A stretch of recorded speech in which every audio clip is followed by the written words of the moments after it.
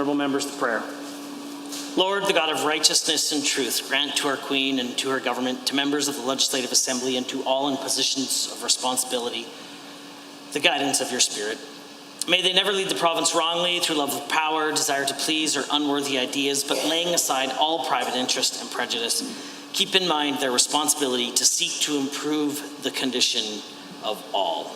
Amen.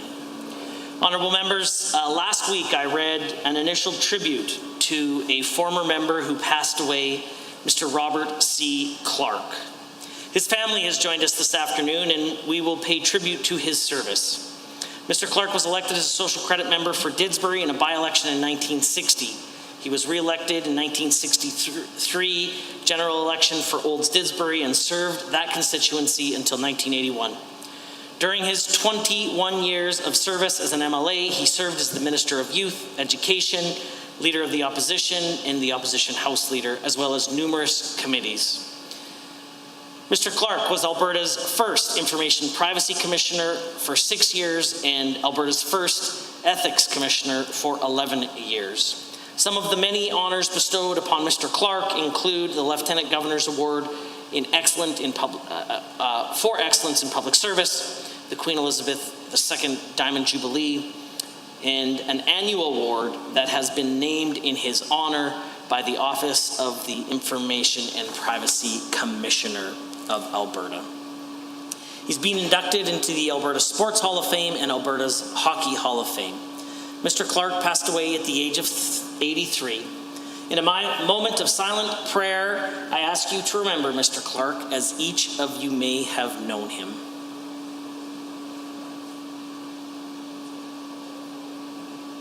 Rest eternal, grant unto him, O Lord, the light perpetual shine upon him. Amen. Please be seated.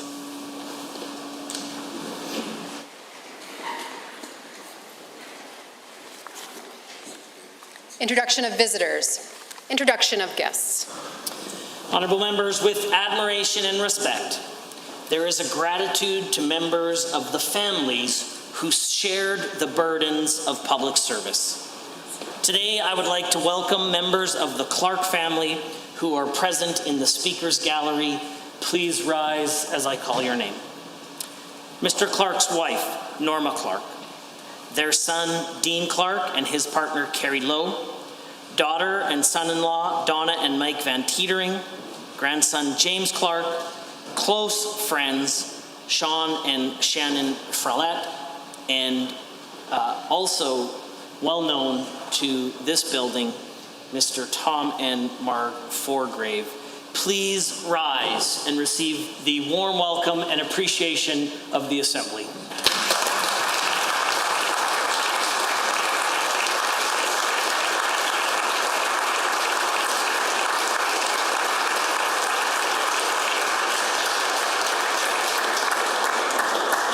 Honourable members, also in the galleries today are guests of the Minister of Indigenous Relations, his niece Jolene Kopp and her son Shaz Kopp.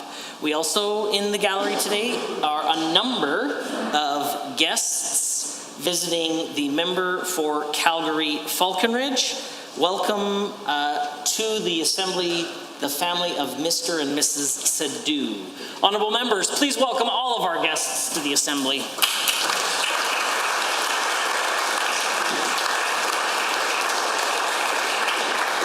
Ministerial statements. The Honourable the Premier. Thank you, Mr. Speaker. I'm proud to rise to mark the passing of my late friend, Bob Clark, and to honour his legacy of public service for the province of Alberta. Let me begin with condolences to his family, to his wife, Norma, and children, Dean and Donna. Norma and Donna and Donna's family still live in Carstairs, the Clark's home for many decades, where Norma is still an avid golfer and curler. Bob Clark was truly a legendary Albertan and a legendary figure in our province's politics. He was a gentleman in every sense of the word, a throwback to a more traditional time where character, civility, and decency were the primary measures of a man's stature in his community, and few measured up to that standard as much as Bob Clark. Bob was born on July 2nd, 1837 in Acme, 80 kilometers north of Calgary, the first village incorporated in Kneehill County. It was founded in 1910, a year after the CPR arrived, and gave the village its name, Acme, after the Greek word for highest point, since Acme was at that point the northernmost stop on the rail network. That village has produced more than its share of great Albertans. Our first female Lieutenant Governor, Helen Hunley, the predecessor of my friend, the Honourable Government House Leader, was born there, as was my friend, former Provincial Minister Connie Osterman, who was born in Acme a year before Bob. Bob's father, Curtis, was the son of Roy Clark, who immigrated to Alberta from Illinois in 1906, a very typical story of settlement to that part of central Alberta with Midwestern American farmers moving north to better opportunity north of the 49th parallel. Curtis recounts some of the family history in the local history book, Acme Memories, including their experiences of the Dust Bowl and the Depression of the 30s, like hauling milk from their dairy farm near Acme to Linden in a Bennett buggy. Those stories shed light on where Bob came from and why he grew up to be so successful. He became a teacher at 19, first at Hainstock School west of Olds in Mountain View County in 1956, where he taught for 2 years, followed by 2 years at Sundry School. I wonder if he must have known our late friend Myron Thompson. He had only 1 year of university, although he got an honorary doctorate of laws from the University of Calgary much later in life. Bob also got to know a lot of people through teaching, but he was also known throughout the district as an outstanding baseball player. These connections and profile in the community helped to launch his young political career. After incumbent Didsbury Social Credit MLA James Owen passed away of a heart attack in 1960, Bob was invited to seek the nomination to replace him. He won that by-election with over 53% of the vote, not quite up to your standards, Mr. Speaker, but impressive nevertheless, which was down almost 20 points from Owen's last victory, but still, as I say, pretty good. Bob was only 23, and at the time was the youngest elected politician in the entire British Commonwealth. It was the beginning of a 21-year career in electoral politics, one that in many ways mirrored the career of another Alberta political legend, Bob's lifetime friend and colleague, and my friend Ray Speaker. Ray was born in 1935 in Enchant, Alberta. He graduated from the U of A, and like Clark, became a teacher, and almost like Clark, got elected as a Socrates MLA while in his 20s. Ray recalls the two of them spent a lot of time together driving to political and government events all over the province. On one occasion, Ray tells me that when they came upon a big smokestack just outside Carstairs, Bob remarked that, quotes, "The next big issue is going to be pollution and the environment," quote unquote. Well, Clark pursued that insight as a member of Premier Ernst Manning's caucus and cabinet, and was instrumental in the 1971 creation of the Alberta Department of the Environment by the then Social Credit government. It was one of the first, if not the first, environment department in the Dominion. Decades later, I should add, Bob would serve on the board and eventually chair Alberta Special Waste Management Corporation, always maintaining his passion for environmental protection. In the 1963 election, Bob's first bid for re-election, he won a whopping 67% of the vote in the renamed riding of Olds Didsbury. A beautiful young woman named Norma Jean Holmes saw great promise in the local MLA, so she married him and thus began a 56-year partnership that produced Dean and Donna, plus 6 grandchildren, I understand, and 2 great-grandchildren. Premier Manning appointed Bob Minister of Youth in 1966. In the provincial election the following year, he won another landslide victory in Olds Didsbury, and the year after that, new Premier Harry Strom made him the Minister of Education. According to Ray Speaker, Bob was a fervent believer in the principle that the best government is that which is closest to the people that it serves. That's why, as Education Minister, Clark pushed for more local control by local boards and superintendents and backed legislative changes that giving them more autonomy. When the Socrates dynasty finally gave way to the new PC government under Premier Lougheed in the 1971 election, Bob easily held on to Olds Didsbury. And he did so again in 75, even as the Lockheed machine reduced the once mighty Socreds to only 4 seats. But Bob then took over the leadership of the Social Credit Party and became leader of the official opposition. Under his leadership, the party boosted its share of the popular vote in the 1979 election, and he won Old Didsbury with his largest margin ever. But the party remained stuck with just 4 seats, held by Clark, Ray Speaker, Walter Buck, and Fred Mandeville, all great characters. Bob finally stepped down in 1982. Buck and Speaker became independents, and when Mandeville resigned later that year, he was the last Socred to sit in this place. Bob's departure came at the height of Alberta's battle with Pierre Trudeau over his national energy program, and the by-election to replace him in Old Didsbury was won, as you well know, Mr. Speaker, by the Western Canada Concept separatist candidate Gordon Kessler. I'm informed by Your Honour that things have since calmed down at least a little bit in Old Didsbury since then, but not completely. And Norma and Bob was glad to see, Norma, pardon me, says Bob was glad to see that because he was always, God bless him, a Canadian patriot. Ray Speaker says that Bob won 6 elections because he was a great constituency man. He kept in touch with local needs and delivered schools, roads, healthcare, facilities, and was always a helping hand. He left politics, but not public service. He was appointed Alberta's first ethics commissioner in 1992, serving for over a decade. And he also served as our first information and privacy commissioner for 6 years. In 2002, he was appointed chair of the Alberta Electoral Boundaries Commission, and in 2003 was honored by the Honourable Lieutenant Governor with the award for his dedication to public service. He also served as ethics advisor for the Alberta Energy and Utilities Board. And the thing that all of these postings have in common is that they required impeccable honesty, the highest ethical standards, and scrupulous nonpartisan fairness. Bob Clark exemplified all of these qualities in spades. A touching tribute to Bob's life of service appeared July 14 in the Mountain View Albertan. It was written by the Albertan's publisher and longtime Clark friend Murray Elliott, who notes that Clark's many local community contributions included serving as the Olds College Board of Governors as chair, including for 3 terms. He was also former general manager and president of the Olds Grizzlies and led the Alberta Junior Hockey League to the Centennial Cup Junior A Hockey Championship in 1994. He chaired the league as well. He was honored by the Grizzlies this February with a banner with his name and picture on it, lifted to the rafters at the Olds Sports Complex. Clark was named to the class of 2020 for the Alberta Hockey Hall of Fame, along with former Canadian national women's team captain Cassie Campbell-Pascal and retired NHLers Jamie McCoon, John Davidson, and Dr. Randy Gregg, and the great coach Ken Hitchcock. Interviewed about it by a local 96.5 radio station in January, Clark recalled with typical humility, quotes, "I'm the luckiest of all of them because I got to watch all of them perform, and none of them had to watch what a poor goalie I was in high school in Carstairs a long time back." Let me close by quoting Mr. Elliott again about the Carstairs Library that bears Bob's name. He said, "Bob Clark has so many desirable attributes. He was decent, sincere, honest, and respected. When asked, he gave his time without question or delay.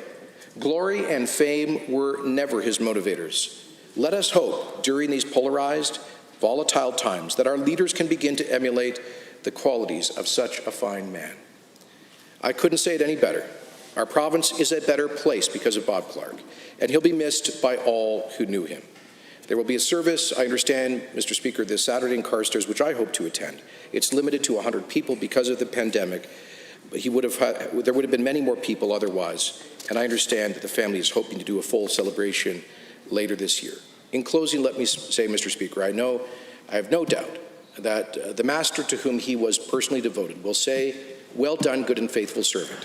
May he rest in peace, and may light perpetual shine upon him." The honourable member for Edmonton Gold Bar to respond. Thank you, Mr. Speaker, and may I join in the comments that were made by the Honourable Premier with respect to the passing of Bob Clark, and I'd like to offer a few comments to the family as well. I had the opportunity and privilege of knowing Bob during my time as Minister of Advanced Education. He was the Chair of the Board of Governors at Olds College, so we met on a number of occasions. And just to share a personal story, at my first visit to Olds College, he kindly took me out to dinner. We had a steak sandwich in the restaurant in the hotel that was run by Olds College at the time. And he told me many fascinating stories about politics and history in Alberta. It was actually through him that I learned about the 1948 electricity referendum that was held in Alberta. I wouldn't have known that otherwise. He was very knowledgeable. And even though I suspect he probably never would have voted for me if he had had the chance, he was still kind enough to offer some advice. I was set to address the Olds Chamber of Commerce the next day, not exactly friendly territory for a New Democrat MLA. And I asked him what I could expect before I walked into that room, and he thought for a minute and he said, "It'll be quiet." And he was right, Mr. Speaker. But he always offered me very sound advice in his role as board chair and in my role as minister, and I think that I was a better minister because of the advice that I got from him.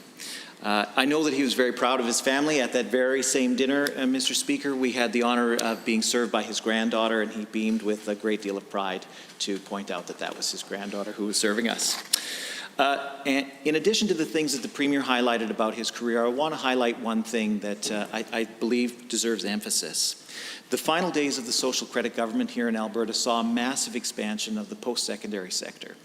We saw the creation of the University of Calgary, the creation of the University of Lethbridge, the creation of Athabasca University, Alberta Vocational College, NAIT. I think it was the most significant expansion of post-secondary education in any province in the history of Canada. And Bob Clark was either there at the birth of those institutions or was tasked with the successful operation of those institutions. And the creation of those institutions has paid dividends for decades since they were created.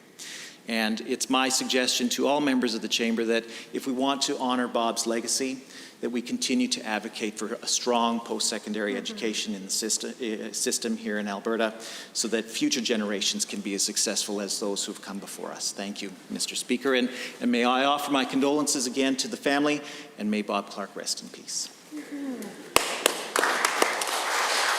Just that check.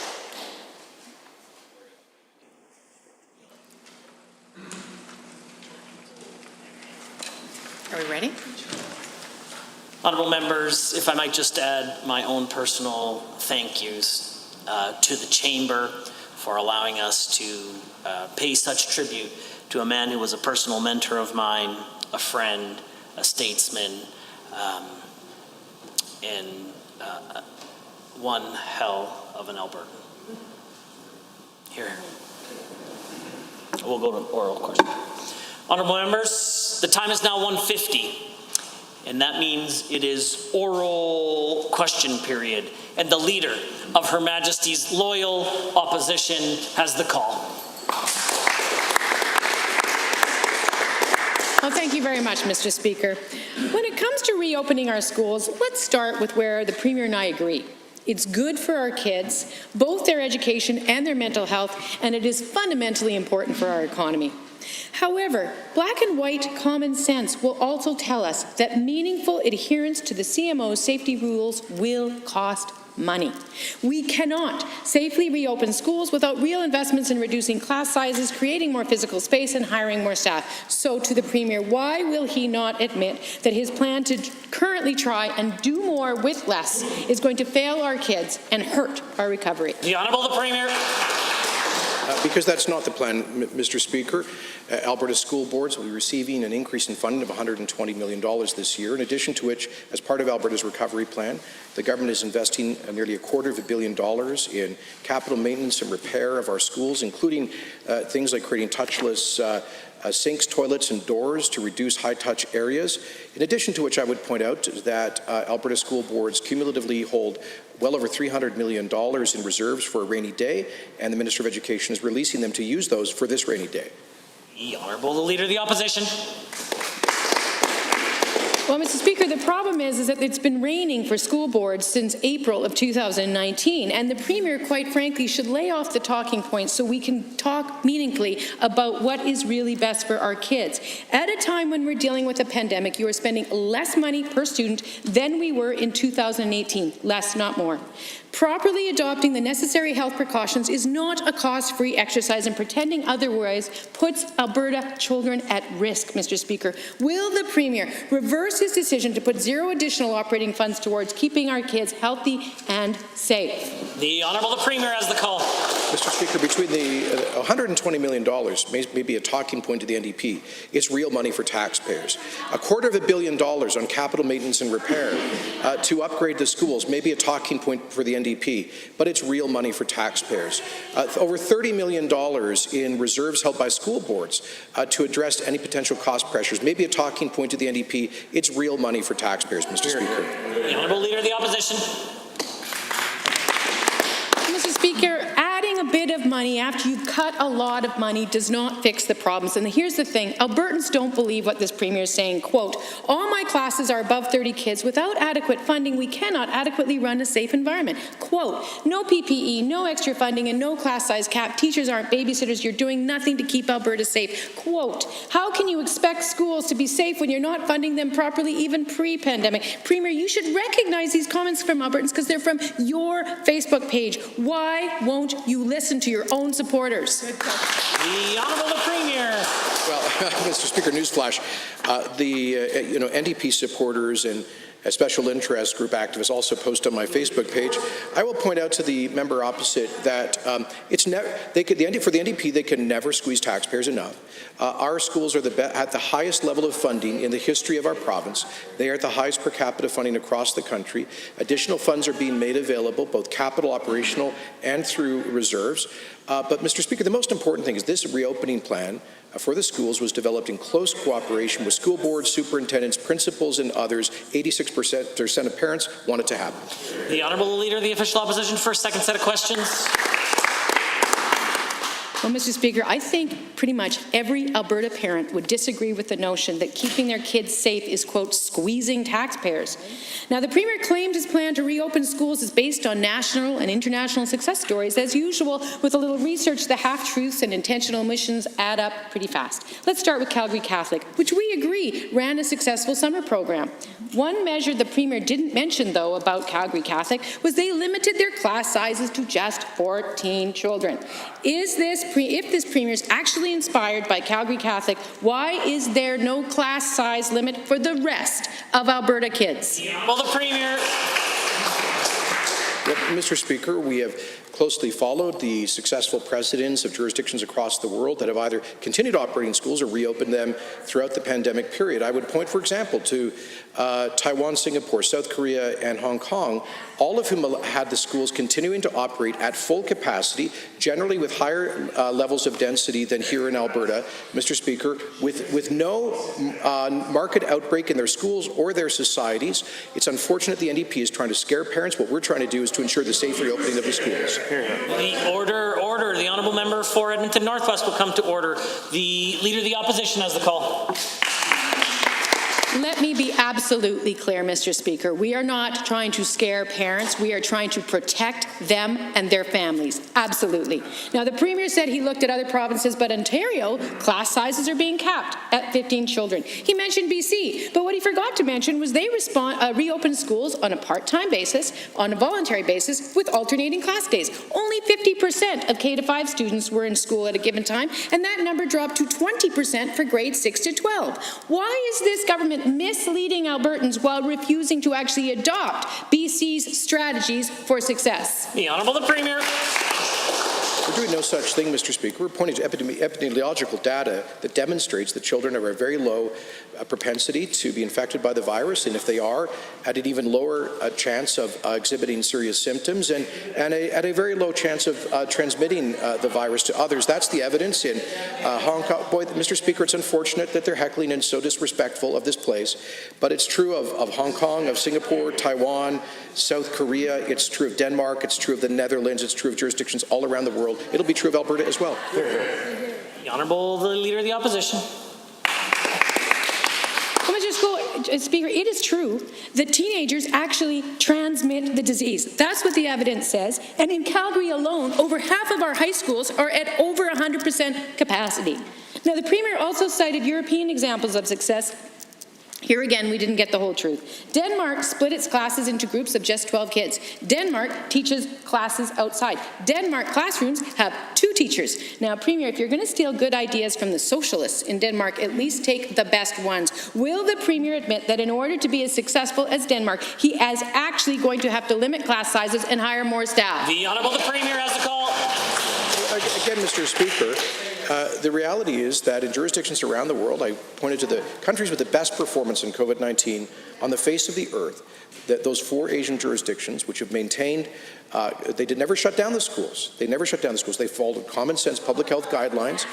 And we expect superintendents, principals, school boards, and local schools to do the same. We have consulted broadly. 86% of parents want the schools reopened. We know the NDP disagrees, Mr. Speaker. We recall that their boss, Gil McGowan, wanted us to keep the economy shut down for months to come. Thankfully, we're not listening to that, Mr. Speaker. We're listening to Alberta parents. The Honourable the Member for Edmonton-Glenora has a question. Quote, my mom has had asthma my whole life. I've had to separate from her when there were wildfires and heavy smoke. I don't want to leave her again. And now I'm almost 18. I might have to make a decision to leave home to finish my last year of high school away from her, end quote. Mr. Speaker, that's from Alexandria Fortin, a grade 12 student in Lacombe High School. She joined me today to speak out against this government's risky, unfunded school reopening plan. To the Premier, what's your advice to Alexandria? Abandon her mum or abandon her high school diploma? The Honourable the Minister of Education. Mr. Speaker, my advice would be neither. As a mother, as a grandmother, as a mother of an educational assistant, we have developed a very comprehensive plan that I can say will instill confidence in all Albertans that we will be able to bring back our students within the health guidelines that have been developed in consultation with Dr. Dina Hinshaw and her team and all our education partners. From Calgary Catholic Chief Superintendent, I think overall people are going to be really pleased with the announcement from the Ministry and the government that we've heard today. The Honourable Member for Edmonton-Glenora. The government thinks that teachers are now doctors and cleaning specialists and, frankly, magicians if they think that overcrowded classrooms are going to allow for the physical distancing that Dr. Hinshaw recommends. Carmen Effa of Lillian Osborne High School says, quote, I love my job and I miss my students, but without investing time and money to devise a safe back-to-school strategy this fall, it will be a disaster. I'm not fear-mongering to say that my work conditions will be unsafe, end quote. So to the Premier, why do you have $4.7 billion for a handout to profitable corporations, but not a dime to help keep Carmen, her students, or their families safe? The Honourable the Minister of Education has the call. Thank you, Mr. Speaker. We have developed a very comprehensive plan that will bring students back and staff back safely under positive conditions. Every school authority in this province will be receiving an increase in funding, $120 million more. We have added the capital infrastructure maintenance and renewal stimulus funding, another $250 million more, $15 million which is being utilized for COVID-related items within schools, $363 million in school board reserves that they have access to, and I will... The Honourable Member. John Vanderberg, a custodian and president for QP Local 474, who's worked in Alberta schools for over 25 years, a hard-working frontline man. It says it's unreasonable, unless you're the Flash or Superman, to expect custodial staff to do more cleaning. Schools are staffed at a level that provides for basic, much less cleaning now, end quote. We all know that safety during COVID-19 pandemic means that we have to clean more. We need to have more people to do that and more funds. Why is the Premier more interested in giving more money to profitable corporations, $4.7 billion, instead of cleaning up? The Honourable the Minister of Education. Thank you, Mr. Speaker. Our comprehensive plan includes guidelines developed with and approved by Alberta's Chief Medical Officer of Health. It is extremely disappointing to have the NDP continue to discredit her expertise and her advice and instead spread misinformation with the sole goal of creating fear among the public. The college... Order. The House will come to order because the Honourable Minister of Education is answering a question. Bevan Davern, president of CAS, the College of Alberta School Superintendents, quotes, and I'm quoting him, strongly believes that the re-entry plan offers the appropriate balance of guidance from the Chief Medical Officer of Health and the government while providing for the authority and autonomy of individual school divisions to assure their students, parents and staff that there is a successful return. The Honourable Member for Calgary-McCall has a question. Mr. Speaker, the hailstorm in June was the fourth costliest natural disaster in Canadian history. Today we are joined in gallery by many of those impacted by this disaster who came all the way to call on this government for action. Support to date has been a joke. It doesn't cover hail damage. Premier, the June 13 storm was a hailstorm. Should you provide actual funding to repair hail damage? And before you make excuses, keep in mind the people impacted by this storm are here watching. The Honourable the Premier has the call. Albertans were impacted by over a dozen major hailstorms during the previous government under the NDP, which refused to declare any of them a disaster, to provide any support of any kind to the homeowners or the residences. We have, based on the scientific advice of the emergency management authorities, declared that particular hailstorm in Calgary to be, and Airdrie, to be a disaster. Monies are flowing to the city, as is the normal approach to this. People who suffered over the surface flooding damage that is uninsurable will receive direct compensation from the province. We're handling this with the same alacrity we would in any other similar disaster. The Honourable Member for Calgary-McCall. Premier, it's the fourth costliest natural disaster in the midst of a pandemic and a standstill economy. And today, Leader of the Official Opposition and I wrote to Premier asking to commit to support those impacted by this hailstorm. These requests are fairly simple, asking to cover you the gap between your program and actual damage and advocacy for fair coverage. Premier, will you commit now to these simple requests, or do you actually believe you have done enough? The Honourable the Premier. Speaker, it is shameful but entirely predictable that the opposition is seeking to politically exploit a disaster when they refused ever to declare a hailstorm as a disaster. They flowed zero support to hailstorm victims in the past. We are pursuing this, Mr. Speaker. We declared an emergency. We are working with the municipality.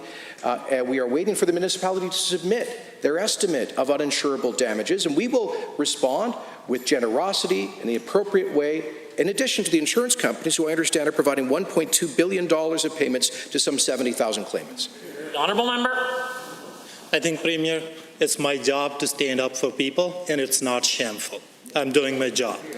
Yesterday, the Hailstorm Action Committee said in a release, and I quote, "They are fed up waiting for a response from the Premier," end quote. Premier, you were able to find $4.7 billion for corporate handout, and you're refusing to support hail-affected Calgarians. Premier, why do wealthy CEO friends of yours get billions in giveaways, and my constituents and basically entire Northeast Calgary gets nothing? Why, Premier? The Honourable the Premier has risen. Mr. Speaker, first of all, there is no such thing as a $4.7 billion corporate handout. The member knows that. But they continue to completely fabricate things, Mr. Speaker. I want that member to stand up and tell us why the tens of thousands of Albertans who encountered major hail damage under the NDP government received not 1 cent of support, unlike this government, through its declaration of a disaster, is providing support as defined by the local municipal government. Will continue to work with Calgary to provide that support, Mr. Speaker. The Honourable Member for Calgary-Curry has a question.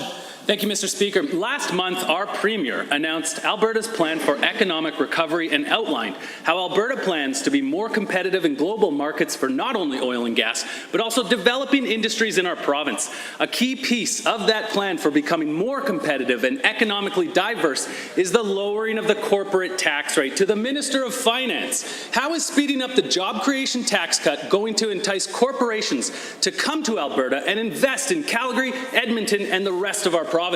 The Honourable the Minister of Finance and the President of Treasury Board. Well, thank you, Mr. Speaker, and thank you to the member for the question. The acceleration of the job creation tax cut sends a strong signal to investors in Canada and around the world that Alberta is open for business. Companies investing and creating jobs in Alberta will benefit from the most competitive tax environment, business environment in the country, and we'll be better than the vast majority of U.S. states. As businesses around the world work to recover from COVID-19 and assess their operations, they can be confident Alberta will be the place and the choice in location to invest. The Honourable Member for Calgary-Curry. Thank you, Mr. Speaker. Given that the Innovation Employment Grant will attract new investment to Alberta's growing tech industry, and given that our government's economic recovery strategy is economic diversification, bringing tech companies to Alberta and attracting investors and corporations from other places like Houston, Toronto, and Montreal to the same minister, can you please inform this House on why the Innovation Employment Grant will attract new companies to Alberta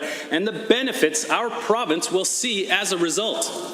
The Honourable Minister of Finance and the President of Treasury Board. Well, thank you, Mr. Speaker. The Innovation Employment Grant is unique in Canada and offers companies benefits they won't find anywhere else. Alberta's 20% incremental grant is significantly more attractive than the research and development grants found in other provinces. Companies that are in the pre-income and scale-up phases will initially benefit from the IEG, but as they become more profitable and are phased out of the program, they will benefit from Alberta's preferential business rate. These two initiatives will work well together to support the growth in businesses of all sizes and in every phase. The Honourable Member. Thank you, Mr. Speaker. Given that my riding of Calgary-Curry has many tech startups, they're creating everything from an app that transfers encrypted medical patient data to an app that brings the world together through karaoke. And given that our government introduced the Innovation Employment Grant and an additional $175 million to help diversify our economy, to the Minister of Economic Development, Trade and Tourism, how will tech startups access the Innovation Employment Grant and the $175 million for startup projects? The Honourable Minister of Economic Development, Trade and Tourism. Thank you, Mr. Speaker, and thanks to the member for the question. Recapitalizing the Alberta Enterprise Corporation will potentially create as much as 4,000 jobs and contribute up to $290 million to our province's GDP. Access to capital is the largest barrier that our early-stage tech companies face, and by providing more funding to AEC, we are ensuring that as much as 70% of the total need for startup capital is going to be available for our tech startups. Mr. Speaker, rather than the ineffective NDP programs, we are making Alberta the best place to invest in tech and innovation. Hear, hear. The Honourable Member for St. Albert has a question. As schools relaunch, we all want children and staff to be safe, but this government is spending more time passing the buck to school boards than funding them. Students with disabilities will require support and resources to ensure that they can return to school safely, but the Premier and Minister of Education failed to even mention them during their press conference or in their media release or even their re-entry documents. To the Minister of Education, what specific supports will be there to support disabled students when you reopen schools? Did you forget them? Did you just not say? Please let us know. The Honourable the Minister of Education has risen. Well, thank you, Mr. Speaker, for the question. Of course, our concern is always around our students, the safe re-entry of all our students, including our special needs students. School boards will be looking at those particular students and providing the resources that they need, the extra supports that they need. But again, we have a very strong, comprehensive, detailed plan to ensure that when those students come back, their parents can feel confident that they will be in a safe environment. That is the first and foremost thing that the parents want to know, that their children will be coming back in a safe environment, and that's what we're providing. The Honourable Member for St. Albert. Given that that this government has bragged about how simple and not onerous it is to reduce supports for Albertans with disabilities, and given that students with special needs require more support and resources, like, for example, the 20,000 educational assistants that this minister summarily fired over the summer, can the Minister of Education tell this House how many students with special needs will go without their EAs or other supports because her Premier is looking to save a buck at the expense of our children during a pandemic? Do you have a specific number of students impacted, and should parents be forced to keep their kids home because you refuse to do what is required to keep them safe? The Honourable Minister of Education. Thank you, Mr. Speaker. I totally disregard the premise of that question. That's ludicrous. I'm shocked that they would even bring something forward such as that. As I've said earlier, every single school division in this province will have an increase in their funding. They have the ability to use those resources appropriately. Why, if they're not spending them on the supports the children need, the question needs to be asked of our school divisions, why are you not supporting our students? The Honourable Member for St. Albert. Given that this government announced half a plan 6 weeks before school reopened that doesn't even include the word disability, and given these students can contract and spread COVID just like everyone else, given that some of these students are immunocompromised, meaning they are more likely to have severe outcomes if they contract the infection, to the Minister, given all of this, given your lack of action, and given that some families have already seen cuts to special needs funding of 80% from your government, will you announce new funding here and now to support students with severe disabilities during COVID? Simple question. Put down the happy talk. The Honourable Minister of Education. Thank you, Mr. Speaker. The plan that was developed in consultation with all the school boards, the Alberta Teachers Association, the parents, and superintendents, all the administrators, this plan was developed on the advice of our Chief Medical Officer, and it has guidelines in place to protect all our students, including our special needs students. It's a comprehensive plan. I am extremely disappointed, as I said earlier, and I'll continue to say it, that they try to discredit the good work that has been done by our Chief Medical Officer. We will take the advice of our Chief Medical Officer regarding our students. The Honourable Member for Edmonton, Highlands, Norwood. The results are in. Alberta teachers are giving this UCP school reopening plan a failing grade. With no cap on class sizes and no additional funding to implement new safety measures, teachers are saying that the Minister of Education has done nothing to keep them and their students safe. The failure of school reopening will be borne mostly by women. Women's role in the economic recovery depends on the safe reopening of schools and childcare spaces in our province. To the Minister of Education, are you prepared to force women to stay home with their kids because you won't make schools safe? The Honourable, the Minister of Education has risen. Well, thank you, Mr. Speaker, for the question. I'm not sure what the honourable member is referring to. The plan was made in conjunction with the Teachers Union. I've been in contact, my department's been in contact. The scenarios have been endorsed by the Teachers Union. They have been part of creating the plan. They will continue to be part of delivering the plan. And we are doing everything in that is humanly possible to ensure that our students and our staff return to school in a safe and caring manner. The Honourable Member for Edmonton Highlands, Norwood. Given that we're talking about women, and in particular working mothers, who contribute billions of dollars to the Alberta economy, and given that if schools are forced to shut down, women will be inevitably pushed out of the workforce, why is this government dropping $4.7 billion on a corporate handout, but isn't willing to invest in the safety measures that will let women fully participate in the economy while keeping their children safe? The Honourable Minister of Education. Well, thank you, Mr. Speaker. We are moving ahead with our recovering plan, and students will be returning to school in September. Our comprehensive school reentry plan allows for a successful return to school while continuing to protect the health and the safety of our teachers, our staff, and our students. And I want to refer to a quote that I have from the president of ASCA that says, "We appreciate the requirements set out by the government to ensure that students and staff safety remains the priority as we navigate through these times to safely move closer towards a sense of normalcy." That's what everyone's looking for, a sense of normalcy. We will be bringing back students to school. The Honourable Member for Edmonton Highlands, Norwood. Again, I'm going to come back to my question. Working mothers contribute billions of dollars to the Alberta economy. If schools are forced to shut down, it will inevitably be women who are pushed out of the workforce. Why aren't you prioritizing children over $4.7 billion handouts to corporation? I want you to speak about women and the impacts of your government's decisions.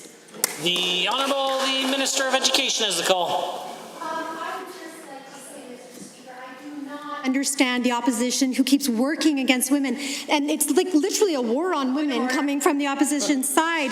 They would rather treat women as victims. They were incapable. The misogyny that comes from that side is, I don't know, when women create misogyny, it's still called misogyny. I'm not 100% sure, because the member from Edmonton Whitemud continues to go against the women staffers on our side and continually put them down.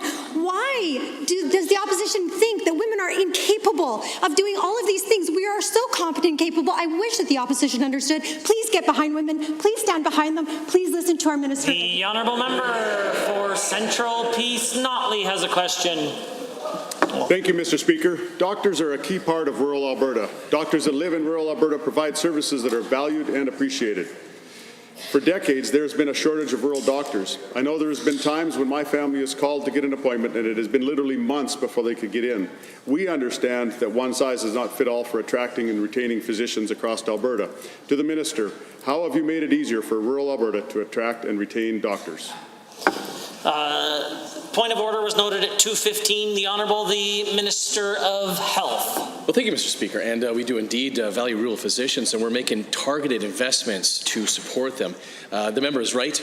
Rural recruitment is complex, and it's about more than money, quite frankly. The NDP increased spending on physicians by $1 billion a year, but we actually had a net loss of 27 rural physicians in 2018.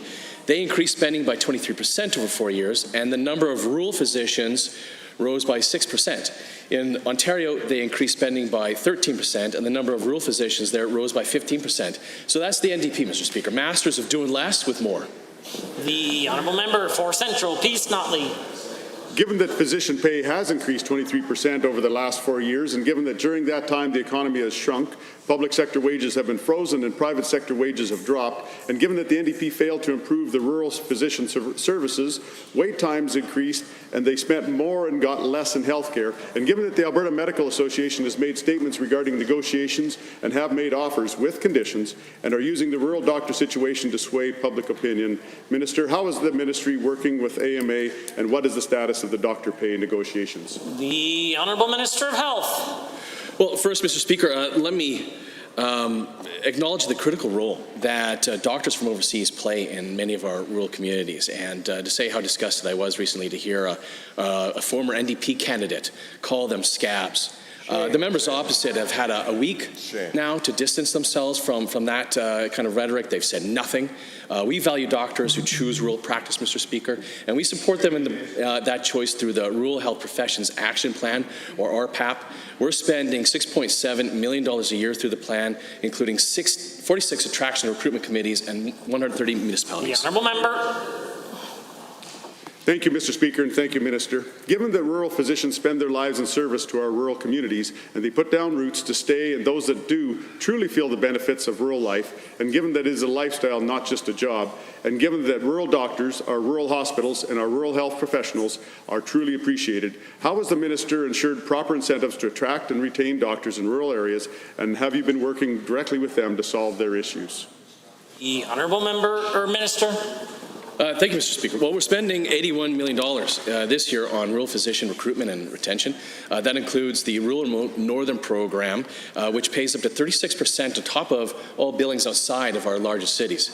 The program was capped at $60,000 a year, but I was proud to announce on April 24th that I was removing the cap, making it the most generous incentive of its kind in this country.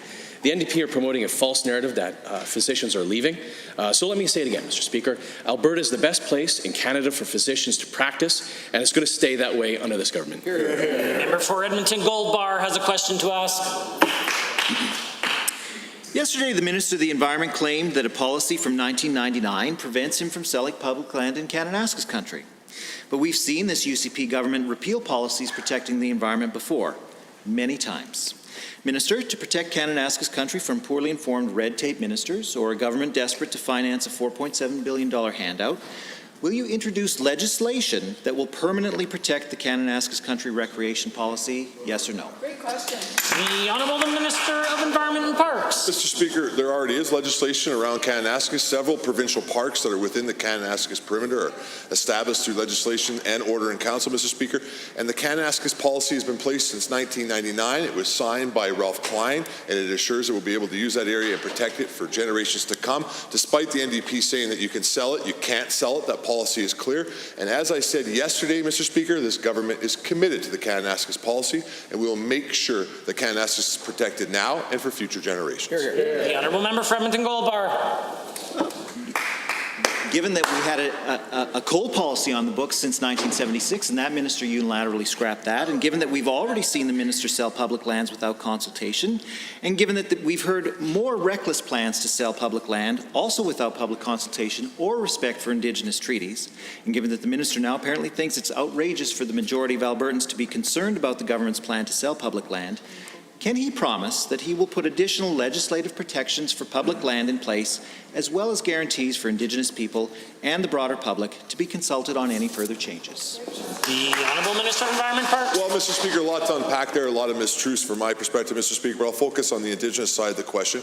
It is already legislated and already a legal responsibility of the Alberta government to consult on land sales with Indigenous communities and others, Mr. Speaker. We have always honored that, Mr. Speaker. The only land sale in recent memory that the Alberta government has undertaken was actually approved by the former NDP Environment Minister. She was right. She followed through that process, Mr. Speaker. That sale went through, and the money as a result of that sale went back into the Land Stewardship Fund to buy other landscapes that needed to be conserved for environmental reasons, Mr. Speaker, and we will continue to consult with Indigenous partners in the province. The Honourable Member. Well, given that Indigenous communities weren't consulted with when this government announced plans to sell off or close parks, and given that the government has so far used several sneaky tricks that have already impacted Albertans' ability to enjoy many of our public parks in Kananaskis Country and elsewhere, and given that Kananaskis Country has been heavily impacted by the minister's changes in spite of the recreation policy, and given that Albertans are seeing right through this minister's tactics and deflections, can the minister commit today to guarantee additional protections for all current public parks? It's what Albertans want.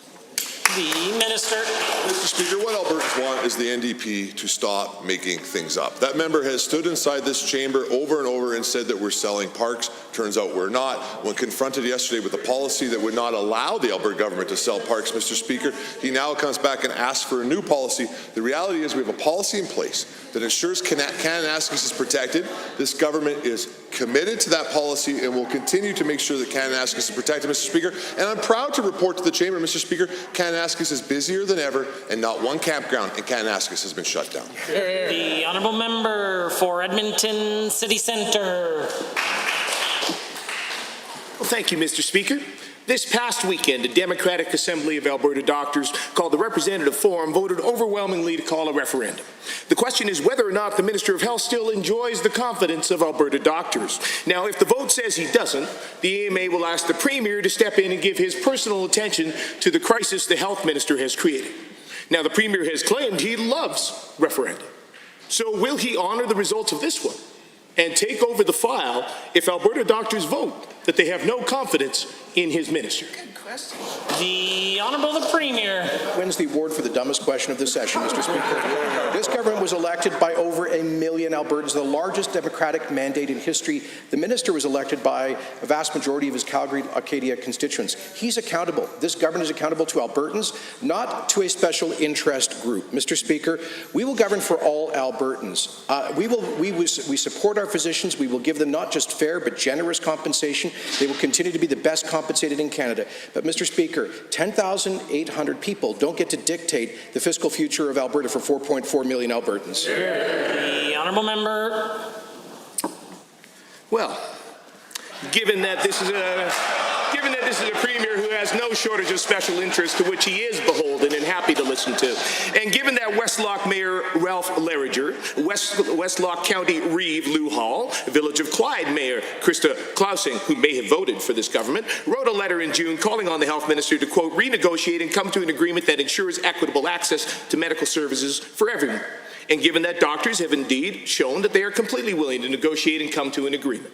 Why has the health minister failed to write back to these local leaders, and why has he failed to get back to the table with Alberta doctors? The Honourable the Premier. He has not done so, Mr. Speaker. The Medical Association has failed to come forward with a credible proposal to maintain physician compensation at the current historic high level of $5.4 billion. So let's just make this really simple. What the NDP wants is for us to open the floodgates for another $2 billion of additional physician compensation costs over the next 3 years. While the private sector has seen their incomes go down by 10%, public sector unions have been at zeros, the physicians have gone up by over 6 points a year, and the NDP wants that to continue. It's fundamentally unfair, Mr. Speaker. The Honourable Member for Edmonton City Centre. Given, Mr. Speaker, that Albertans trust their doctors more than this Premier's cherry-picked statistics and constant misrepresentations of their income, and given that the BC Health Minister and Manitoba Health Minister, unlike this Premier or this Minister, have managed to maintain and reach agreements with doctors just last year, and given the Saskatchewan Health Minister managed to do the same thing with doctors earlier this month, why is it that this government and this minister have failed where provincial counterparts have succeeded in sitting down with their provincial doctors like adults and negotiating actual lasting agreements? The Honourable the Premier has risen. Let's talk about the provincial government's record on this. Under the NDP, the cost of physician compensation went up by 23% over 4 years. They forced the nurses to take zeros. They forced the janitors in the hospitals to take zeros. But they gave the doctors, the most highly paid people in the public sector, who represent 10% of the provincial budget and a quarter of public sector compensation, they gave them a $1 billion bonus, Mr. Speaker. And without responsible leadership, we will see another $2 billion increase in those costs during a fiscal and economic disaster. Mr. Speaker, we have to stand up for doctors and taxpayers. The Honourable Member for Calgary Southeast has a question. Thank you, Mr. Speaker. Our government continues to take steps to create jobs and to encourage additional investment into our province. These include the repeal of the carbon tax, the recently expedited job creation tax cut, and our obsession with red tape reduction. Alberta's recovery plan focuses on creating tens of thousands of jobs now while diversifying our economy and building long-term value for Albertans. To the Minister of Economic Development, Trade and Tourism, what does our government plan to do in order to attract new investment into Alberta and to diversify our economy? The Honourable the Minister of Economic Development, Trade and Tourism. Thank you, Mr. Speaker, and thank you to the member for the question. The NDP sat behind their desks, raising taxes and driving out investment for 4 years. They raised taxes on job creators, brought in their job-killing carbon tax, and heaped mountains of red tape on the economy. We've introduced Bill 33, which will create the Invest Alberta Corporation, which will put boots on the ground in key markets across the world and attract investment in critical sectors of the economy like energy, agriculture, tourism, aerospace and aviation, financial services, and technology. Member for Calgary Southeast. Thank you, Mr. Speaker, and thank you, Minister. Given that Bill 33 creates the Invest Alberta Corporation, an investment attraction agency tasked with targeting high-value markets and with bringing investment back to Alberta, and given that this agency is funded through the Ministry of Economic Development, Trade and Tourism, and given that it is estimated that the agency will have an annual budget of approximately $25 million once fully operational, to the same Minister, how will your ministry support but also ensure this agency is accountable? Well, the Minister of Economic Development, Trade and Tourism. Thank you, Mr. Speaker, and again, thank you to the member for the question. We are supporting the agency through previously allocated funds in Budget 2019 and Budget 2020, funds that are dedicated to investment attraction. We will ensure that Invest Alberta has clear goals and targets, as well as a publicly accountable board made up of professionals and experts who know how to navigate the investment field and know how to best position Invest Alberta to attract investment. They are accountable to my department and will also be presenting annual reports to the government. The Honourable Member for Calgary Southeast. Thank you, Mr. Speaker, and thank you again, Minister. Given that Alberta's recovery plan includes initiatives designed to diversify the economy, and given that these initiatives include implementing sector-specific strategies, including in agriculture, forestry, tourism, technology and innovation, aviation and finance, to the same Minister, can you elaborate on these sector-specific strategies and on how Alberta is well-positioned to be a destination for these sectors? Minister. Thank you, Mr. Speaker, and again, thank you to the member for the question. We have the lowest taxes on job creators, a low cost of living, and a very high standard of living, and a highly educated workforce. These are all advantages that make us well-positioned for investment from around the world. The members opposite drove out investment, and even now, if given the choice, they would continue to devastate our economy. That's why Albertans fired them. Member for Calgary Mountain View has the call. Mr. Speaker, a review of the Police Act is incredibly important, but equally important is ensuring that it's done right by hearing all the voices of those impacted. The consultation that was started in 2018 included over 280 participants. That was the right thing to do because the Act sits at the intersection of public safety and human rights and has massive impacts on poverty, mental health, and worker safety. To the Solicitor General, how will you be ensuring that the voices of all these stakeholders are included and that the purpose continues to be re-envisioning policing in this province, not just quick fixes? The Honourable, the Minister of Justice and the Solicitor General. Thank you, Mr. Speaker, and I thank the member opposite for this important question.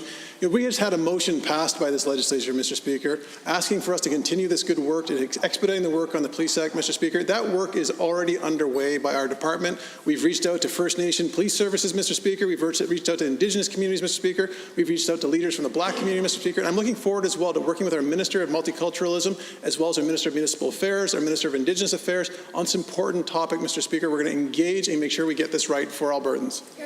The Honourable Member for Calgary Mountain View. Thank you. Given that one of the most important aspects of protecting the safety of communities, the rights of citizens, and the mental health of our frontline police officers themselves involves ensuring that complaints made about police are dealt with quickly and effectively. And given that there was support from police chiefs and criminal lawyers for a body outside police services to review complaints made against officers, will the review include consideration of an independent agency to review all complaints against the police, not just serious and sensitive ones?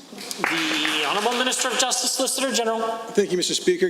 Feedback that we received from our preliminary discussions highlighted that exact point, Mr. Speaker. Police oversight and making sure that we get that done properly is a big topic. We're going to continue to engage with all of the stakeholders, including our chiefs of police, as well as our municipal leaders and police commissions, Mr. Speaker, on this very topic. We have to make sure that we get this done right. That is one of the areas where ACERT, they handle the most serious incidents right now, Mr. Speaker. We're looking at potentially expanding the scope, but we want to make sure we consult and get that right.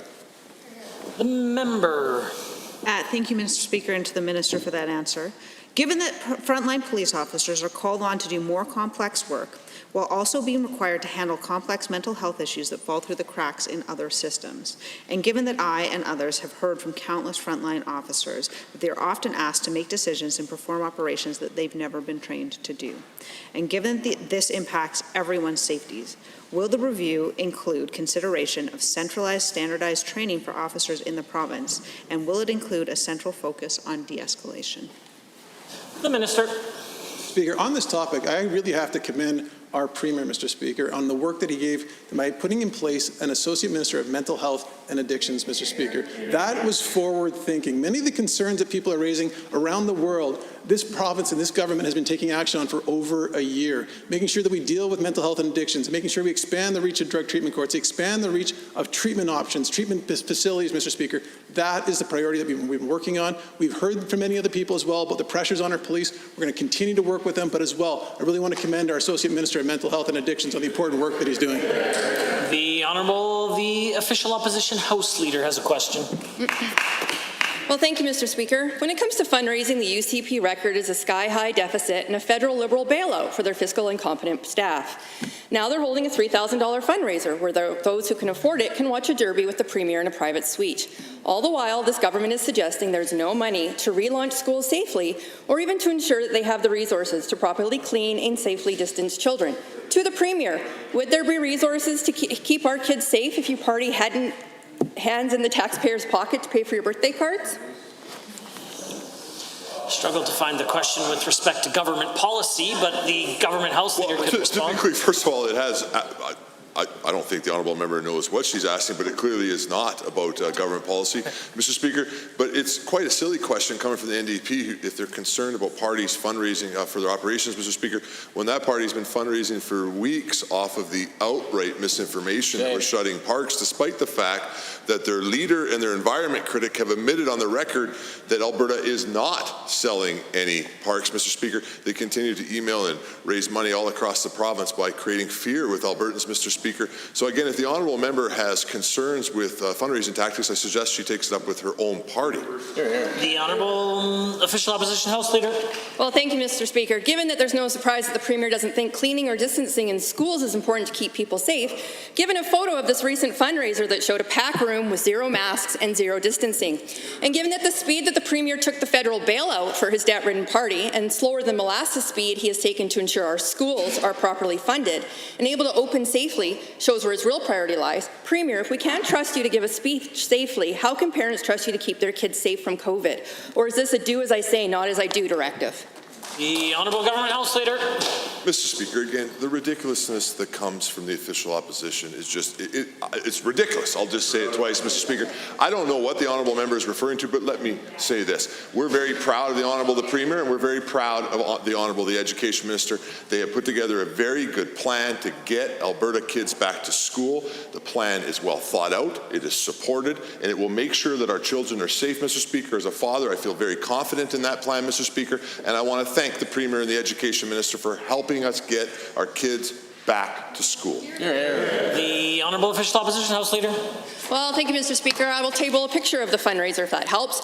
Given that this derby where you pay $3,000 for the privilege of sitting in a suite with the Premier, there's only a single mention of public health rules, and given that this lack of concern for keeping people safe was reflected in your plan to relaunch schools, which doesn't do a thing to keep kids and staff safe, and given that this Premier took money for the taxpayers to bail out the UCP and is now telling these same taxpayers there isn't a cent to help keep their kids safe from the pandemic, to the Premier, if money is the issue, will you repay the federal taxpayers for their bailouts so that the UCP can use it to keep kids safe? The Honourable Government House Leader. Mr. Speaker, it took 3 questions for me to figure out what the honourable member was referring to, but she is referring to a party fundraiser that has followed all of the rules, is completely within the law that honourable member's former government established, Mr. Speaker. And yes, our party is proud that we work to be able to raise funds, not use taxpayer funds from the Alberta government that party used to try to get from the Alberta government when they were in power, Mr. Speaker. The reality is this is a normal fundraiser, Mr. Speaker, and here's the difference between us and them. They need Gil McGowan to give them millions of dollars and their union partners to do it. We work with Albertans, and yes, we go out and have a little bit of fun as we raise money, Mr. Speaker. The Honourable Member for Fort Saskatchewan-Vegreville. Mr. Speaker, 2 weeks ago, the Associate Minister of Natural Gas and Electricity announced plans for a new petrochemical program for the province, the Alberta Petrochemicals Incentive Program, or APIP. APIP will play an important role in our economic diversification and recovery and improve investor confidence in Alberta's growing petrochemical sector. Over the last 10 years, the U.S. has invested over $265 billion in petrochemicals. That's over 15 times what's been invested in Canada. To the Associate Minister, can you please share how APIP will support Alberta's efforts to diversify our energy industry? The Associate Minister of Natural Gas and Electricity has the call. Thank you for the question, Mr. Speaker. The Energy Minister and myself yesterday had a meeting with Wayne Pritz, who's the Executive Director for CLAC. That's a union, Mr. Speaker, that benefits from a strong Alberta economy. And he described the abundant natural gas supply in Alberta as not a gift, but a miracle. But in order to translate that miracle into jobs and to real benefits for Albertans, we need vision. And that's what APIP does, Mr. Speaker. It attracts world-class petrochemical facilities to Alberta. APIP is about economic recovery, it's about jobs, and it's about diversification. Honourable Member for Fort Saskatchewan-Vegreville.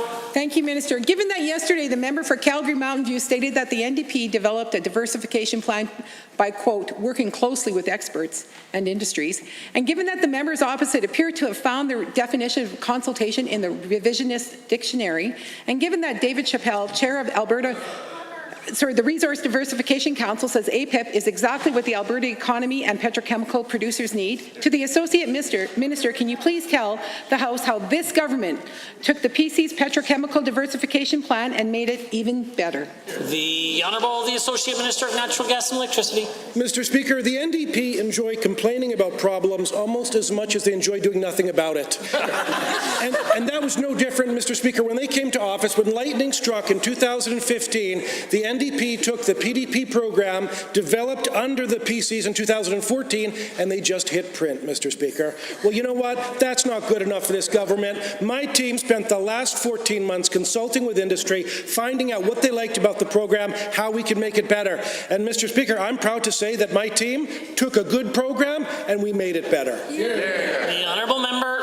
Thank you to the Minister. Given that the member from Calgary Mountain View also asked for intellectual honesty when talking about diversification, and given that hearing the members opposite call for honesty in any capacity is just too rich, and given that my previous questions have demonstrated the NDP, while in government, failed at both consulting with industry and being intellectually honest about how they develop their diversification programs, can the Minister please clarify why that side of the House was intellectually dishonest when they claimed pieces of our government's economic diversification plan came from them? The Associate Minister of Natural Gas. Mr. Speaker, the NDP's track record with telling the truth is about as short as our track record of economic diversification.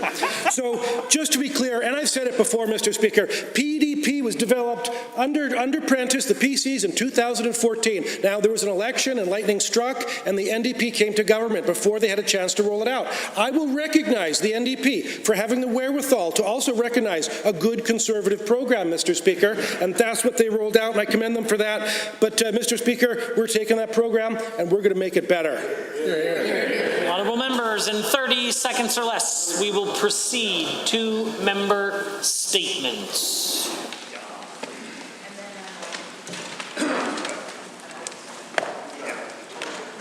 Mrs. Hall.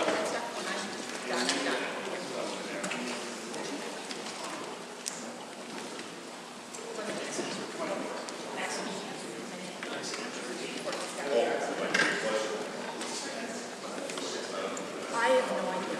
I wasn't listening. Not even a little bit. There's our fan that might. The Government House Leader. Well, thank you, Mr. Speaker. I rise to notify the Chamber that we will be extending routine according to the standing order that allows me to do that, Mr. Speaker. Very detailed.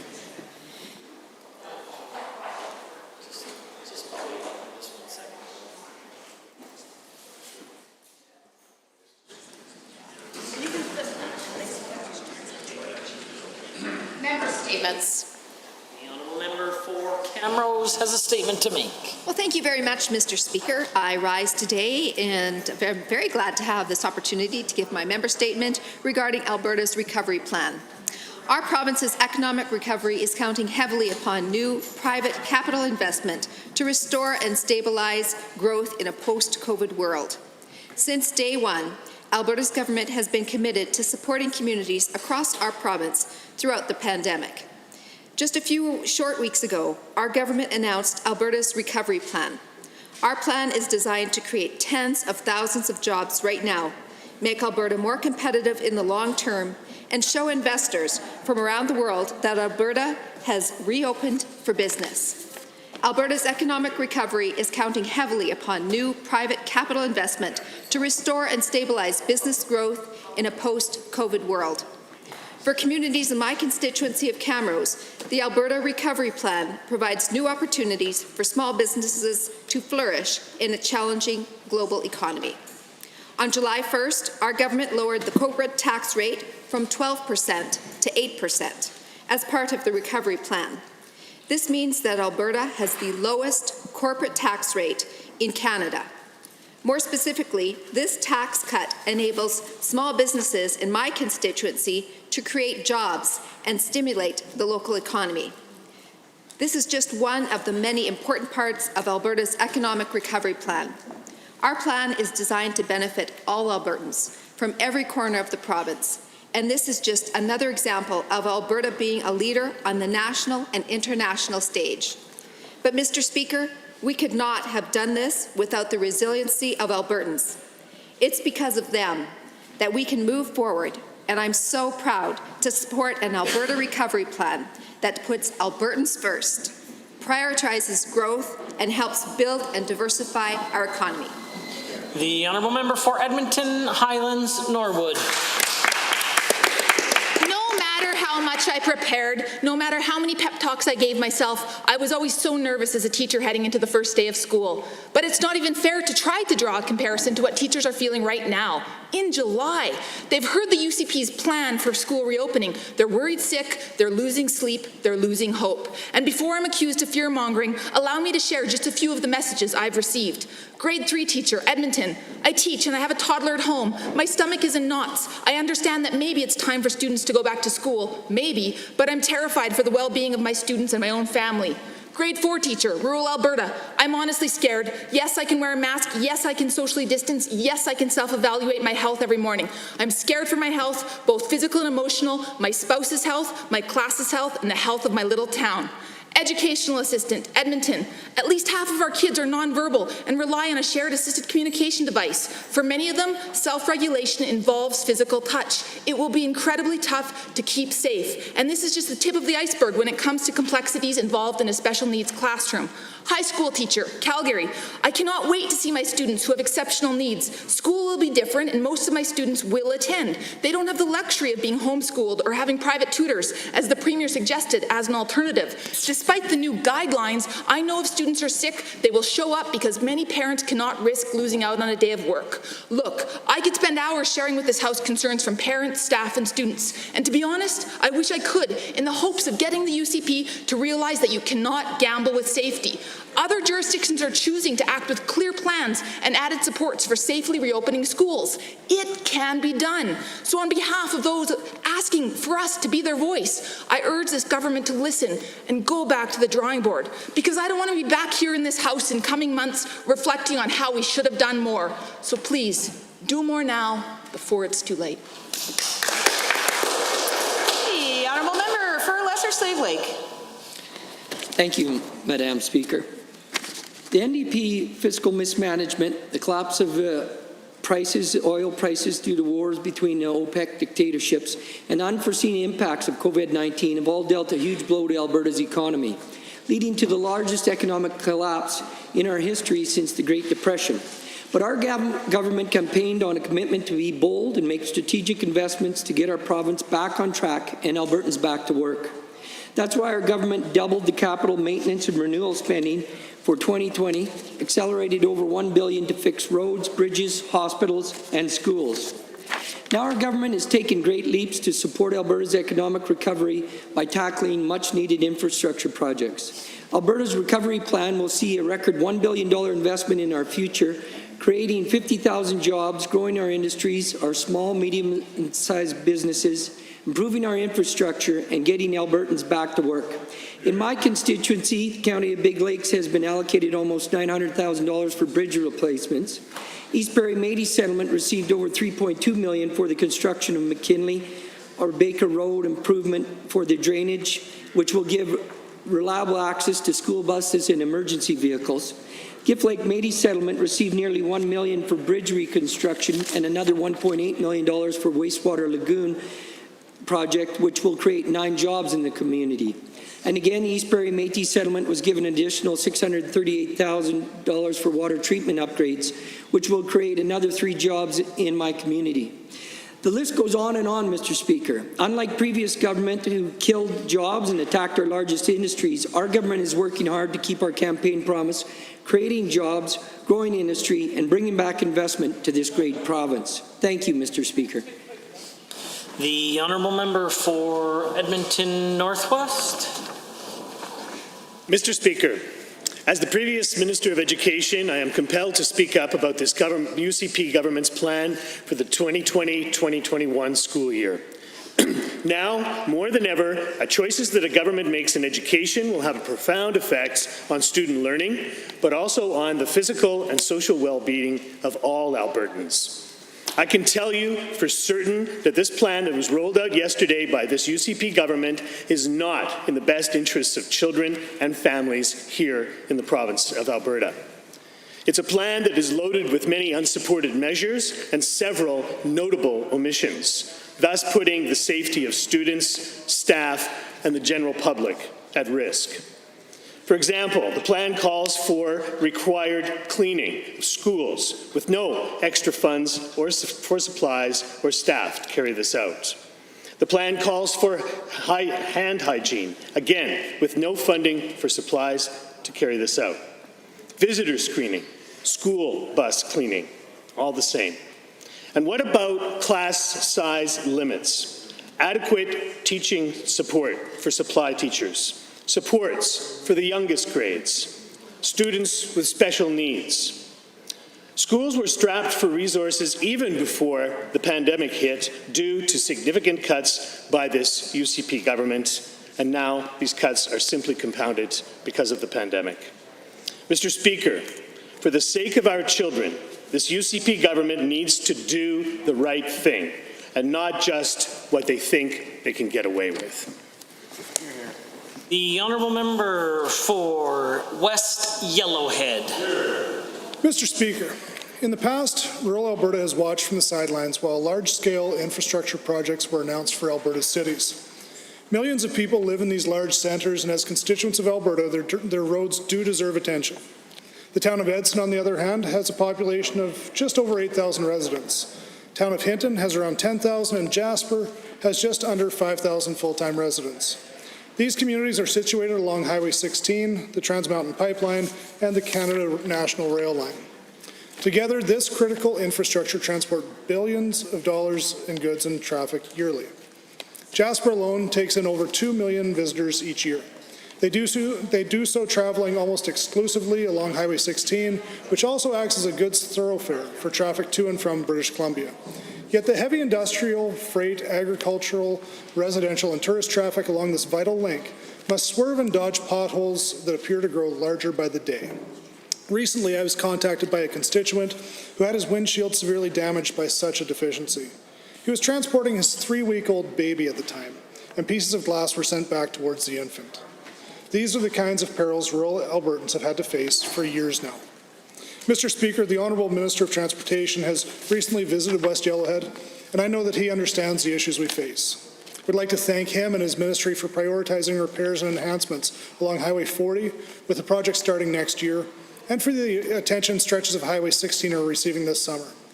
The time to fix the infrastructure in rural Alberta is now, and Alberta's government is showing that this is a priority. By investing in roads, schools, and other core infrastructure, we are benefiting our communities and building for the future. Improving and repairing infrastructure is a key component of Alberta's recovery plan and is essential for rural Alberta and West Yellowhead. Our safety depends upon it, our economic success depends upon it, and it's the right thing to do. Thank you, Mr. Speaker. Calgary McCall has a statement. Mr. Speaker, on June 13, Northeast Calgary was hit by a hailstorm that was the 4th largest natural disaster in Canadian history. Over $1 billion in damage was done, homes were devastated, cars were totaled, and livelihoods were hurt. And while the communities of Northeast Calgary were calling out for help, recovering and rebuilding, this Premier chose to ignore them. When the Leader of the official opposition took the initiative to visit these communities to meet with those impacted, this Premier called it politicizing until he did it days later. When the Premier finally, after days of inaction and buck passing, announced that the disaster recovery program would be initiated to help, he failed to even include hail damage, sewer backup, and insurance deductible as part of it, leaving out the support that people need and letting families fall through the cracks. This government's only response to this disaster has been to pass the buck to the insurance industry and ignoring the calls for help from those struggling. Earlier today, I was joined by families from Northeast Calgary who are tired of this government's delay. They are tired of this government's failure to stand up and support them and their families. Today, I and the Leader of the official opposition wrote to the Premier asking him to undertake some simple step that will do more to help the residents of Northeast Calgary recover and then this fake DRP this Premier announced. This government has let the people down through their inaction and lack of compassion. Today, Mr. Speaker, the people abandoned by this government are still looking for a proper hail damage relief. Premier, do the right thing. The honourable member for Spruce Grove, Stony Plain. Thank you, Mr. Speaker. Alberta Parenting for the Future Association is an incredible organization in my riding that provides tons of programming to children and families. From classes for parents pre-childbirth to programs on eating well for children up to the age of 12, the APFA covers a little bit of everything. The association provides extensive programming for those under 5 years old, ranging from sign language to help better communicate with babies, to music classes, and to story time, and to movie nights, which I have enjoyed with my 2 boys. Now, I've had the honor of getting to meet with this incredible group many times since my election last spring, and they care deeply about their work and understand the importance of it to the development of young minds. With over 40 employees, whether they be full-time, part-time, or summer students, and they're typically filtering through over the course of a year, and over 100 others volunteering time, the APFA holds a major place in my community of Spruce Grove and Stony Plain. The high levels of volunteerism and support from the community mean that APFA is able to serve over 33,000 people each and every single year. Now, I am incredibly glad that all of this was considered when the Honourable Minister of Children's Services was looking at the redesign of how we deliver programming for children in the province. APFA was designated as a hub for early childhood programming, and as a result, received one of the largest grants in the province outside of Edmonton and Calgary in order to assist them in their valuable work.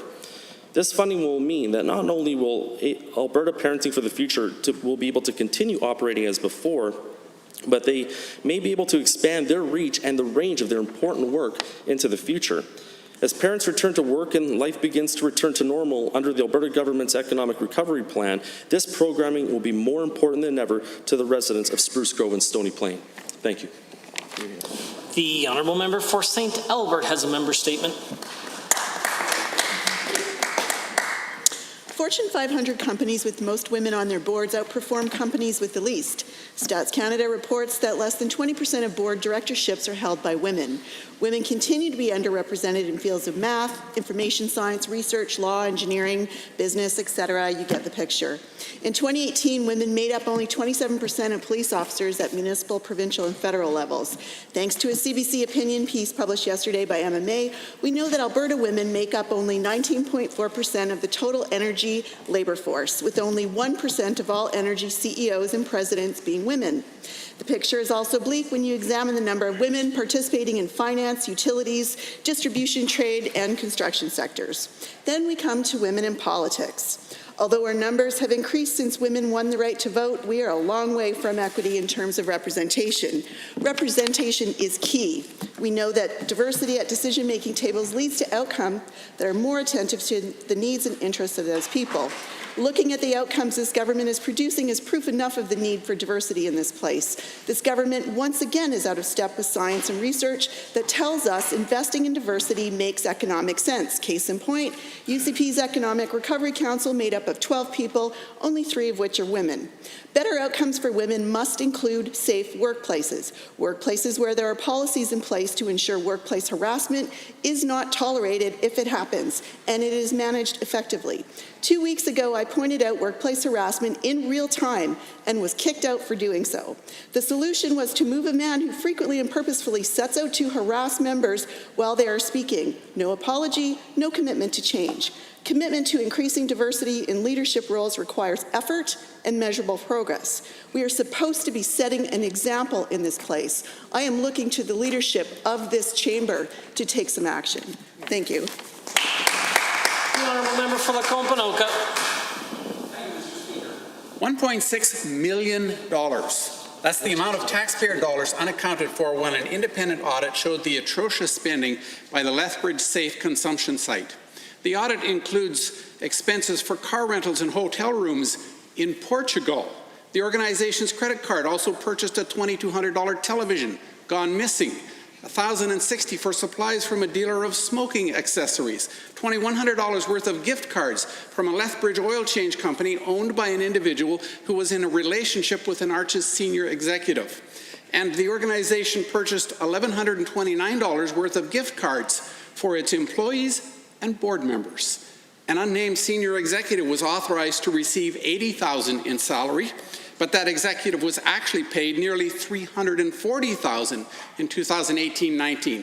Mr. Speaker, this is only a small example of the lunatic left's poor financial literacy and mismanagement of public dollars. They misuse the funds that are meant to help those struggling with addictions. We all know the NDP track record with the provincial budget. In 4 years, the former finance minister racked up close to $100 billion in debt, interest charges of over $2 billion a year, and multiple credit card downgrades. How about a former NDP MLA claiming nearly $35,000 in mileage expenses, more than any other MLA, and she only lived just outside of Edmonton? Another former NDP MLA spent $5,000 on coffee in 1 year. I could stand here all day and provide examples of the NDP record of mishandling taxpayer dollars. To quote a Calgary Sun reporter, one can't help but think that the great NDP experiment in virtue signaling is blowing up like a chemistry set exploding in the hands of a kid who knows nothing about chemistry, end quote. This is a perfect way to sum up the former government and their scandalous spending ways.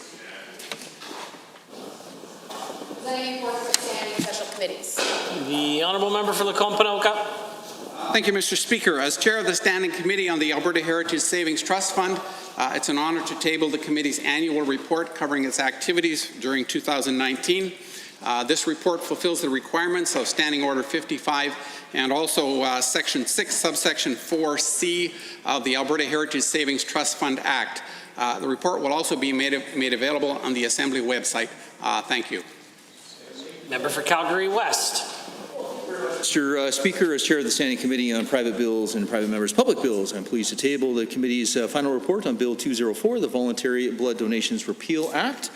Sponsored by the Honourable Member for Fort McMurray Wood Buffalo, the bill was referred to the committee on July 8, 2020. Mr. Speaker, the committee's final report recommends that Bill 204 proceed. I request concurrence of the Assembly in the final report on Bill 204. Thank you, Mr. Speaker. Members, does the Assembly agree in the report?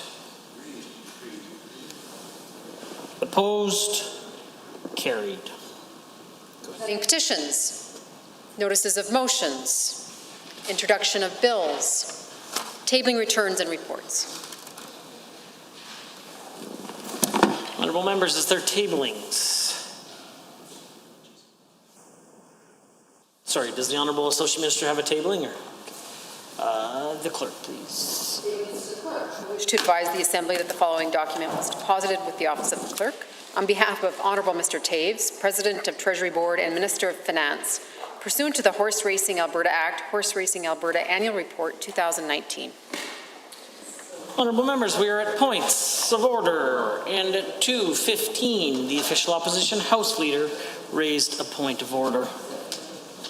The Honourable member for Calgary Mountain View. Thank you very much, Mr. Speaker. I'm proud to rise and argue this particular point of order. So the point of order was called in response to a question by the Honourable Member from Highlands Norwood. The Honourable Members from Highlands Norwood was asking about basically, the substance of the question was, if we're cramming 30-plus children into a classroom, that's basically with no protective equipment, which is the government's current plan, that's basically going to create outbreaks. Those outbreaks are going to mean schools shut down, and when schools shut down, it will impact primarily women. I think the logic in that question is pretty clear. It's a very reasonable question.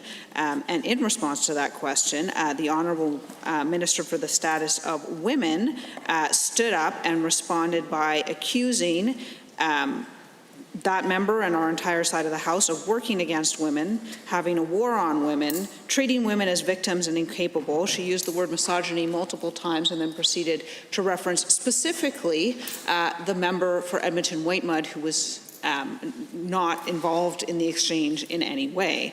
Mr. Speaker, I rise under 29H, I, and J. I think there is a clear precedent in this House about accusing people of attacking individuals directly, which this clearly is. Mr. Speaker, I think the word misogyny in particular, used multiple times, used to reference specific people, is extremely problematic, particularly in light of the fact that what we are advocating for is ensuring safety of our children in childcare, is ensuring affordable childcare so that women can participate in the workforce. I think in light of the conversation, the comments were ridiculous, but in addition to being ridiculous, referring to it as a literal war on women is incredibly problematic. They were clearly statements not grounded in any sort of policy, not intended to make any sort of point about government policy, but instead intended to incite disorder in this place. Mr. Speaker, it's clear that we have a track record of supporting women, of ensuring that they are on boards, of ensuring that they are on the bench, of ensuring that they are in politics, of ensuring that they have access to affordable childcare so that they can work. Minimum wage, which supports women. I think our policy history is clear. I think this government's policy history is equally clear. And for the Minister of the Status of Women to stand and accuse us of misogyny, especially naming specific members in that accusation, I think is extremely problematic. The Honourable Government House Leader. Mr. Speaker, there was a lot of comments made by the official opposition deputy House Leader in there in regards to what the Minister may or may not have said. I haven't had time to pull the transcript. I assume, Mr. Speaker, you'll have the blues. In general, though, I think most of what she has referred to certainly sounds like a matter of debate before the Assembly. I would submit to you, Mr. Speaker, the fact that she is debating and attempting to defend her party shows that it is probably a matter of debate on most of those issues, but I do not have every comment from the question. The comments that I heard from the Honourable Minister were, in particular, that the NDP were working against women. I will point out that the Minister is a woman who was articulating how she felt the NDP was behaving against women, Mr. Speaker, and that is her right inside this chamber, and certainly would be a matter of debate, Mr. Speaker.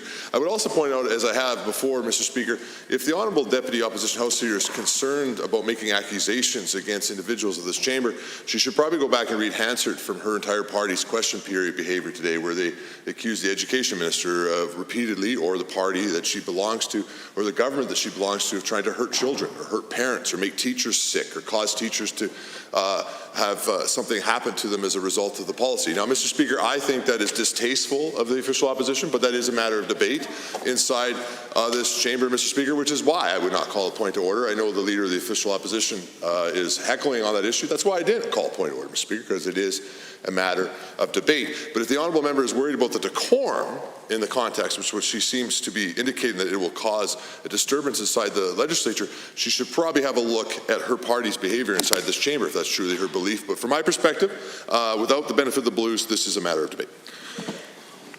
Honourable members, my assumption is that there's no other submissions. I do have the benefit of the blues. The Honourable, the Minister of Culture, Multiculturalism and the Status of Women, 2:15 or there just moments prior, said, "I would just like to say, Mr. Speaker, that I don't understand the opposition who keeps working against women. It's like literally a war on women. A point of order was called." She then continued, coming from the opposition side, they would rather treat women as victims, as if they were incapable. The misogyny that comes from that side is, I don't know. When women create misogyny, it is still called misogyny. I'm not 100% sure. The member for Edmonton Whitemud continues to go against women staffers on our side and continually puts them down. Why does the opposition think that women are incapable of doing all of these things? We are so competent and capable. I wish that the opposition understood that. Please get behind women. Please stand behind them. Please listen to our Minister of Education. Honourable members, from time to time, individuals will make statements about other members or take a position about what individuals are doing or not trying to do. I do not. The point of order was called prior to the minister making any comments with respect to misogyny. I also know that she made statements about whether or not she wasn't, I'm not 100% sure if it's still called misogyny. And then she went on to say that the member of Edmonton Whitemud continues to go against women staffers on our side.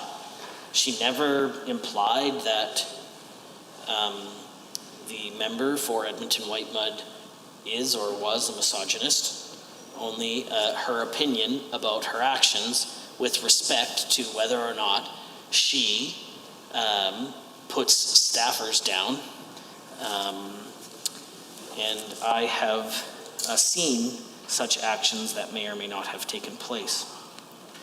I would like to direct all members to House of Commons Procedures and Practices 639. This is not my opinion, but is the opinion of the authorities that we respect in this assembly, or hope that we do.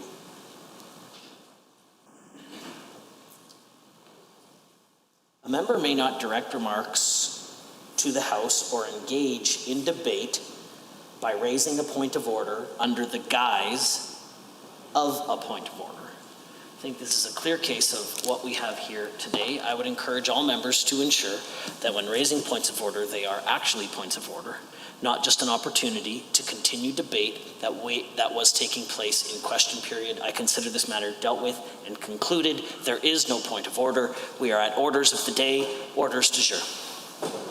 Government motions. Motion number 32, Honourable Mr. Nixon. The Honourable Government House Leader. Thank you, Mr. Speaker. I rise to move Government Motion 32, which is on the order paper in my name.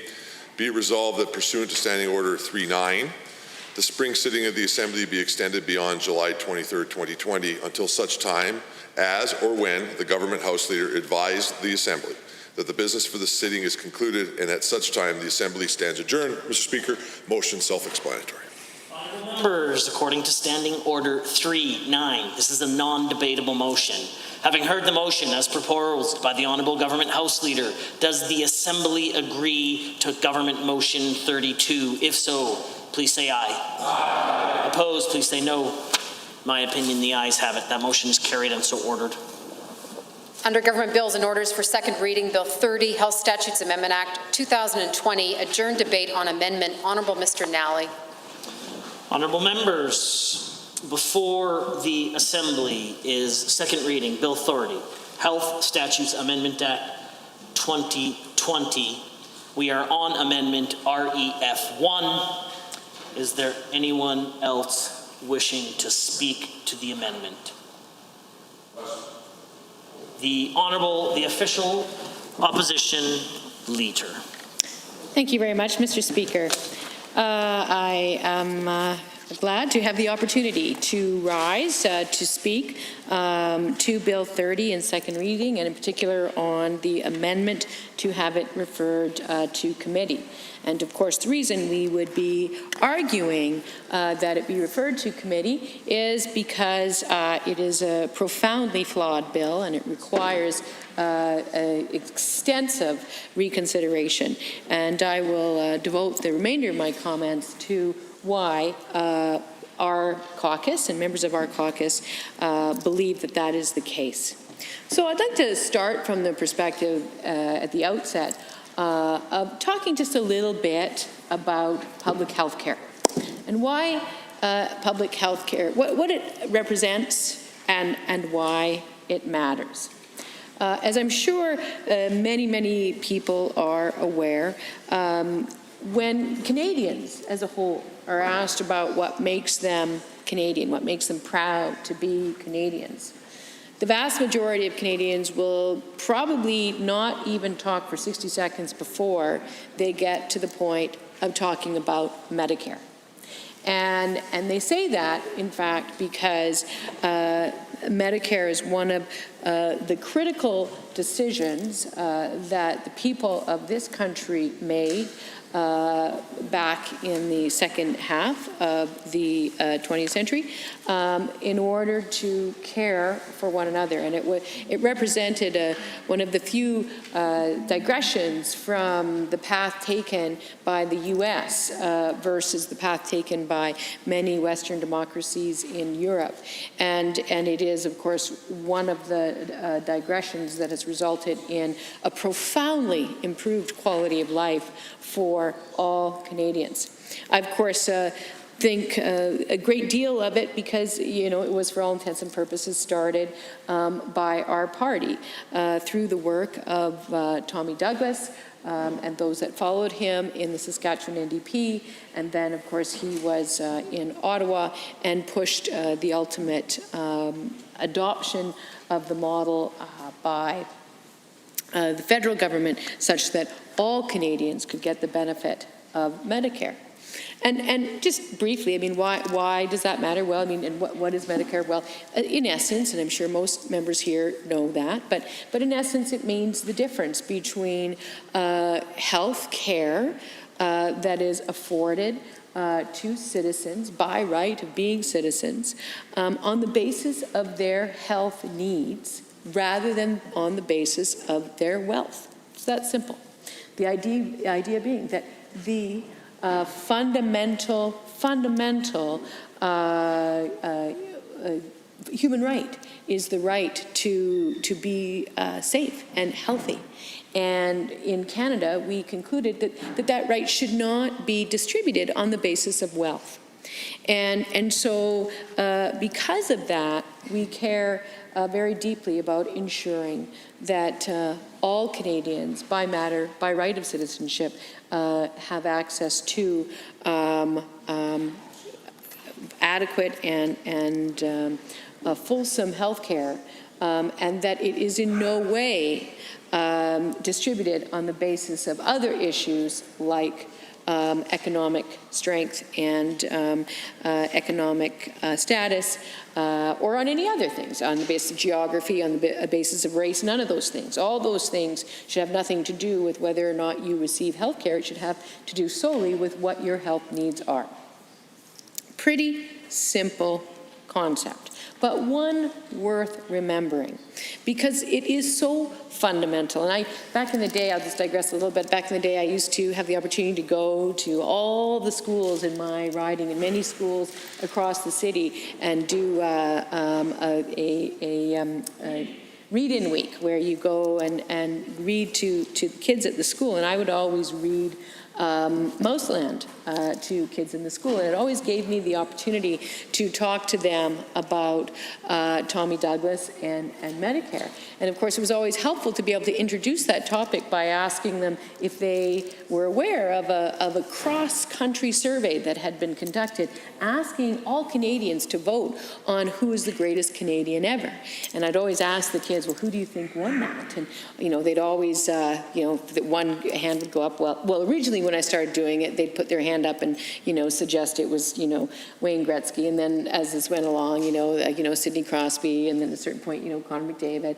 Always they guessed whether it was Terry Fox, because of course this event always occurred in September, and of course everyone was doing the Terry Fox run in most of their classes, and so of course all the kids would put up their hands, and then some of the kids that had listened a little bit more to their history class and stuff would put up their hands. John A. MacDonald and various people. They might talk about, trying to think about some of the other ones. Anyway, you get Nellie McClung, very rare, but sometimes every now and then. They might actually say whoever the Prime Minister was that day, at that point. You get the picture.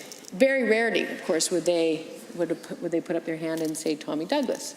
But of course, that is in fact the person who was voted the greatest Canadian by tens of thousands of voters, because he is known as the father of Medicare. And then it allowed me to talk to the kids about, what Medicare is, and, to ask them to imagine, if they were playing soccer and one of them kicked the ball out of the playground, and another one went to grab it, and in the middle of that they got hit by a car. It was very important that that child could be taken immediately to the emergency room, and it was not a situation of the ambulance drivers having to first stop and call the parents to find out if they could afford to be taken. And that was literally the situation that Tommy Douglas grew up under before we had Medicare. And so that's why he cared so deeply about it and worked so hard through first the CCF and then the NDP to make sure that we had Medicare in Canada. So with that being the background, you can imagine that we are very committed to ensuring that the value of our public health care system is preserved and protected for the benefit of all Albertans. Now, so I want to think, and I want to talk about that and how Bill 30 therefore impacts on those fundamental values and why we are so concerned that this bill be referred to committee for further review, because of course it really does eat away in an insidious, rather behind the scenes, not right up front way, but it does, make no question, eat away at those fundamental principles that matter so much to all Canadians. So let me start from the starting point that this bill is being introduced in the middle of a worldwide pandemic. I think it should go without saying, yet clearly it must be said, because for whatever reason we are still doing this, that we should not be introducing legislation that creates huge changes in how we manage our healthcare system in the middle of a worldwide pandemic. Why? Because stability in the healthcare system when we are managing the consequences of a worldwide pandemic is a good thing. And chaos in the middle of a worldwide pandemic within the healthcare system is a bad thing. And this bill opens the door to a tremendous amount of uncertainty and chaos, and it will undermine, as a result, the quality of care received by all Albertans, regardless of income, through our healthcare system in the middle of a worldwide pandemic. And so it's not wise. But let's also remember that this bill is not just being introduced in the middle of a worldwide pandemic, it is also being introduced in the middle of an additional context. And that context is one that has been created by this UCP government pretty much since they were elected in April of 2019 through a series of ongoing and almost relentless attacks on the quality of our healthcare system in Alberta. And to just begin, let us remember that in the in the spring, in February of 2020, this year, right before the reality and the severity of the pandemic was made clear to members of the government, they introduced their first full budget. And within that budget, they had, for all intents and purposes, clawed back, taking into account population and inflation, not taking into account aging, because of course that's actually another cost pressure, but just taking into account population and inflation, they had clawed $1 billion out of our healthcare system. In order to get ready for that, they had made a number of changes and decisions even before that bill or that budget was introduced in February of 2020. Some of those were not nothing. They did things like they advised nurses, they advised frontline caregivers, they advised patient or care aides, they advised LPNs, they advised physiotherapists, they advised lab technologists, they advised all these folks that thousands of them were going to be laid off in the coming year. So that happened in the fall of 2019. In addition to that, they stripped paid pharmacare. So government-funded support for pharmaceutical treatment from about 60,000 Albertans. We all know, of course, that the health minister's partner was employed, and I believe still is employed, in an occupation that essentially meant that this created a 60,000 person increase in the market within which her business operated. In addition, they increased the cost of pharmacare to other remaining seniors and changed the way in which the pharmacare system was, or the pharmacare benefits were paid out to seniors.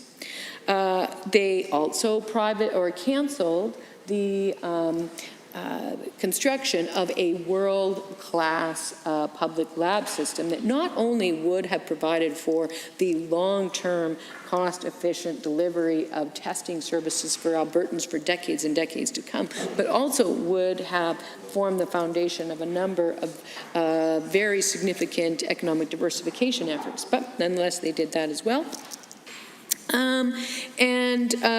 Where else are we here? Oh, yes, and then, of course, they introduced a bill to give themselves authority to essentially walk away from their obligations to negotiate with doctors. And so these were all the things that had happened, pretty much come around about February of 2020. And then, we were looking off into the horizon, and we could see that this pandemic thing was pretty serious. And we knew that things were getting a little touchy between the government and the doctors, not unexpected. Negotiations often go that way. But we said, oh, well, they're not going to go ahead with the kinds of things they were threatening before because we're on the eve of a pandemic. But no, they did. They ripped up their agreement and embarked upon a wholesale attack on Alberta physicians, resulting in most immediately a significant destabilization and ultimate reduction in health care accessed by Albertans living particularly in Alberta's rural communities. So that was a thing that we were quite surprised to see. So that was the situation that we were dealing with when the pandemic struck. So we had a significantly weakened healthcare system. We had a healthcare system where almost every facet of it was under attack. We had a healthcare system which had enjoyed roughly 4 years of stability for the first time in many, and then the pandemic hit. And so then on top of that, after watching what was going on with the pandemic, its impact on the economy, its impact on people's lives, and assessing what was going on across the world and understanding, I assume, although you never could quite tell from the remarks of the Premier, for a long time it did seem as though he actually thought the pandemic ended in June.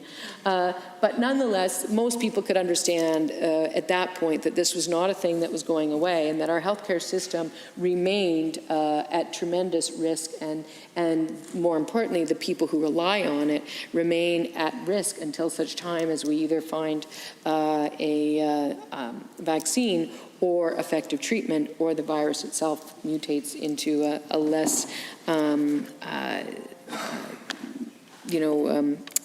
dangerous form of itself. And so on that was happening, and what does the government do is they march in, after Canada Day, in the middle of the summer, in the middle of a pandemic, and introduce this bill, which does a number of things, which eat away at the principles of public health care, and also a number of different components of the public health care system that are designed to ensure quality care for Albertans.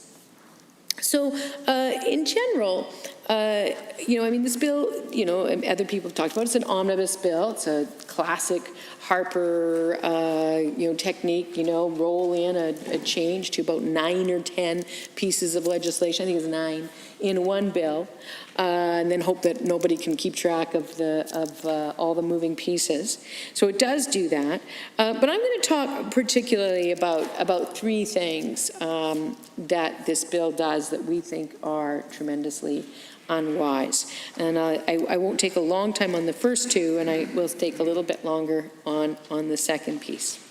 So the first thing that the bill does is it changes the structure of the College of Physicians and Surgeons. Now, when the government first introduced this bill, it sort of seemed, well, that's not necessarily a bad thing. It's definitely the case, I think, that professionals can benefit from the wisdom of members of the public as they govern their affairs, particularly since they are such important members of the public and so important to the people of the province. And maybe it brings in a healthy breath of fresh air and some transparency. So, and the college itself seemed to be articulating that it wasn't a bad thing. So we thought, well, it should be okay. We were a little nervous about it because, of course, this government's history of appointments has been deeply flawed, again, since they've been elected. And I won't spend a whole long time talking about it, but we do have, the example of the appointment of Leighton Gray, someone who believes in anti-Semitic conspiracy theorists and believes that we have too many women on the bench, and he's somehow put in charge of assessing who would or would not be a good provincial court judge. So that didn't show a whole bunch of homework being done. We had the Premier's former campaign manager, we recently learned, being appointed to the AER. We have a former candidate running the much talked about war room, profoundly ineffectively. We have the MLA who stepped down to allow the Premier to run, now suddenly skipping around Houston as our emissary to the energy industry with zero reason for anyone to believe that he's qualified for that job. And we, of course, have the former executive director of the UCP serving as the health and the seniors advocate and mental health advocate in the government with no qualification at all, other than the fact that she knows members of government. I suppose if you want to ask if she'd be a good lobbyist, she's qualified. But in terms of having a resume that demonstrates the ability to be responsive to the issues of people with healthcare concerns and mental health concerns and seniors concerns, it's not there. So you can understand then why we were a bit nervous, but it was balanced against the sort of pro arguments that or the it's not so bad arguments that I originally outlined. Then, unfortunately, we had the specter of what happened last week. And then we suddenly realized what was going on. Because last week, we suddenly had the Minister of Health writing to the college, essentially pressuring them and purporting to direct them to write a whole new professional standard in breach of their own policies and practices and procedures for how they go about developing professional standards, to effectively threaten physicians who would leave Alberta with discipline up to and including the loss of their license, we assume, in order to pressure the physicians who are exercising their constitutionally protected right of mobility under the Charter of Rights and Freedoms when they say, okay, this government's attacking us, I guess I'm going to leave Sundre or St. Paul or these various places and go to a place where the government respects my work, which is their right. But we now have the minister conducting himself as though he is the final arbiter of what constitute professional standards and ethics for medical professionals. And obviously, then, having seen that, which is deeply troublesome, brutally illegal, and we'll leave it to the courts to ultimately assess that, but I have no doubt that that is what the conclusion will be. And then to be in a situation where Albertans are relying on this government to appoint 50% of the board members of that college based on the record that I just outlined. Well, you can imagine, Mr. Speaker, why many Albertans would be very concerned about what the future of the medical professionalism is in Alberta of our doctors and overall what the implications of that are for the integrity of our healthcare system. And so, not surprisingly, we are opposed to that now. We were kind of like prepared to give it a consideration at the outset, but now that we've seen the conduct of the minister last week, which is just jaw-dropping in its oppressive tactics, there's no way on the planet that we can support that. Now, the second thing that that this bill does is it goes through a number of changes that relate to the administration and the mandate and the transparency of the Health Quality Council Act. And it does so in a number of different ways. It changes the relationship with the minister. It gives the minister a whole bunch more influence. It reduces the transparency of the and the reporting out obligations of the organization, and it also reduces the independence and the objectivity of the components of their mandate. So it really does mush it all up. And what many members of this House won't remember is that the strengthened provisions that are now being weakened through this act that govern the conduct of the Health Quality Council Act actually came into effect around, and you'll have to forgive me if I get the dates a little bit wrong, but somewhere in about somewhere between 2009 and 2011. And the reason that happened is it was actually done by the former Conservative government as essentially a form of issue management in order to respond to growing controversy within the healthcare system that was happening in that time around a number of ill-informed and ill-advised decisions being taken by the government. They all sort of linked back to effort number, I'd say 4, by the Conservative government to actually move towards full privatization of the funding of our health care, and a bunch of sort of he said, she said debate over whether that was really happening, and then the release of cabinet documents that showed it was very clear that they were looking at it and they were actually considering moving to a private funding model, and then there was a whole range of controversies around the issue of wait times and ER wait times, and there was controversy around queue jumping to get flu vaccines related to, I think it was H1N1. Anyway, I can't remember. It was all sort of in there, but it was a bit of a dumpster fire. And one of the things that the Conservative government of the day tried to do to settle people down with all the machinations that were going on and the no, we're not doing it, oops, I guess you caught us doing it kind of narrative that unfolded during this time was to ship it off to the Health Quality Council for them to do a review, and then to also strengthen the independence of the Health Quality Council in order to ensure that they were actually a somewhat trustworthy destination for that review. So I find it ironic that now what we are doing is we are now weakening the independence of the Health Quality Council by this government as it gets set to, well, not get set, as it's in the midst of messing around quite considerably with our healthcare system on multiple fronts. So it is highly unfortunate.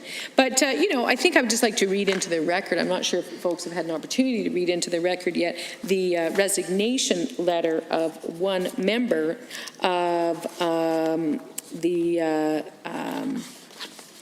Health Quality Council, Dr. Ubaka Agbogo? Okay.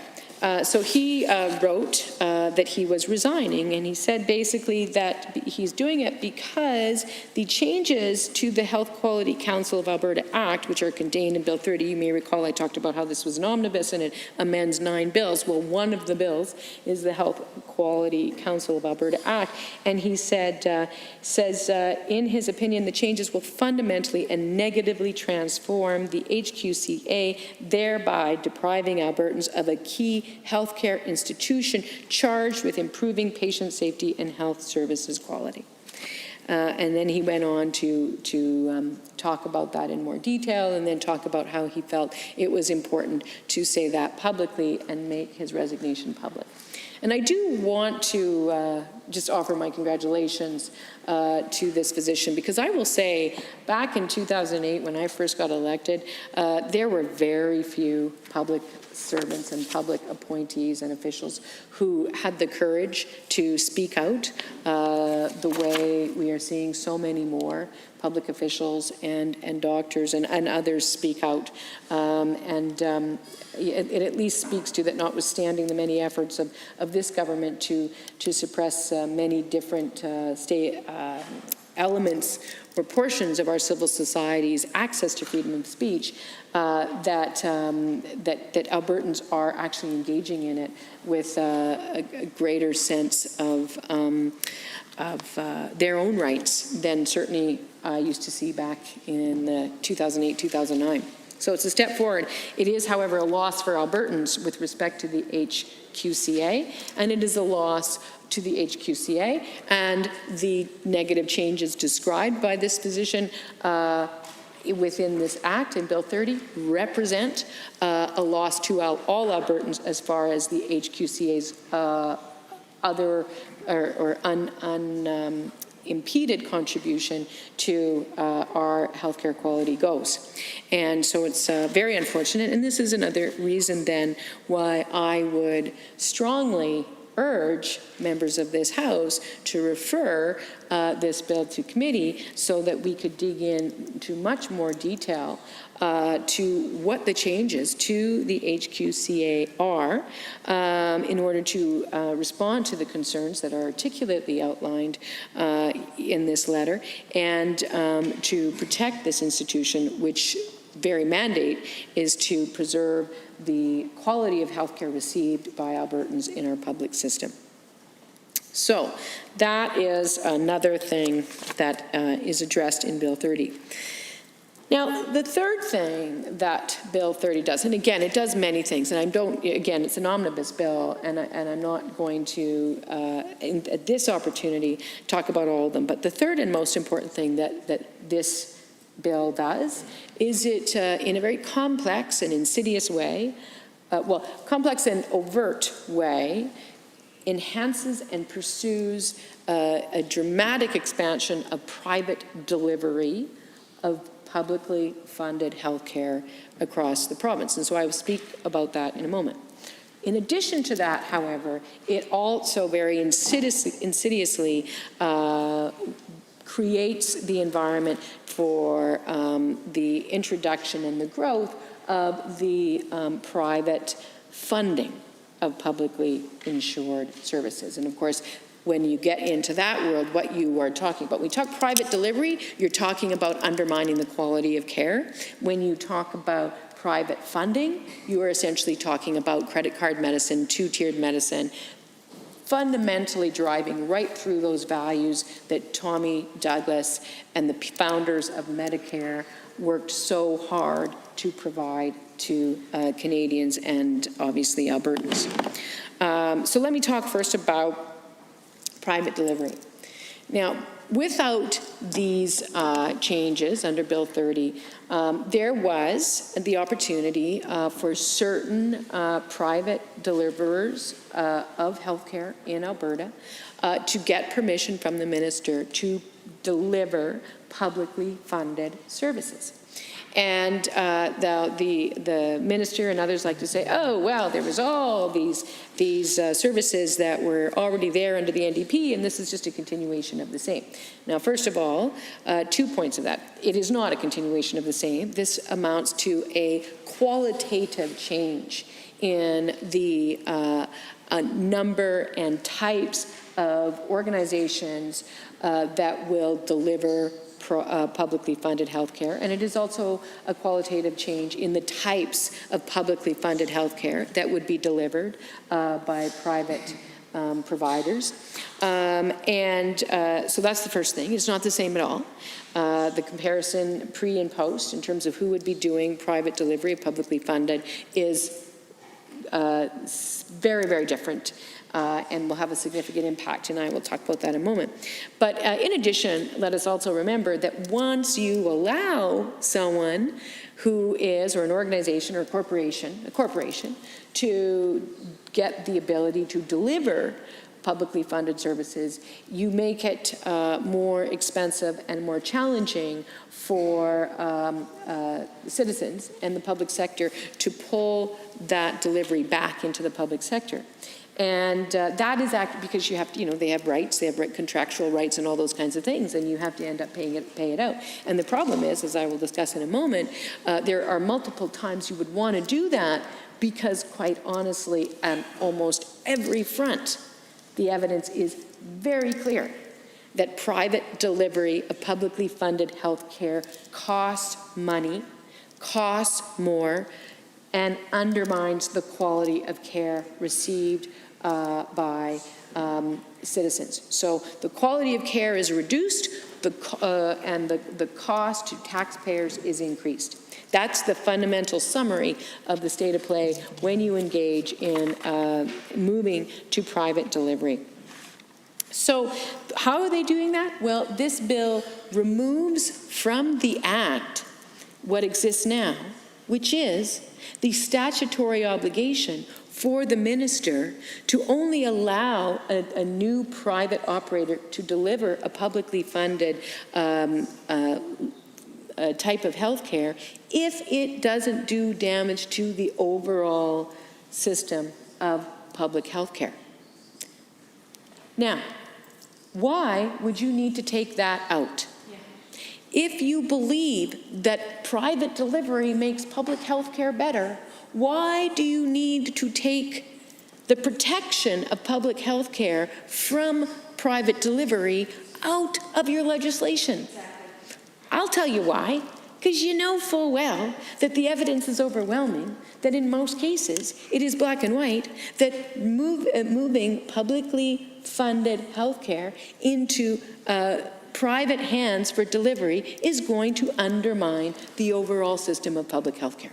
And so let's get that provision out there as soon as we can, because we do not want to be legislatively or legally held to that standard, because then all our plans will go awry.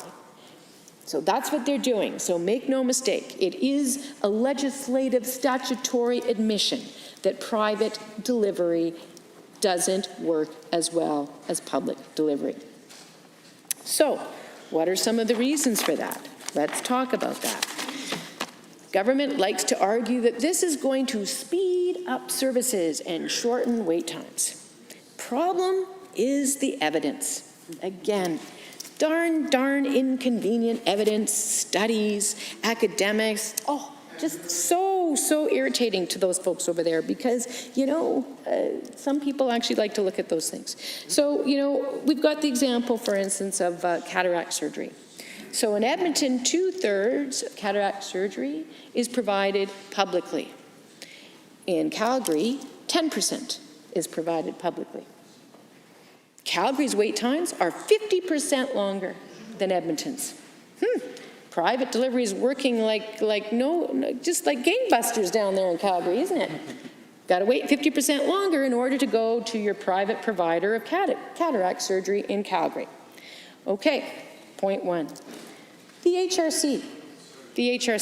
Some folks over there will remember that.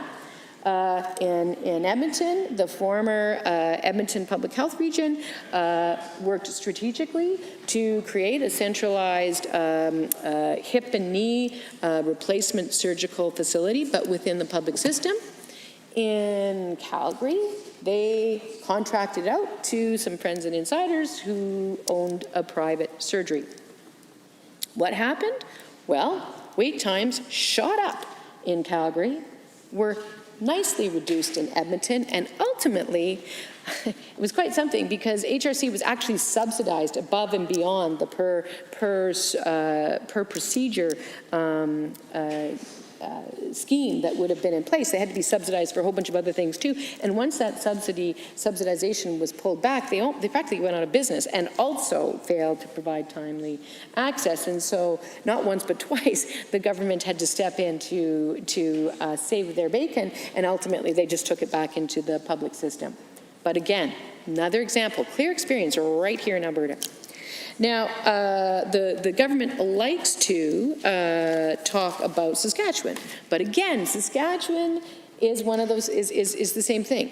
When the government in Saskatchewan decided to privatize and allow for more privately delivered surgeries, no question, the wait time went down. Why? Because they subsidized it. And they put a whole bunch of extra public dollars into it. So newsflash, when you spend more, quality of healthcare does go up and wait times go down.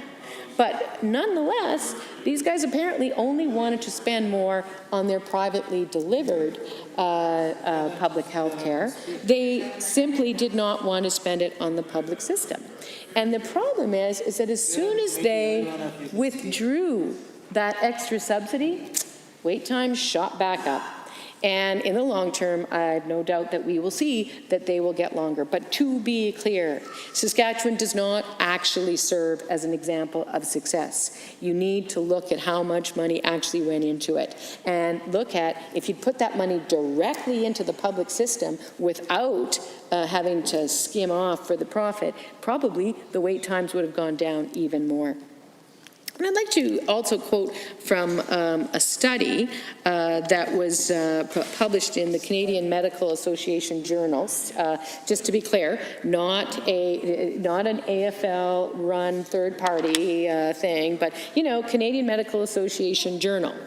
What they found in a massive systematic review and meta-analysis of studies comparing mortality rates of private for-profit versus not-for-profit hospitals.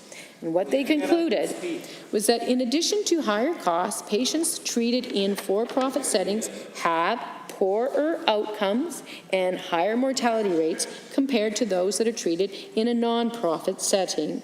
So that's the conclusion that they found there. But wait, it gets better. Actually, it doesn't get better, it gets worse. And the way it gets worse is this. Through this pandemic, across this country, we have seen painfully earned evidence of the difference in the quality of care received by seniors in private for-profit long-term care versus publicly delivered long-term care. And it is very, very clear that the quality of care received by people is lower in the private for-profit, even though those private for-profit places often reserve to themselves the ability to reject the most acute and difficult patients. So that's, there's some evidence. I know it's irritating to everybody, but there's some evidence about whether you see quality of care. So does it speed it up? No. Do we see an improved quality of care? No. What does happen? Well, I'll tell you what happens. When you have privately delivered, publicly funded healthcare services, the private sector very quickly moves to write up contracts so that they can skim the easiest procedures out of the public system. And so the easiest, fastest to deliver procedures are contracted out to the private sector. They typically are paid the average per procedure rate for that. Then the more complicated procedures remain in the public healthcare system. So we end up paying more for the easy ones than we do for the than we should be. We lose the savings that comes from volume in the overall healthcare system, so we drive up prices. We also end up with this distorted situation where people get their surgery done faster if it's easy, as opposed to if they need it more. So if you're, for instance, a relatively non-arthritic young person who needs knee surgery versus an older person who's going for their third complicated knee surgery, but quite frankly, you're in far more pain, even though your surgery is going to be more complex, guess who gets treated first? The one who needs it less. So what is need continuing to be the driving force? Nope, it sure isn't. On top of it, when you have that situation, the private providers then start to skim the limited resources that exist within the healthcare system. So, perfect example of that is anesthesiologists. There is a shortage of anesthesiologists. And the private providers who can pay the same amount for the simpler procedures, pull the resources into that sector, starving the public one. But bear in mind, when you talk about the provision of health care, one of the things the right has a tendency to do is they go, oh, look at how much it cost this government budget item, this government budget line item right here. And they fail to acknowledge that whether I pay for my health care through my taxes, or whether I pay through my health care by buying insurance, or whether I pay through my health care by reaching into my back pocket and finding my credit card, I'm still paying. And when you're evaluating what's the best cost and the cost-benefit analysis and the overall most effective cost, you need to look at that whole big picture instead of just pulling one little piece out conveniently. And what people fail to do is look at that whole big picture. And so what the evidence, again, I'm sorry, it's really irritating for those over there, but what the evidence shows is that the more fractured an overall healthcare system is, the more opportunity there is for private delivery, even if it's publicly funded, into the overall system. And the more you slowly de-insure certain services and make people go off on the side and pay for it, either through insurance or with their credit card, the more the overall system costs us collectively, and the lower our health outcomes become. That simple.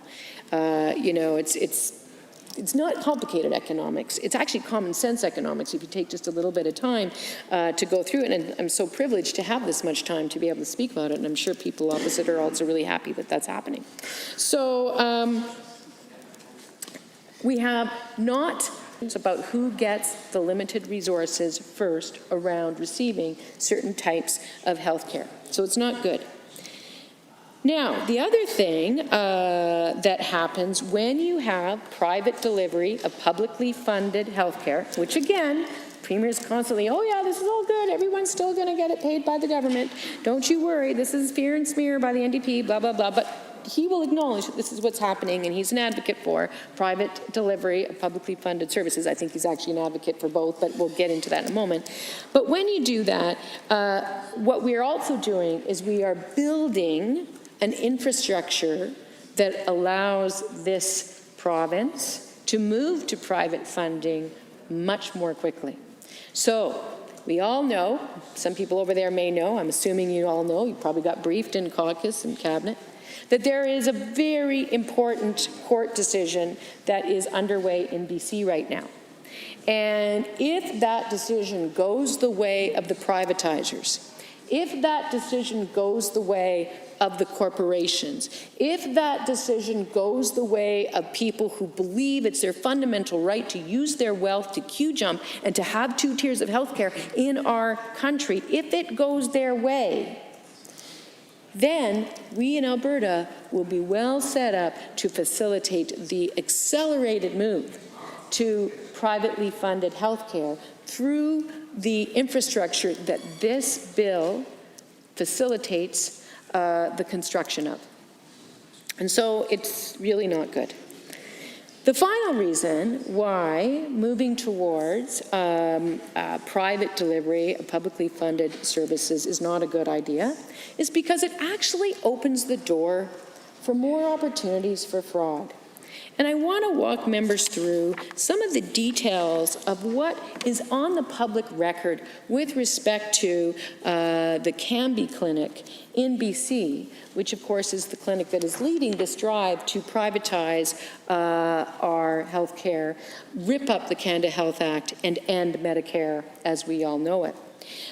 So back in May of 2007 in BC, the Medical Services Commission, which is an arm of the provincial government, received complaints that 30 patients at the Cambie Clinic had been billed between $400,000 and $17,000 each for services which were supposed to be completely publicly funded.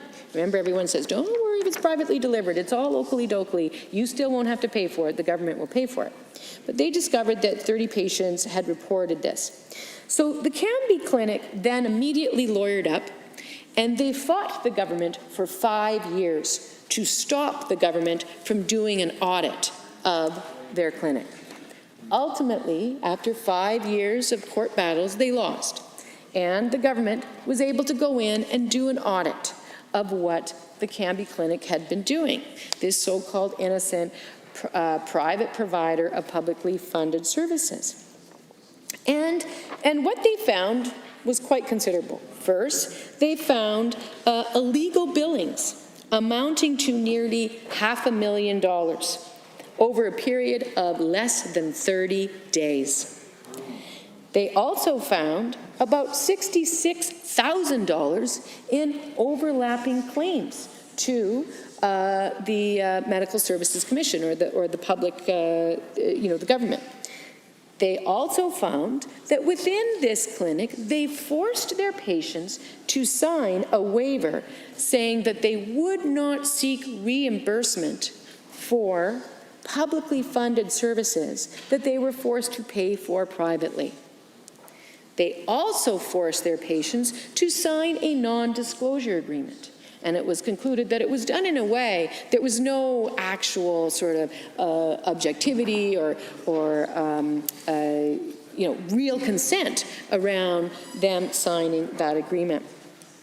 And then they also found, and then after that had been found, further accusations surfaced around the fact that the Canby Clinic had been double billing. And it was then that the Canby Clinic rushed off and lawyered up again and decided to challenge the whole legislative regime around public health care in BC, and that is the matter that is now before the courts. So clearly you can see how this example, this private delivery thing, is not always as innocent as the Premier would have us believe.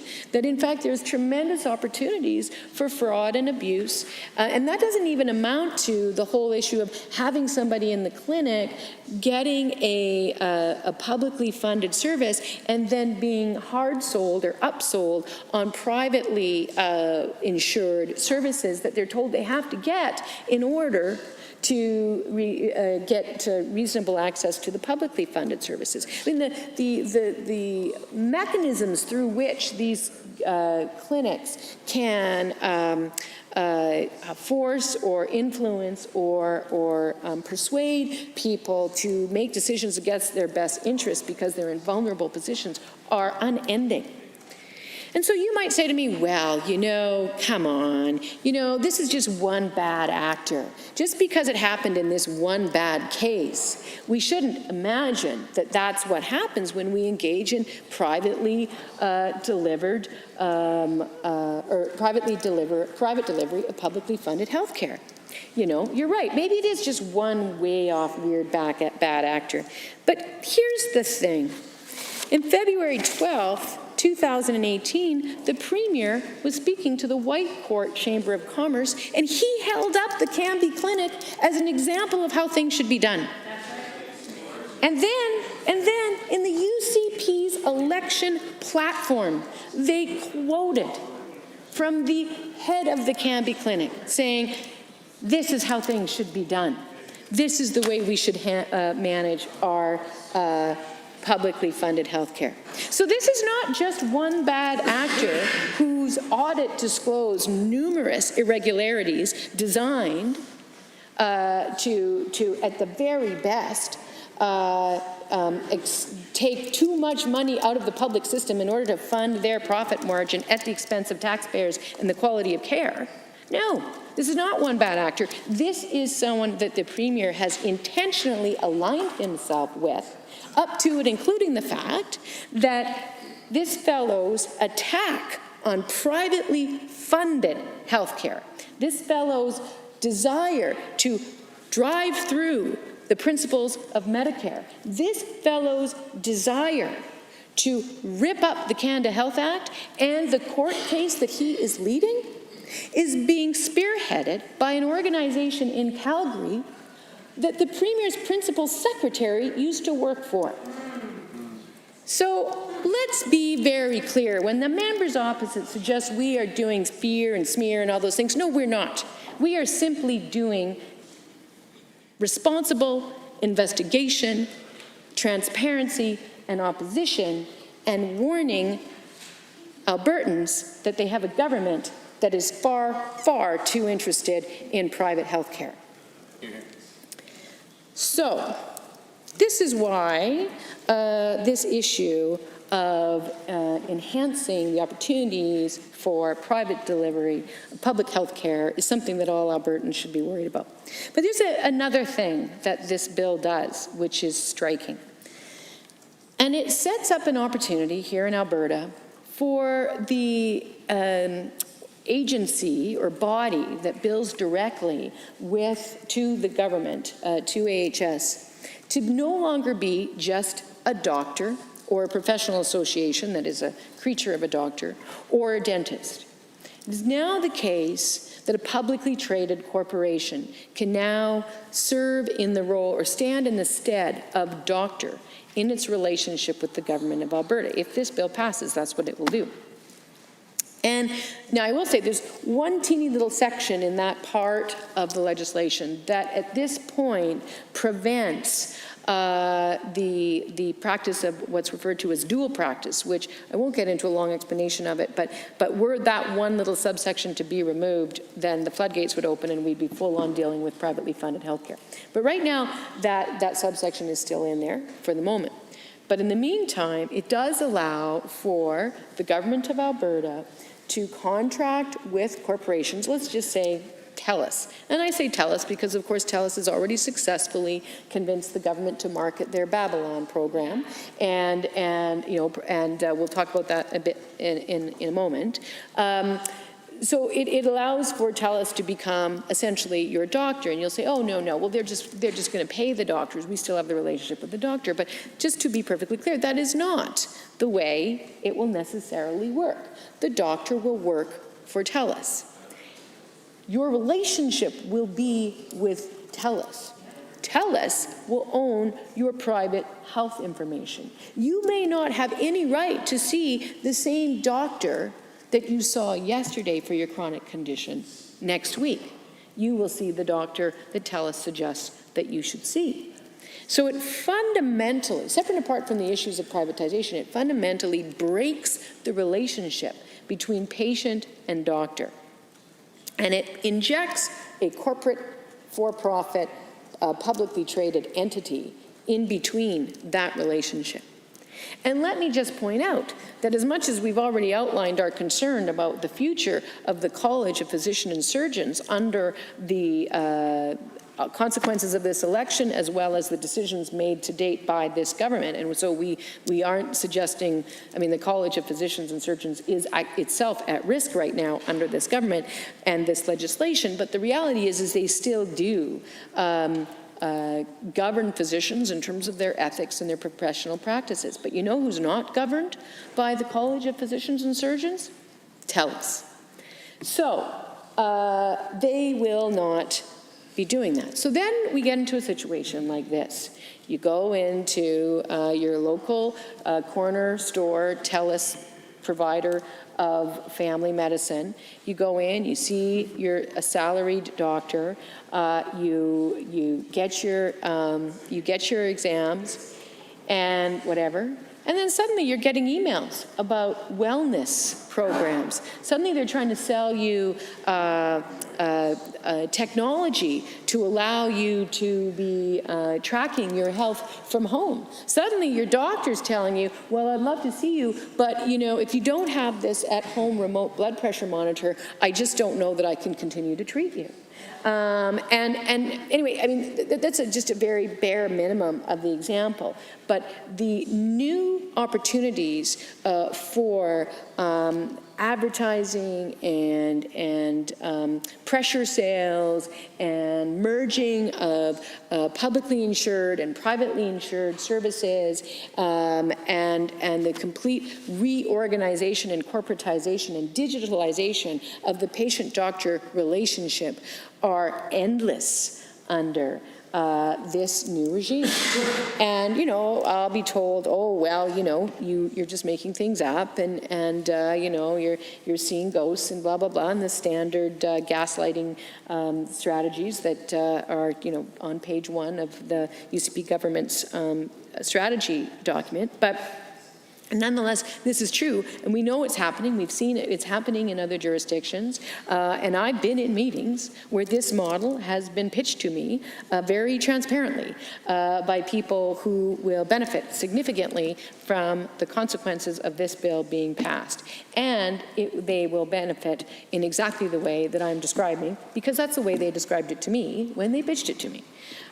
So this is a real thing, and it is, again, an opportunity to significantly grow the infrastructure around and change the infrastructure around the delivery of healthcare in Alberta so that, A, we can have the Canby clinic model of fudging the numbers and fudging our strategies and fudging how we deliver healthcare under the Canada Health Act at every possible opportunity. And B, we can have a beautiful infrastructure there the minute anybody is successful at ultimately challenging legislation that attempts to stop this kind of exploitation of our healthcare system, exploitation of the vulnerability Albertans feel when they are ill and seeking care from their doctor. This bill creates that problem. And so we are absolutely against this idea of creating an opportunity for corporations to either break the relationship between doctors and the AMA, or even more importantly, no disrespect to the AMA, but even more importantly, break the relationship between doctors and their patients. And yet that's what this bill invites. So if I can just sort of, go back to, first principles. First principles are Albertans and Canadians care deeply for the principle of publicly funded health care based on need and not based on the depth and breadth of your pocketbook or your credit card limits. They believe everybody, as a fundamental human right, should have access to health care. It is a classic conservative strategy to starve the healthcare system, to create a small group of people who will start clamoring for the right to buy their way to the top of the queue, to queue jump, to have two-tier. But it's a strategy we can see from miles away, and this government is obviously embarking on that strategy with their significant cuts to health care. I'm reminded again, I have to say this every time I talk about healthcare, about the disingenuous nature of the McKinnon report, and I just need to throw that out there again, and her constant complaining about how Alberta spends more per capita on healthcare than Ontario, Quebec, and BC. And, anybody who knows anything about this stuff knows that volume is a big driver of this. You know who we spend less per capita on healthcare than? Every other province in the country. Why? Because they're smaller. Why do we spend more than BC, Ontario, and Quebec? Because they're bigger. It's that simple. Yet, Premier and others over there have been dining out on that little misleading statement for since McKinnon first came out with her rather sloppily concocted non-expert sort of recycled reports of, in many cases, unproven or discredited ideas. I just need to throw that in there.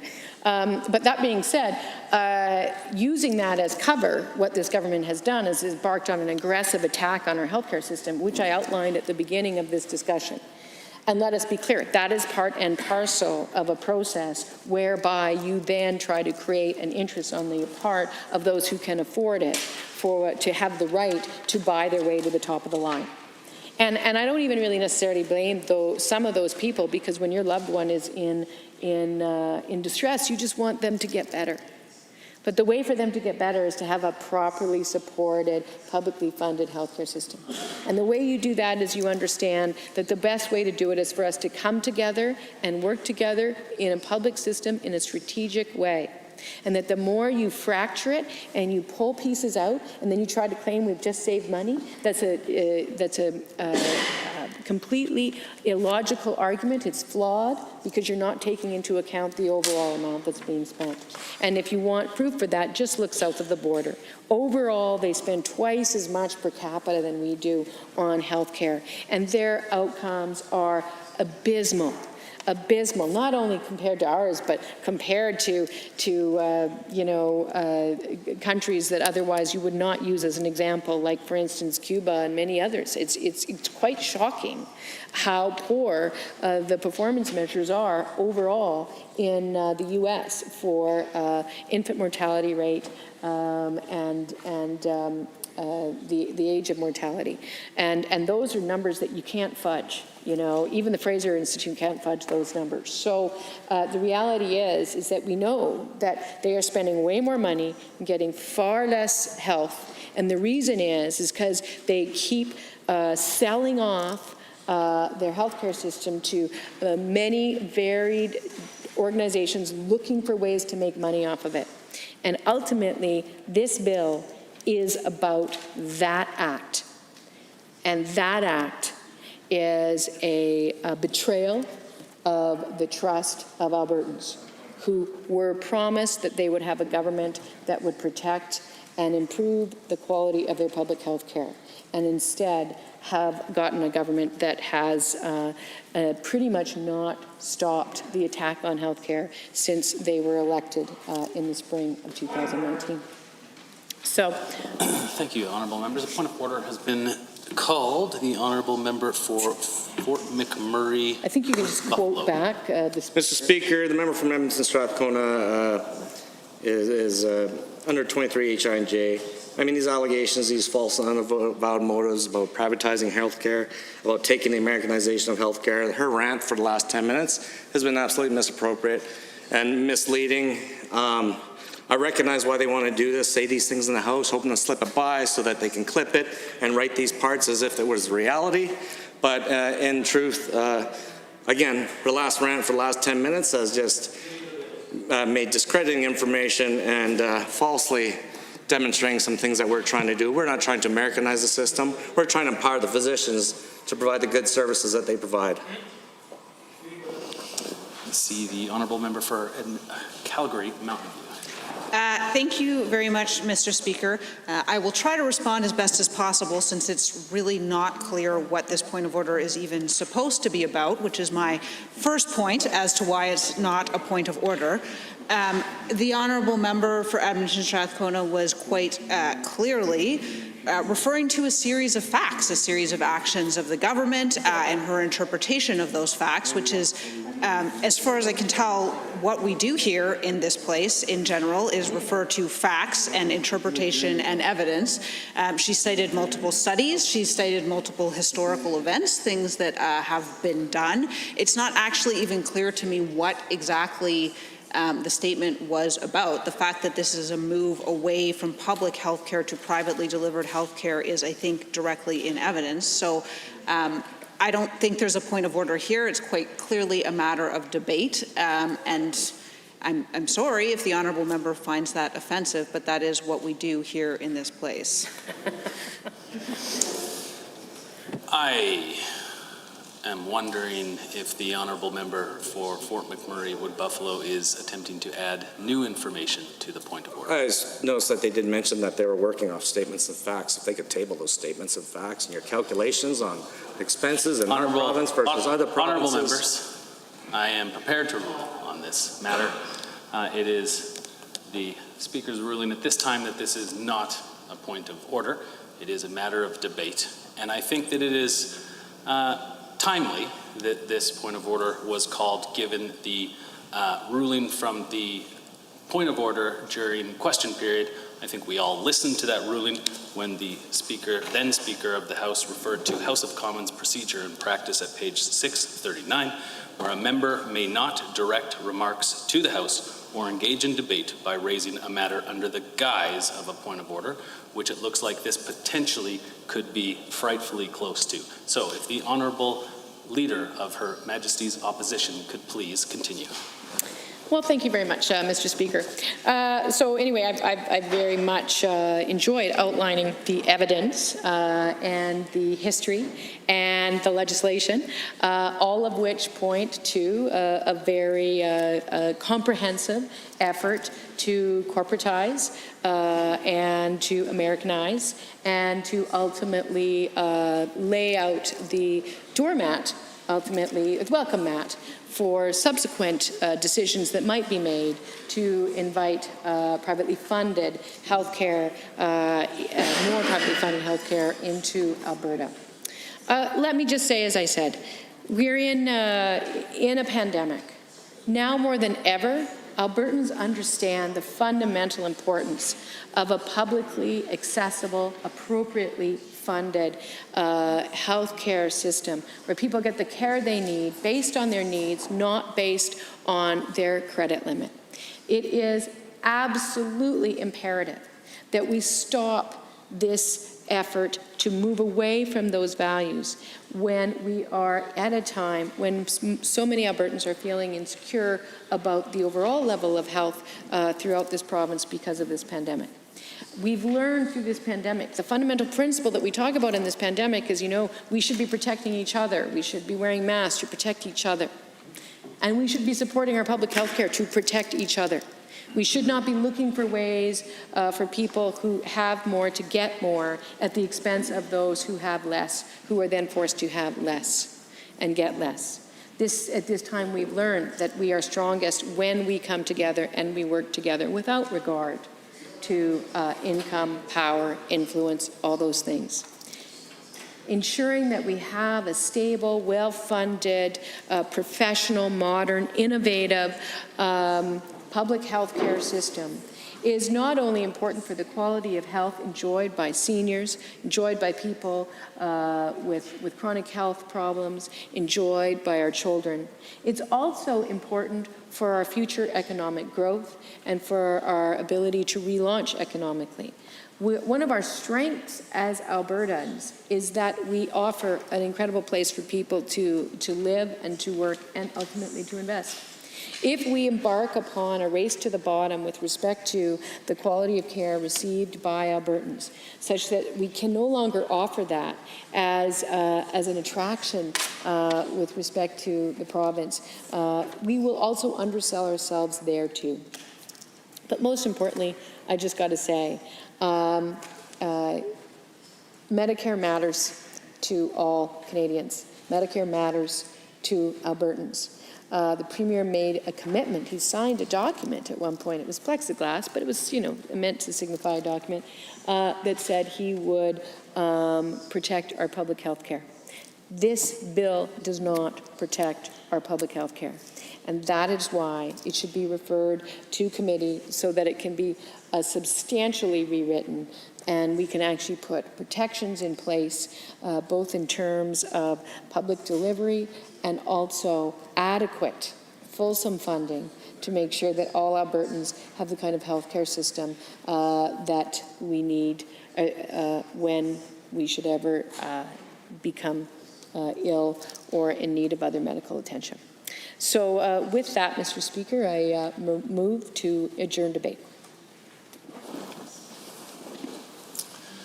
Having heard the motion to adjourn debate by the Honourable Leader of Her Majesty's Official Opposition, all those in favour of adjourning debate, please say aye. Aye. Any opposed, please say no. That is carried. Under Government Bills and Orders for second reading, Bill 32, Restoring Balance in Alberta's Workplaces Act 2020, adjourn debate on amendment. Mr. Dang. Thank you. Honourable members, we are on Bill 32, second reading. I see the Honourable Member for Edmonton City Centre has risen to join debate. Thank you, Mr. Speaker. I appreciate the opportunity to rise and speak to Bill 32, the rather disingenuously named Restoring Balance to Alberta's Workplaces Act. This This is a bill that has seen much debate in this House so far, and I anticipate is going to see much more, because there are many concerning aspects of this legislation, and it's certainly not only us as the official opposition that is saying so. I appreciate the analysis that has been brought to this bill by many individuals, and indeed experts in law,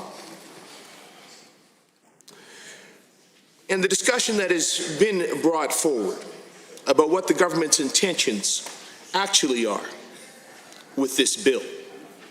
Indeed, one of those analyses I've had the opportunity to take a look at recently is one that was posted on the University of Calgary's Faculty of Law AB Log blog by Mr. Colin Feasby. Now let's be clear, Mr. Feasby is not, as the government likes to use in terms of an epithet, or in other terms, a socialist or a loony lefty or a radical individual. Mr. Feasby is a Calgary lawyer who's appeared at all levels of court in Alberta and Saskatchewan, the Federal Court of Canada, and before the Supreme Court of Canada. This is a gentleman who knows his law.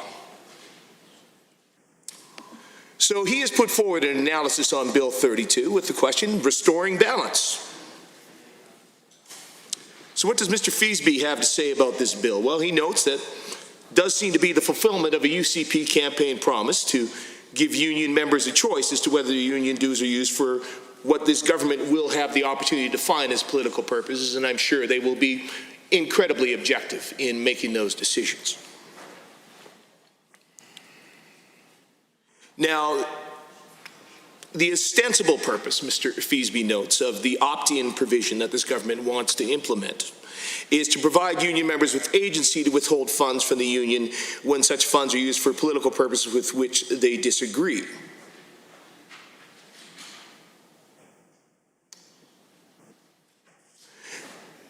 Now, he also goes on to say, however, that the government has made no attempt to hide the partisan political purpose and effect of this election provision, that being partisan purpose on behalf of the government.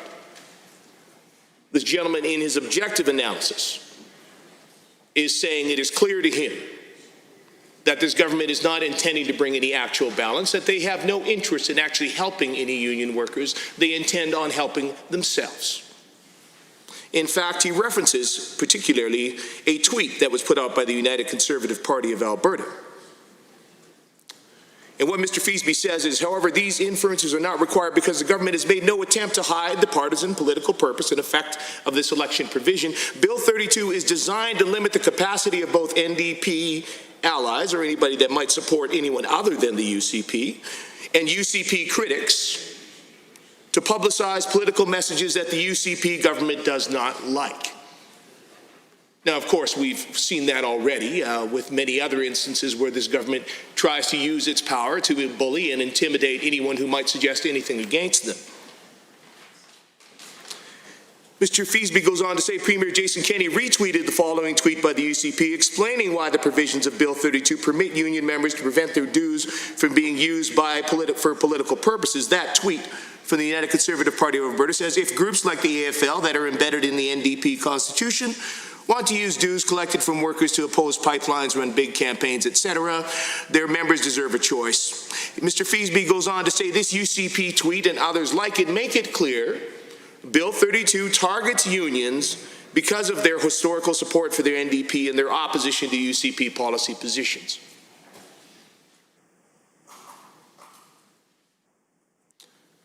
So it's clear in Mr. Feasby's analysis that this is not about the government wanting to restore any impartial balance to empower workers in general. It is about specifically them looking to target anyone who may wish to express a political opinion other than their own.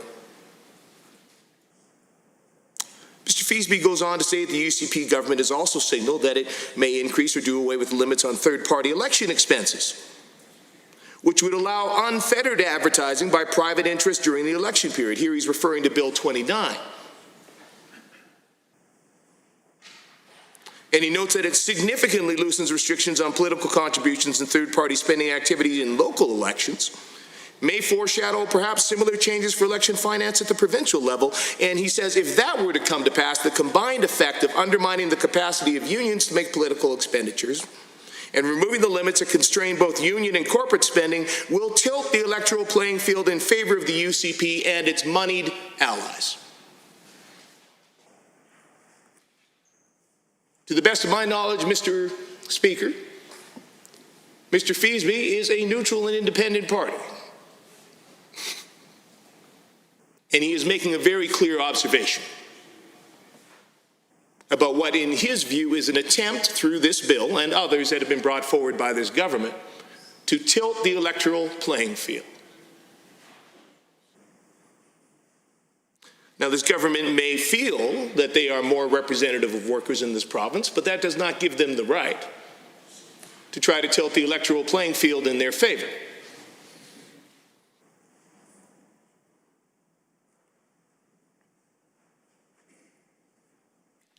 Mr. Feasby goes on to look at a number of different cases related to such changes across the Canadian political system and in other jurisdictions. He looks at examples in the US and the UK. He looks at some cases that have been before the Supreme Court of Canada.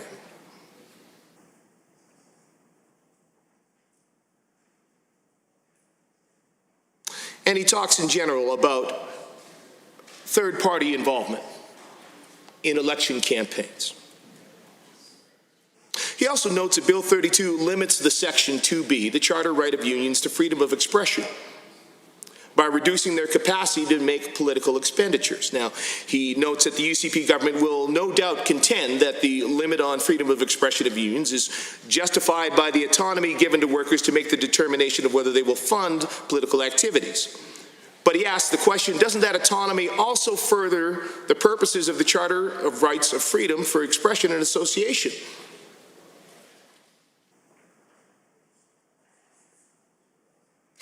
He says, absent the naked partisan purposes of Bill 32, that's his words, Mr. Speaker, naked partisan purposes of Bill 32, this might be an appropriate approach, but he says, what is a court to do when a law restricting political activity is aimed specifically at the government's political opponents? He suggests that legislators have an inherent conflict of interest in enacting laws that govern the political process. He says a party that controls the legislature is subject to the temptation to institute electoral laws that favor its own re-election.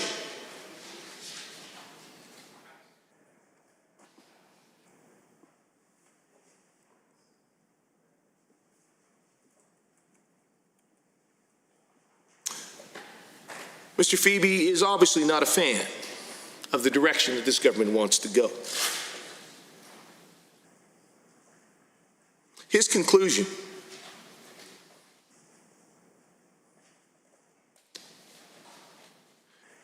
is that this is likely to lead to a constitutional challenge, that Bill 32, in fact, provides an opportunity for the court to explain how structural considerations, may be weighed in a charter analysis, and that a court evaluating Bill 32 from a structural perspective will have to ask whether a government's ostensible purpose of promoting worker autonomy could have been achieved through measures, say, such as an opt-out regime that would have less drastic impact on a union's capacity to participate in political debate. And whether the enhancement of the expressive and associational interests of union members outweighs the toll that the measure exacts on political competition. He notes that the government's conflict of interest in enacting Bill 32 requires considering how that balance would be best achieved.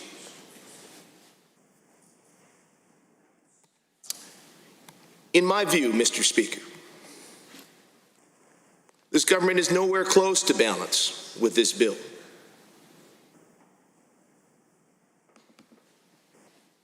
Indeed, what we see, as Mr. Feasby in fact himself noted, is that this is a part of a decided agenda on the part of this government to, in many aspects and in many ways, tilt the electoral playing field in its favor.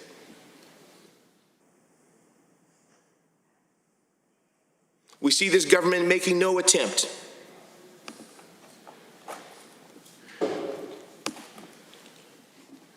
to ensure balance for workers in any other situation or any other employer.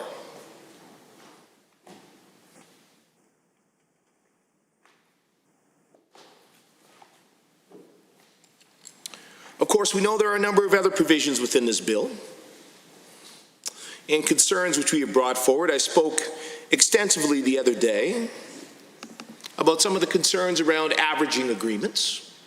Well, averaging impositions, as they will be under this government now.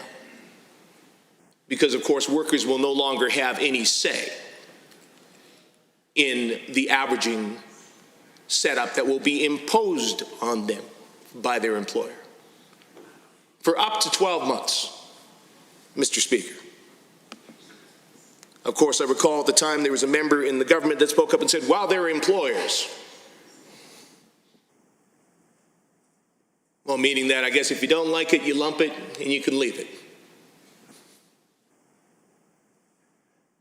I think we owe a bit more respect and support for workers, Mr. Speaker, than that. Indeed, we know they had just changed the rules around averaging agreements last year. So I do wonder which workers this government actually spoke with in the interim period to determine that that change was not good enough, or that it had to be changed further to disempower workers, to give them less rights and less opportunity to actually engage in decisions that have profound impacts on them personally in the work that they do.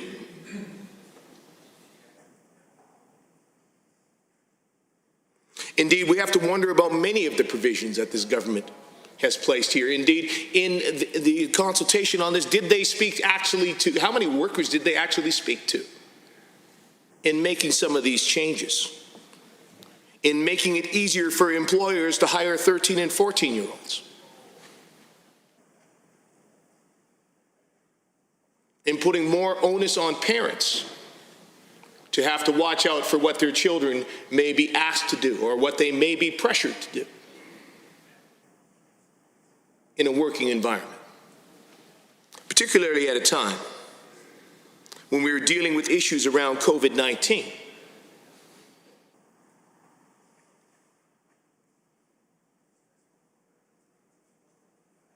And indeed, changes like allowing employers to choose the lowest amount payable for holiday pay.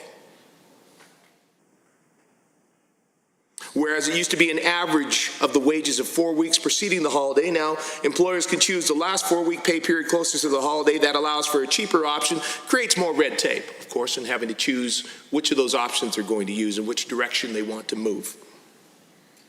But again, means less for workers, which seems to be what this government considers to be balancing the scales. Apparently, in this government's view, workers in Alberta have just had it too good for too long.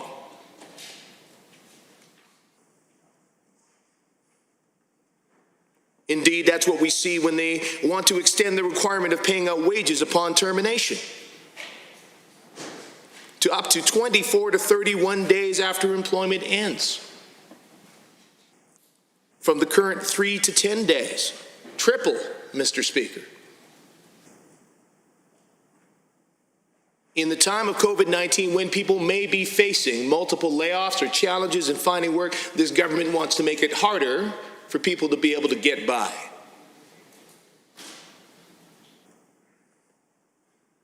There are many concerns that we have with this bill, Mr. Speaker. And I know we are going to have the opportunity to debate more and more of them. I appreciate the work my honorable colleague, the member for Edmonton Mill Woods, has done on this file as the official opposition critic for Labour. Thank you, Honorable Member 29-2A is available for 5 minutes of questions or comments, and I see the Honourable Member for Edmonton Ellerslie has risen on that. Yes, thank you, Mr. Speaker. I do believe that the Honourable Member from Edmonton City Centre was mid-sentence, and I was eagerly listening to his comments on this, and like to know more about what he has to say on this particular issue. The Honourable Member. Thank you, Mr. Speaker, and to my honourable colleague from Edmonton Ellerslie. Indeed, as I was saying, I deeply appreciate the work my colleague, the member for Edmonton Millwoods, the official opposition critic for Labour, has done on this bill, and indeed the many workers she has consulted with, the many individuals who are affected by this bill. Of course, we have seen the incredible disrespect in general that this government has for workers. Just think of the example of how they have taken the pensions of so many Albertans and are forcing those workers to have them invested through a particular agency, through AIMCO. And again, indeed, how there was no consultation, none whatsoever, Mr. Speaker, with workers and how that process would go forward. And indeed, in removing representation that was duly elected by those workers to help oversee how those pensions were handled. It's par for the course with what we've seen with this government. Clearly, their view of the sweeping powers that they believe employers should have. And indeed themselves, I guess we see that with how they approach the situation with doctors in the province of Alberta, with so many of the others that work in the public service and the healthcare sector. How they seem to want to move doctors to be waged employees, perhaps so that they can better ensure the kind of imbalance that they want to put forward through this bill on them as well.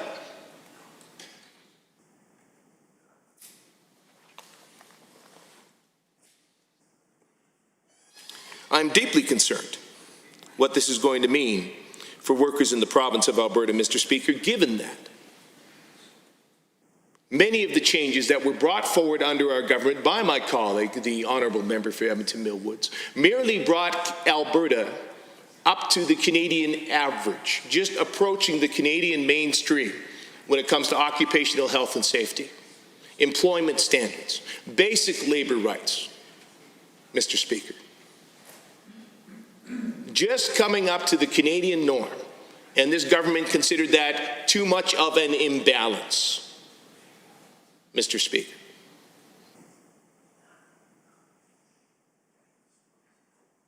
That is concerning to me. And I can only imagine what future plans this government may have after Bill 32. In what other ways they may look to disempower Alberta workers, to take away their ability to have a collective voice.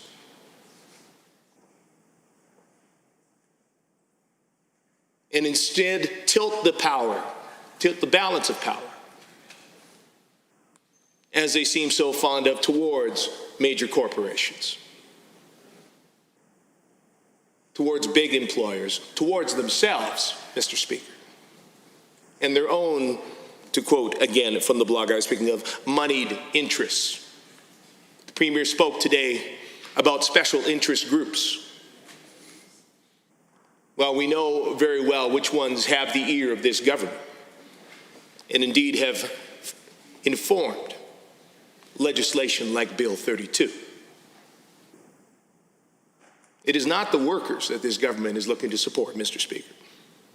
It's first of all themselves, and second of all, their friends and allies.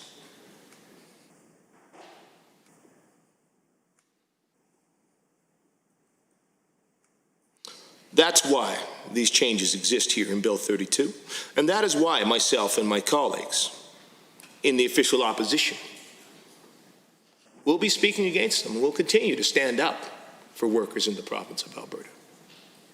And indeed will vote, as I would encourage all members of this Assembly, to vote against Bill 32 and maintain an actual balance in protection of workers, in protection of their rights, in protection of their collective voice and their right to a safe workplace, to fair treatment, and indeed their ability to provide for themselves. Thank you, honourable members. Are there any honourable members looking to join? I see the honourable member for Edmonton-Glenora has risen. Thank you very much, Mr. Speaker, and to members of the Assembly. It's always an honour to rise in this place and to be able to put on record the arguments that I think need to be made to legislation. And at this point, we're debating Bill 32, restoring what's currently titled Restoring Balance in Alberta's Workplace Act 2020, and with specific reference to a referral amendment, which I'm going to read for my own reminding, and also I think many of us aren't keeping a lot of paper on us these days. So the motion for referral is that Bill 32, Restoring Balance in Alberta's Workplace Act 2020, be not now read a second time, but that it be subject matter of the bill, that the subject matter of the bill be referred to the Standing Committee on Alberta's Economic Future in accordance with Standing Order 74.2. And I have to say, I like, this is my, even though I've been a member of this place for more than 5 years, this is only my second year serving on standing committees or committees of this Assembly, given my prior role. I wasn't a private member, so I didn't have that opportunity. And I have to say, I've been on public accounts and now on the committee that's reviewing Bill 10, the Public Health Statutes Amendment Act, I believe it is. And I have to say that even though we have times in committee where it can get frustrating and where we maybe either side doesn't feel heard, I appreciate the environment that is created in committees and the opportunity to dig a little deeper than we typically have in this place when it comes to engaging subject matter. So one of the things that I attended private members bill committee meeting recently, and one of the things that I appreciate is that you can, both parties can invite folks to come and give testimony or give arguments to the merits or the weaknesses of said legislation. And that to me is what true representative democracy, but also just democratic engagement looks like. An opportunity to bring various perspectives together and to be able to talk about strengths and drawbacks from I know when we stand here we're talking about bills, but what we're talking about is changing the law, right? We're here to make substantial changes and to change the way that our province is governed. And I would like us to be able to have full confidence that when we make changes, that they are for the better. I don't have that confidence with this bill. I know that we've received a great deal of correspondence, not as much as we've received about healthcare or parks or those are definitely, and then particularly right now around education. Thank you to my constituency manager, Tanya, who I know has been on the phone nonstop, responding to parents and to staff who have grave concerns about the risky non-plan that was proposed yesterday. So please feel free to reach out to any of the MLAs in either caucus. Obviously you have your own MLA, but a lot of the people who are reaching out to us right now don't feel that their MLA is currently representing them on educational issues, so they're reaching out to us on that. And we certainly have seen that as well in terms of labor concerns. I know that the constituency assistant for the member for Edmonton Millwoods, who happens to be our critic for labor, has also received a tremendous amount of feedback from members of the public with regard to their concerns in this legislation. And while I appreciate that that MLAs and their constituency staff work to gather feedback and inform the debate we have in this place, the debate we have in this place is under different parameters in terms of time and engagement than the kind of engagement that we have through our standing committees. So I think the one about economic futures makes perfect sense. The Premier tied jobs and the economy together during the last election campaign quite successfully, and I think anyone who saw, different graphics or read different headlines knows that he talked about jobs and the economy as one package item together. And this is a significant change to jobs and to way people work and the way people can organize or not organize in this province, in this legislation, as well as the rights that employees have in their own workplaces. So there has already been some engagement on this in the public. One piece that I am going to reference at this point in the debate is written by David Dory. It was earlier in July 8th. Which in COVID times sometimes moves slower and sometimes moves faster, but it was less than 2 weeks ago. And the title of the piece, which I will table tomorrow, Hansard, my apologies. I've been quoting a number of things lately, and I get those nice emails from Hansard saying, can we get the correct reference to this so that we can cite it properly in Hansard? And I really do appreciate their dedication to making sure that they have an accurate reflection of what's said in this House and the evidence that is backing up arguments. But I'll also table this document in accordance with our standing orders and with good record management. So the article I'm referring to is Alberta Tests Right-Wing Republican-Inspired Labor Laws. That's an interesting title, but the writer, again, Mr. Dory, goes on to talk about what the current state is of union coverage, for example, is one of the areas that he's talking about, because there are a number of changes here that seem to be part of a Republican playbook south of the border around creating environments where less people are members of unions. So he talks a little bit about the history of union coverage by province between 2014 and 2018, so not that long, and how in 2014 it was 22.1% of Alberta workers were part of a union, and that in 2018 it was 24.5. So I wouldn't exactly say that was a huge swing in the number of, or the volume of, I guess rather, the percentage of workers represented by unions. It was, 2.4%. Not a huge dramatic swing as the title of this bill refers to in terms of restoring balance.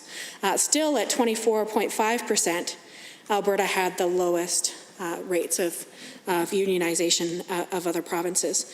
The national average being 30.1, Newfoundland and Labrador 37.3, the highest Quebec 38.4, Prince Edward Island 32, Nova Scotia 29.7, New Brunswick 29.8, Ontario 26.3, Manitoba actually quite high as well, 34.2.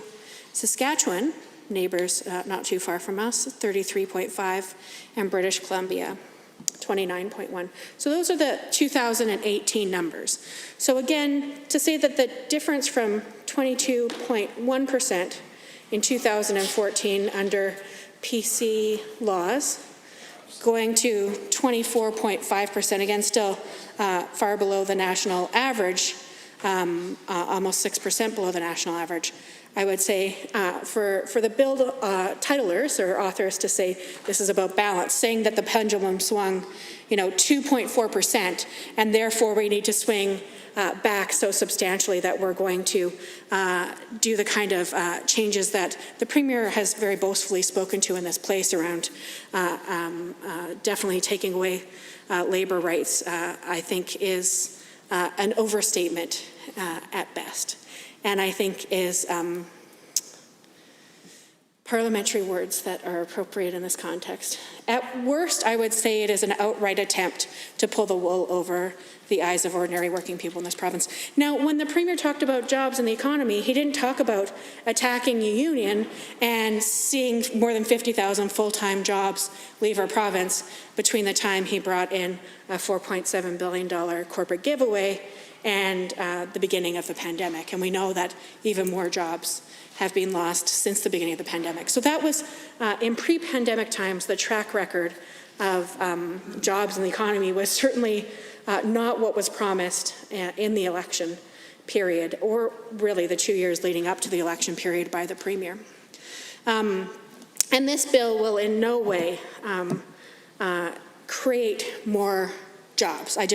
What it does do is there are a number of changes around when people are fired, how quickly they'll receive their final pay. When people don't reach an agreement around averaging, how one will be imposed on them. Those things aren't about job creation. Those things definitely aren't about balance. Those things are, in my estimation, meeting specific directives advocated by specific organizations and employers. And I can almost assure you, although if we had a chance to go to committee, maybe we could probe this a little more deeply, that no worker group, no organizations that represent workers were advocating for these kinds of changes to, I think it's been said, put $100 million back in the pockets of employers. And of course, we know where that money's coming from.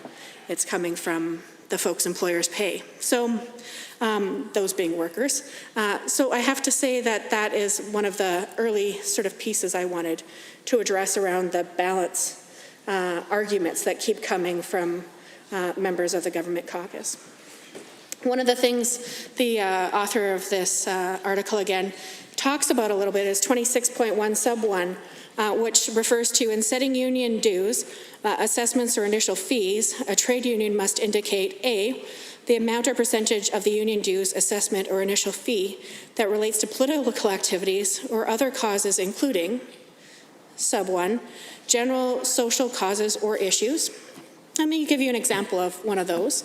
I often go on Labor Day to, if you've never been, it's in Little Italy in Edmonton.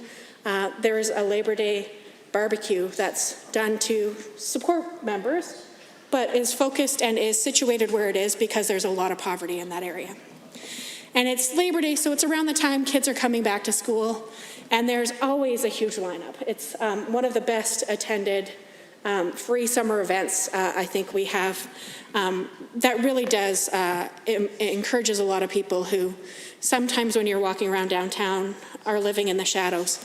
But at this Labor Day barbecue, they are celebrated. They are the focus of this barbecue, and that's why it's held in a park where there are a lot of people who struggle with food insecurity and home insecurity, and it's an opportunity for everyone to come together and have a picnic, a barbecue together. I'm not exactly sure what that's going to look like this year, of course, to ensure safety for all. But that's one of the social causes or issues that this bill will be hurting. Because the amount or percentage of the union dues, assessments or initiation fees that relates to political activities or other causes, including general social causes or issues, feeding hungry people, Mr. Speaker. That's a general social cause or issue. Making sure that workers have an opportunity on their day where we celebrate labor and the contributions of labor and of working people to give back to those who are less fortunate. General social causes or issues. That definitely was not in the election platform. Charities or non-governmental organizations. So here's another one. I know that there's a labor school camp that's set up for kids of people who are part of these workplaces who want to have an opportunity for their kids to get together and go to summer camp. And some of their dues go towards running this fun summer camp for kids. And there are a lot of kids in the province that don't have the ability, their parents don't have the extra few $100s to be able to send them to summer camp. But collectively, these labor organizations have decided that they're going to jointly contribute their funds to ensure that their members' kids get a chance to go to summer camp. And at that summer camp, the kids have an opportunity to understand a little bit what negotiations look like. For example, the last day of camp, there's always a dance, or there's typically been a dance. And the dance, the adults get to decide what the dance is going to look like. They say the dance will end at 8 o'clock. You will have a playlist determined by the organizers of the dance that comes from the 1980s, very good music in the 1980s, and there will be no snacks. And the kids, of course, say, well, that doesn't sound like much fun. We'd like to be able to stay at the dance till 10 o'clock. We'd like to have music that's contemporary, that we actually like listening to, and we'd like to have some treats. and they develop a list of things that they'd like to be able to advocate for collectively as children to make this experience a more enjoyable one than having to sit around listening to their parents' records and with no refreshments or snacks. And they do this negotiation back and forth, and it's really an opportunity for these kids to understand what it is that their parents are doing in their workplaces when they get involved in organizing and helping one another, but also for kids to understand that they have a voice, that they have an opportunity to engage, and that when adults direct things to them, time flies. Members 29-2A is available. I see the honourable member for Edmonton Ellerslie has risen. I was appreciating so much that story, Mr. Speaker, that I really love it if the member from Edmonton Glenora could continue, please. The honourable member. Thank you very much. I was hoping that the member is going to maybe say that his kids went to that camp, and if they haven't, I hope that one day they have the opportunity to, because I think a lot of what makes the member from Ellerslie such an effective advocate are things that he learned in his experiences advocating for himself and his coworkers through the labor movement. So definitely giving kids an opportunity to know that when somebody in a position of power gives you a set of rules, you can actually work collectively to come up with strategies to create a better environment for yourself and those that you are working with. So they actually go through how you would raise a concern with somebody who can help advocate for you. So who would be a shop steward in this situation? Another one of the kids, right? Another one of the kids would come forward and say, you know, I'll go back and forth and I'll help advocate for the things you want. Oh, you want music from the 2000 to 2010 range? Okay, how does everyone else feel about that? Do you want music from 2000 to 2010? Or do you want music from like 2018 to 2020, right? So they get very specific in figuring out what the collective will is of these children to have a fun dance. And all of these strategies that they have relate to non-government organizations, charities, general social causes or issues, sending kids to summer camp. Organizations of groups affiliated with or supportive of political parties. Again, there are a whole lot of things that could fit into that category, but this is another thing that the government is taking away from the ability of democratically elected union leaders, labor leaders, to be able to work on behalf of their members and in collaboration with their members to advocate for things that will make their rights be upheld and heard. And any activities prescribed by the regulations, it goes on to say. So that could be a whole additional swath of things that we don't even know and that will never be debated in this place because they will be passed in a room down the hall that only certain people are allowed into. And it definitely doesn't include private members or the opposition in those discussions. So these are some of the types of substantial changes. This is just one very small piece of legislation that I wanted to highlight at this point in committee where we are in second where we're considering the referral. I think that committees can be places of benefit to all members and definitely of benefit to the laws that we're here to determine. And I think ensuring that private members of both parties having an opportunity to engage in bringing folks forward to understand the implications. One of the favorite phrases of former members in this place, I'm trying to think if any of them are still here right now actually, was about unintended consequences, right? Think about all the unintended consequences for your legislation. Canceling summer camp. Stopping a barbecue for kids who are, or for people who have food insecurity and live in the core of our city. These are the consequences that are listed in this bill. And I definitely know that the Premier, when he was campaigning to be Premier, didn't say that he was going to, take away the ability of people to donate their money to feed hungry people on the street, or take away the ability for working people to send their kids to summer camp. Yet these are some of the implications of this one very small piece of this bill. Again, it's a substantial bill. It's a bill that's framed in what I would say is a false argument around there being imbalance when it comes to workplace organization. Again, Alberta still has the lowest unionized, union-covered positions as a percentage of total workplace positions in the province or in the country, far from the national average of 30.1%. And I think that we have a lot to do as a society. And is this really where this assembly should be spending its time on attacking the rights of democratically elected folks to be able to engage in charitable events and supporting non-governmental organizations. I would disagree. Knowing that I have about 20 seconds, I want to mention one other union-initiated charitable act, and that was putting a playground at the Glenrose Hospital. Glenrose Rehabilitation Hospital, that unions collected funds to be able to build a playground there so that kids who have to live in the hospital and experience rehab have somewhere fun to be for some time during the day. Or when kids come to visit their grandparents at the Glenrose, they can go downstairs together and play on the swings. Grandparents can help engage with their children. We're taking this away. Thank you, Honourable Member. We are on REF 1 of Bill 32. I see the Honourable Member for Edmonton Riverview has risen. Well, thank you very much, Mr. Speaker. It's my pleasure to join debate on, I can't remember what you said, RAF1, which is, of course, the referral motion for Bill 32. It's standing, referring this to the Standing Committee on Alberta's Economic Future. So I'd like to speak in favor of this referral motion.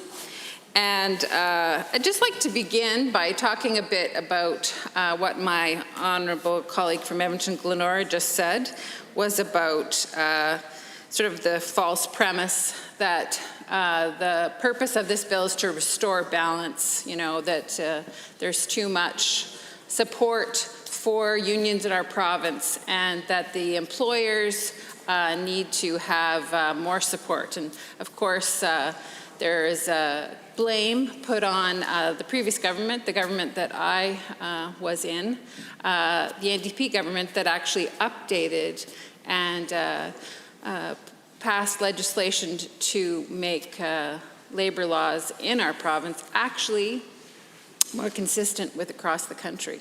So I just want to say that this is not restoring balance. Actually, it's taking us backwards. It's taking us backwards 20, 30 years. And that's kind of a sad place to be. I think Alberta would want to be a leader and that we would want to be making sure that workers in our province had the supports. And we do want to have balance, but this isn't creating balance. This is taking us backwards, of course. We know that, you know, I like to remember this because people, members who were in the House in the last mandate of the government, when we were the government, the Minister of Labour at that time, the member currently for Edmonton Millwoods, would kind of give people perspective on how long it had been since labour laws had been updated, employment standards had been updated. And so she would often use some kind of example in, you know, in the entertainment world. And so one of the things I can remember just off the top of my head is she would say, well, the last time these labor employment standards were updated was when Beetlejuice was in the theaters. And that was back in 1988.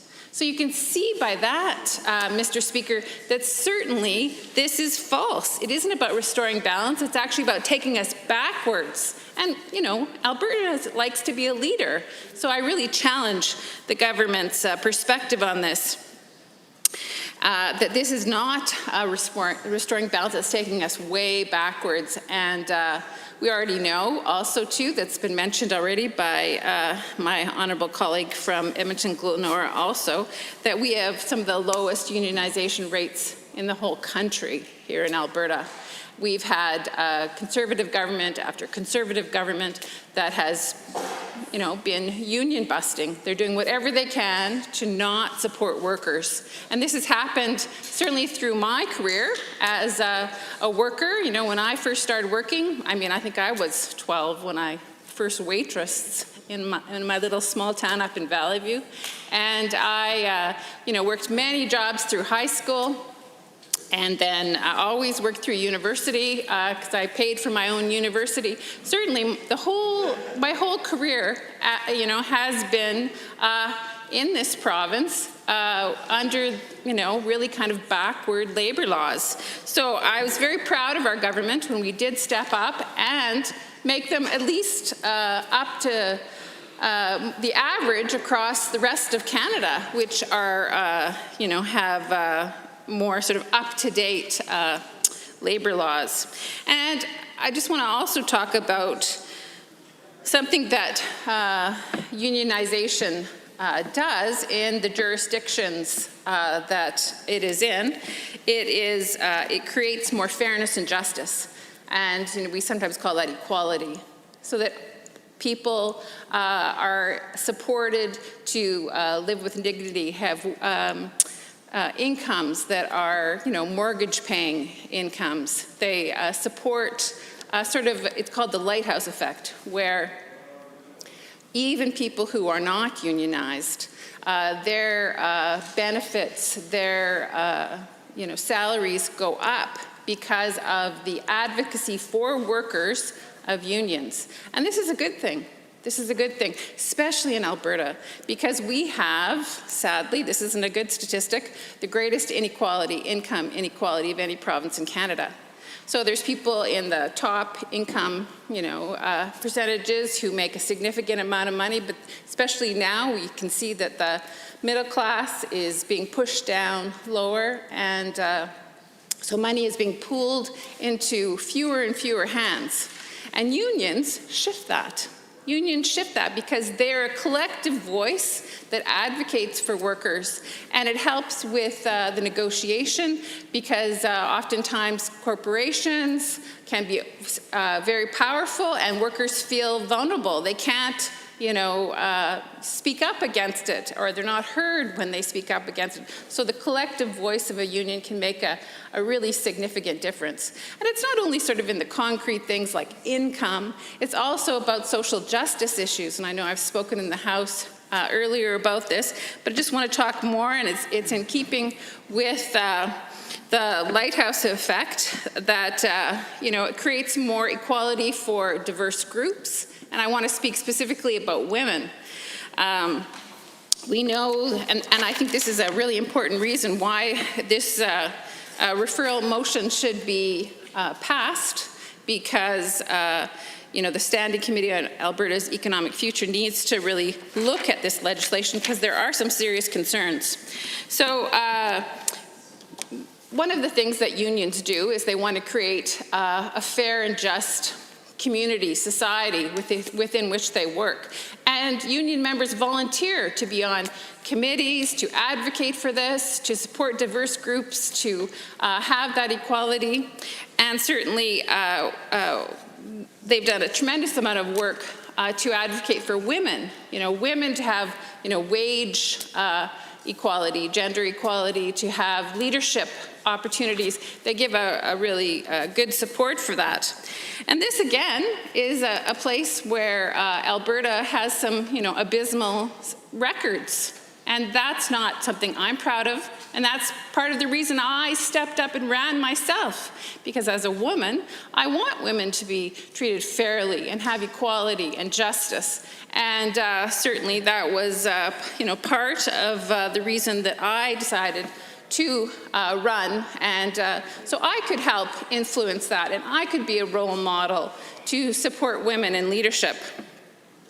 But the sad reality is that Alberta doesn't do a very good job in terms of gender equality for women. It's got some significant issues. I tabled this earlier this week, the report on the best and worst places for women to live in Canada. There's a report that comes out annually by the Canadian Centre for Policy Alternatives.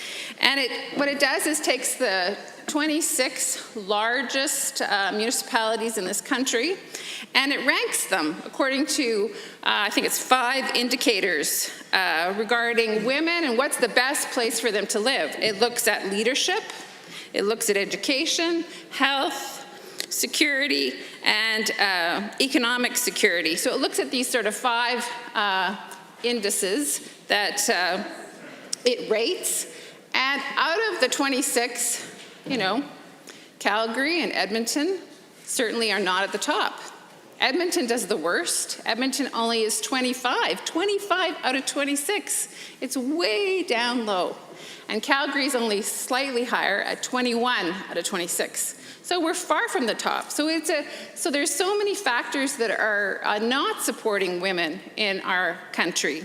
And one of the things that unions do is they actually elevate women's power and leadership and economic prosperity. And so those two go together. So when there's low unionization, guess what? Women aren't very well supported. So this bill, of course, is, sort of cutting at the heart of one of the things that unions do with this opt-in clause, where the members must say, okay, yes, you can spend my money in this way, you can spend my money in that way. You know, it's just a fundamental part of unions is the social justice aspect. Certainly we know that corporations, have many advocacy campaigns. They don't have this opt-in or opt-out provision. And certainly when I was the Minister of Seniors and Housing, or when I was the Minister of Job, Skills, Labor, and Labor early on, I met with the the Independent Federation of Businesses, restaurants, associations, many of the corporations, and believe you me, they had lots of funds to spend on political advocacy. They had a tremendous amount. And so, of course, this legislation is moving to silence the voices of unions who believe in those kind of values like equality. They believe that workers should be supported. They believe women should have supports so that they have support to overcome some of the barriers that makes it hard for women to be on equal footing with men in our society. And so this legislation cuts at the heart of that. And unfortunately, if this is passed, it will make it, again, a very challenging place, one of the worst places in Canada, Edmonton and Calgary, for women to live. And we don't want to have that as our moniker. I'm sure that this isn't a great place for women to live, but that's the fact. And if I go into the sort of the indices of what they measured in this study by the Canadian Centre for Policy Alternatives, one of them is security. So like security of person. So we have extremely high rates of intimate partner violence in our province, in those two cities. We have very high rates where women are assaulted, oftentimes by their, husband or their boyfriends. So that is not a good indicator of women living in a healthy situation. So that's, there's, because of those high rates, we don't have desirable major cities. The economic disparity between men and women's wages is also quite wide. And again, some of the widest gaps in Canada. And a lot of that is to do with leadership, which is another index that they looked at, which is about women in elected office, and they just are looking at cities, so it's not provincial politics, it is the cities. So in Edmonton, we have 15% of city councillors are women, in Calgary, 20. I mean, this is awful stats. We want women to be 50%. We're 50% of the population, but we're not in leadership, so guess what? That decisions are made that aren't including women's voices, and women need to be at the table. And so that is also an indicator that shows that women aren't doing very well in our province. Also, leadership in private industry. Women are not CEOs of big corporations, aren't in big, high-level management positions comparatively to other centers where women are elevated more. So that is also a sort of an issue with leadership. Women aren't in those positions in our province compared to other provinces. We're down the list, as I said, Calgary 21, Edmonton the 25th place to live. Another areas too is just having access to accredited affordable childcare. That's a real struggle in our province. Of course, that's essential for women so that they can, hold positions in the workforce. And of course, we know that, during COVID-19, the government has certainly not been very helpful to women in regard to providing those kind of affordable, accredited childcare spaces. So I'm very grateful to the work that unions have done, certainly in our province and across the country, to really give support to women, to create more equality for them. And so this direct assault by this government on unions will hurt that. And believe me, as I've just indicated, there's a long way to go. There's much more work to be done, and we're far from on equal footing. Women are not on equal footing with men. They have many more barriers. But you know what? Unions actually help women to be able to be on equal footing. So when you're cutting and attacking them in this legislation by having this opt-in clause, then you are undermining their ability to advocate. And, that just strikes at the heart of fairness. Thank you, Honourable Members. 29-2A, and I see the Honourable Member for Edmonton-Ellerslie. Yes, thank you very much, Mr. Speaker. I always appreciate the comments of the member from Edmonton Riverview, because you can always rest assured that you're going to get a gender analysis. And I appreciate that we have that kind of expertise on our side, and I would really much appreciate if she could continue with her comments along those lines. Full member. Thank you very much. Thank you to the member from Edmonton-Ellerslie for his encouragement to keep sharing a bit about some of the comments that I already had started with. Certainly we know that, if we go to this opting in clause that is going to be a requirement of this legislation, so that workers will have to say, yes, you can go ahead and, work on social justice issues. I mean, this is just a fundamental thing that unions do, but now workers will have to say, yes, you do that. We know that this doesn't really fit with a lot of what's been ruled on already in court systems across the province. The Levine versus Ontario Public Service Employees Union decision from 1991. So that's quite dated, Mr. Speaker. That's been established, obviously, for quite a while, upheld the rights of unions to spend union dues on political activities. The RAND formula is a Supreme Court imposed formula for automatic checkoff of union dues. It's not clear that this legislation is going to be compliant. So it's just very clear that this UCP government wants to silence its critics, despite it sort of giving lip service on occasion to, oh, we care about all the voices in Alberta. I mean, this is like a sledgehammer saying, no, we don't. No, we don't.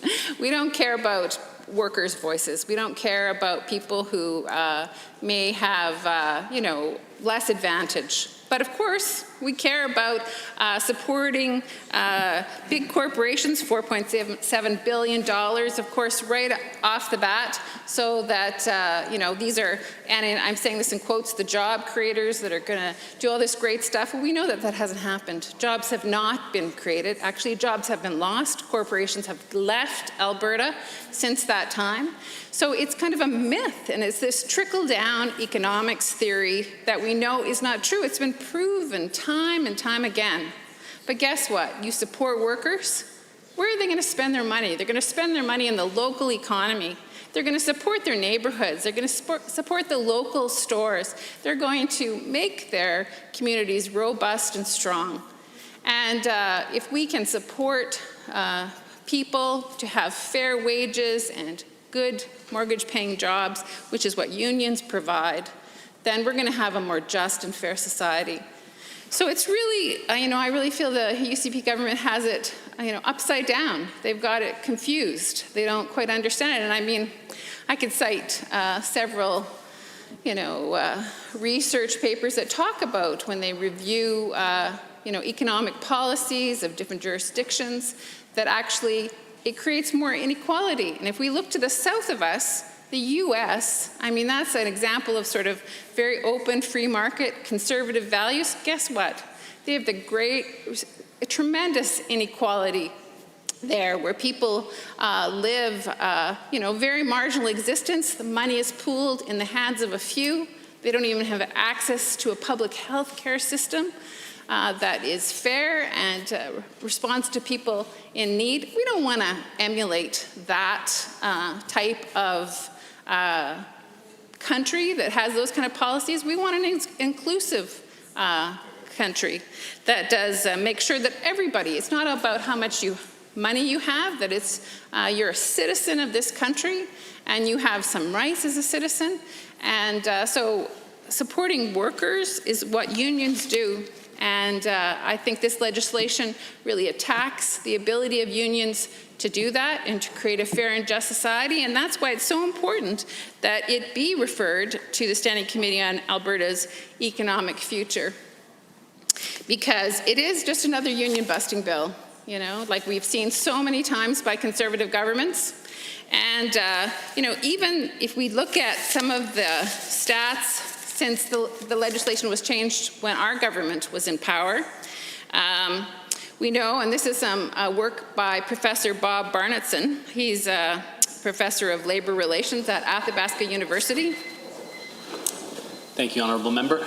Joining debate, I see the Honourable Member for Edmonton Goldbar. Thank you, Mr. Speaker. I'm pleased to rise to offer a few comments with respect to this referral amendment. And of course, I will be speaking, like all of my friends here in the official opposition, in favor of referring this bill to the committee for a number of reasons that I'd like to outline. I first of all want to thank my friend from Edmonton Riverview for her comments with respect to the important work that unions do to promote women's equality. And I'm going to touch on that issue in the speech in making my arguments in favor of referring this bill to committee, because I have very grave concerns about the impact that Bill 32, if passed, will have on labor's labor ability to organize.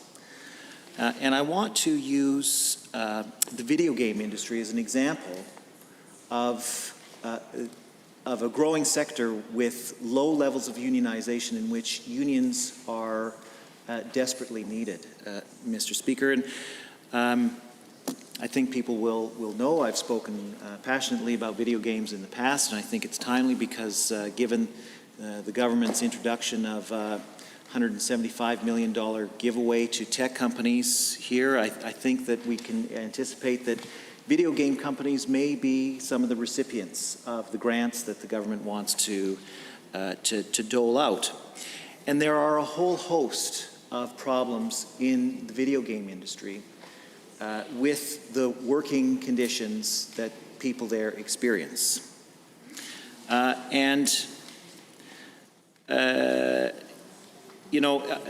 think it's critical to underline the fact that unions are very important for making sure that workers in any industry have safe and fair working conditions as well as decent wages. Anybody who has followed the video game industry in the last few years knows that there have been extensive, widely reported problems with working conditions in that industry.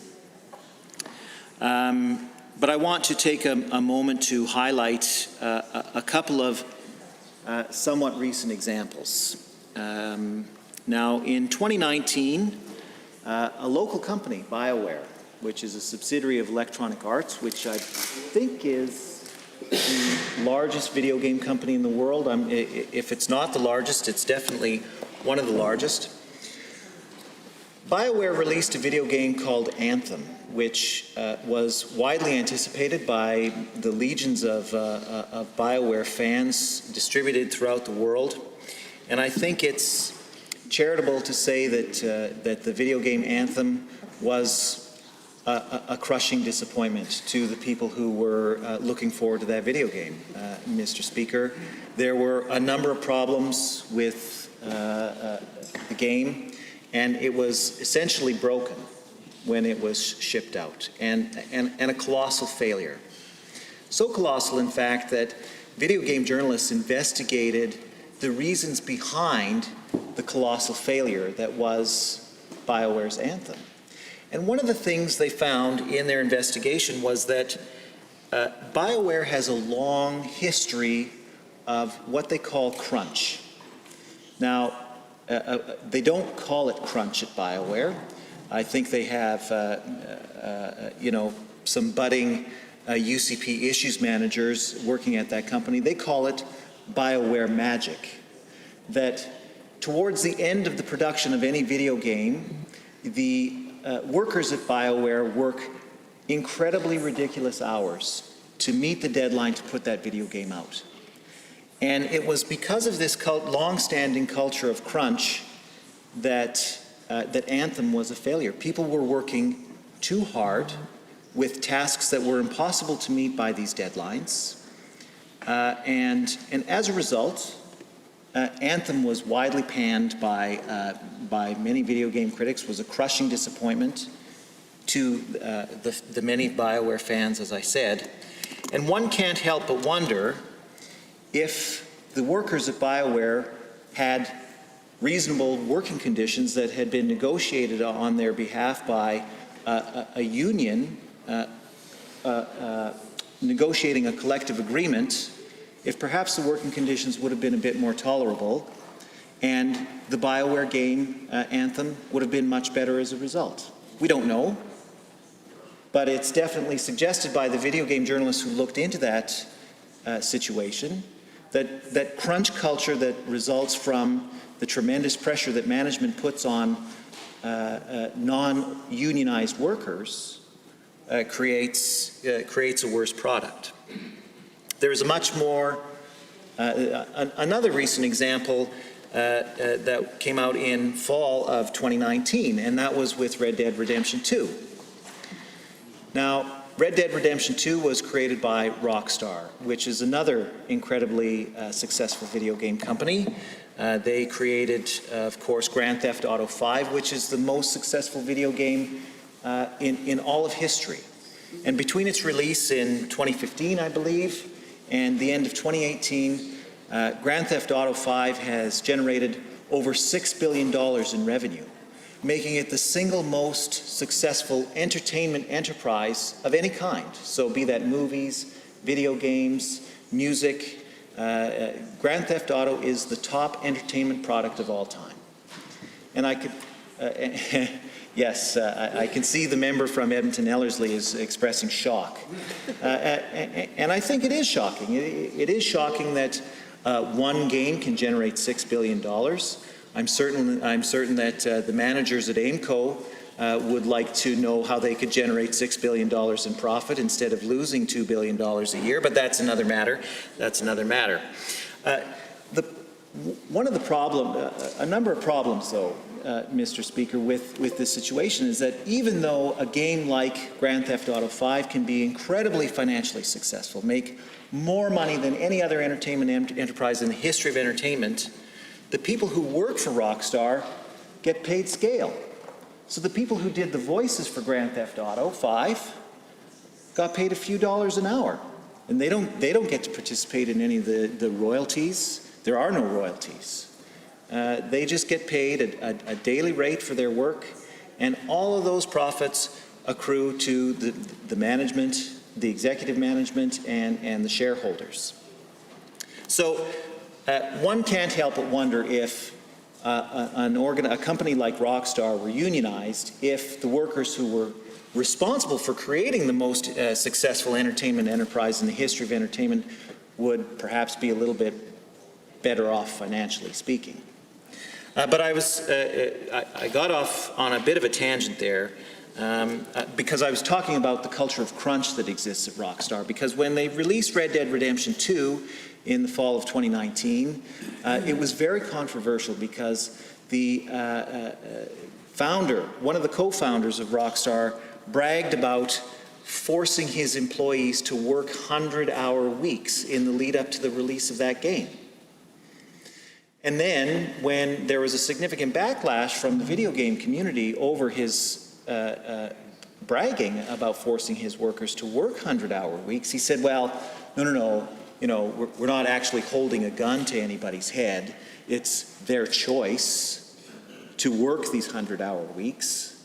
He neglected to say that the choice was between either working a 100-hour week or losing your job, which is not the kind of choice that anybody wants to make. And so we can't help but wonder if Rockstar workers would be better off if they were also represented by a union, so that they didn't have to work these 100-hour weeks to put out a video game. And people may be wondering, well, I'm sure that these 100-hour weeks are significantly leading to a product that's much better than, if they were working traditional 40-hour weeks. And, let me remind you, Mr. Speaker, and all members of the Assembly, that there is a diminishing rate of returns to the work that a video game worker puts into when creating a video game. So in a 40-hour week, we can get a reasonable facsimile of a horse in the case of a game like Red Dead Redemption 2. But if they put in 100-hour weeks, well, we can get a slightly more realistic horse. And, the players' boots jingle a little bit more accurately when they get on and off the horse in the video game. These are things that are practically immaterial to the gamer's experience, but have significant effects on the lives of the workers who are forced to work these 100-hour weeks to put out the game. And Rockstar was, at the time, many employees came forward with some harrowing stories about suffering from symptoms similar to post-traumatic stress disorder, depression, severe anxiety. Some, claimed to suffer from suicidal ideation because their working conditions were so bad. So I can't help but wonder if the video game industry had a much stronger union movement, if workers would be protected from these kinds of incredibly trying, incredibly difficult working conditions. I want to touch on one of the arguments that my friend from Edmonton Riverview was making in her argument, is that unions create better working conditions for women, Mr. Speaker. And it has been widely reported that working conditions for women in the video game industry are absolutely abysmal. Right now, Ubisoft has been rocked by scandal.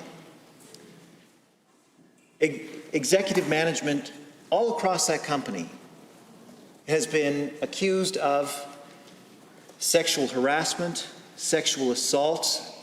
One of the executive managers has actually been accused of luring women into his office and drugging them so that he could have sex with them, Mr. Speaker. This is absolutely outrageous, and to date, Ubisoft has denied any responsibility for how it has treated its female employees. Unless you think that Ubisoft is unique in the video game world, and I don't, I should remind everybody that Ubisoft is also one of the largest video game producers in the world, and many of the executive managers who are wrapped up in this scandal, who have been accused of these kinds of horrible actions towards women, are Canadian, which should be much to our shame. But Ubisoft is not unique. And in fact, last year in May, 150 workers at a video game company called Riot Games walked out. Now, they're not unionized. Riot Game workers are not unionized, but they walked out because the women employees at Riot Games had long complained of sexual harassment and sexual assault. They alleged that executive management in that company would actually publicly rate female employees as to how hot they were. Not only that, they also accused Riot Games of paying women workers less money than their male counterparts were earning. And when women workers tried to take Riot Games to court because Riot Games refused to acknowledge that this was a problem, they applied for and received from the state of California forced arbitration. So Riot Games was hoping to just quietly settle the issue so that there was no public controversy, that I think it was their hope that they could pay off these troublesome women, in their view, to be silent, and so that they could carry on making games with this toxic culture that they've always used. But the workers of Riot Games were not having it, Mr. Speaker, and even though they weren't unionized, 150 workers staged a very public walkout. They put down their tools and they quit making video games. That definitely got the managers of Riot Games' attention. And when 150 people walked out and stopped working, all of a sudden Riot Games was very keen to take action to rectify this toxic culture of misogyny and sexual assault. Unfortunately, Mr. Speaker, I haven't been able to research how things have ended, but at least Riot Games was forced to publicly admit that they had a problem and that they were able to deal with it. And now, that is a company where the workers organized themselves and staged this kind of walkout. Thank you, honourable members. 29.2a is available, and the honourable member who caught my eye is the Honourable Minister of Labour and Immigration. Thank you, Mr. Speaker. I've been listening to the debate, and I want to thank the honourable members opposite for weighing in on this issue. I have spoke to the my point of view in regards to the referral amendment earlier, but I wanted to take an opportunity to clarify certain items that have been raised by the members opposite. And I won't be able to get to them all in this short period of time, but I wanted to touch on a few. And the first I wanted to comment on, I think it was comments made by the member from Edmonton, Glenora, who suggested that that the $100 million of savings associated with making a change to the timing of termination pay would be coming out of the pockets of employees. Mr. Speaker, I want to reiterate that that is simply not the case. The $100 million of savings is an administrative savings, and this is a savings associated with employers being able to, instead of paying 3 days after an employee is terminated, they can have the opportunity to pay on the next regular pay cycle. And Mr. Speaker, going off the pay cycle costs a significant amount of money to generate a paycheck. It's estimated by the Canadian Payroll Association of $91 per check, and that's why there's a belief that this will save employers $100 million. And that $100 million is extremely important, Mr. Speaker, and it's important because this is funds that employers can use to continue to operate through these difficult times and have cash to be able to continue to keep Albertans employed and then hire Albertans. And Mr. Speaker, quite frankly, this is what we call a win-win, Mr. Speaker, because it takes no money from employees who need the termination benefits, while at the same time saving monies for employers and then help create jobs. So I wanted to set the record straight on that particular issue. Mr. Speaker, I also wanted to talk to an item raised by the member from Edmonton City Centre, who talked about changes that we're making in Bill 32 regarding youth employment and suggesting that this is challenging and is something that we should not be moving forward. Mr. Speaker, this change that we are making, quite frankly, Mr. Speaker, is minor.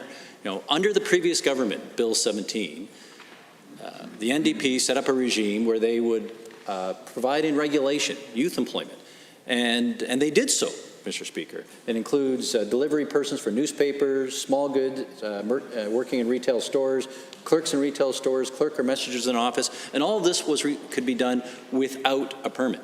And in addition, Mr. Speaker, the previous government also provided permits for those in the restaurant industry working a series of jobs, these are 13, 14-year-olds, with restrictions. And Mr. Speaker, we have simply taken the provisions of that permit, put it into the regulation.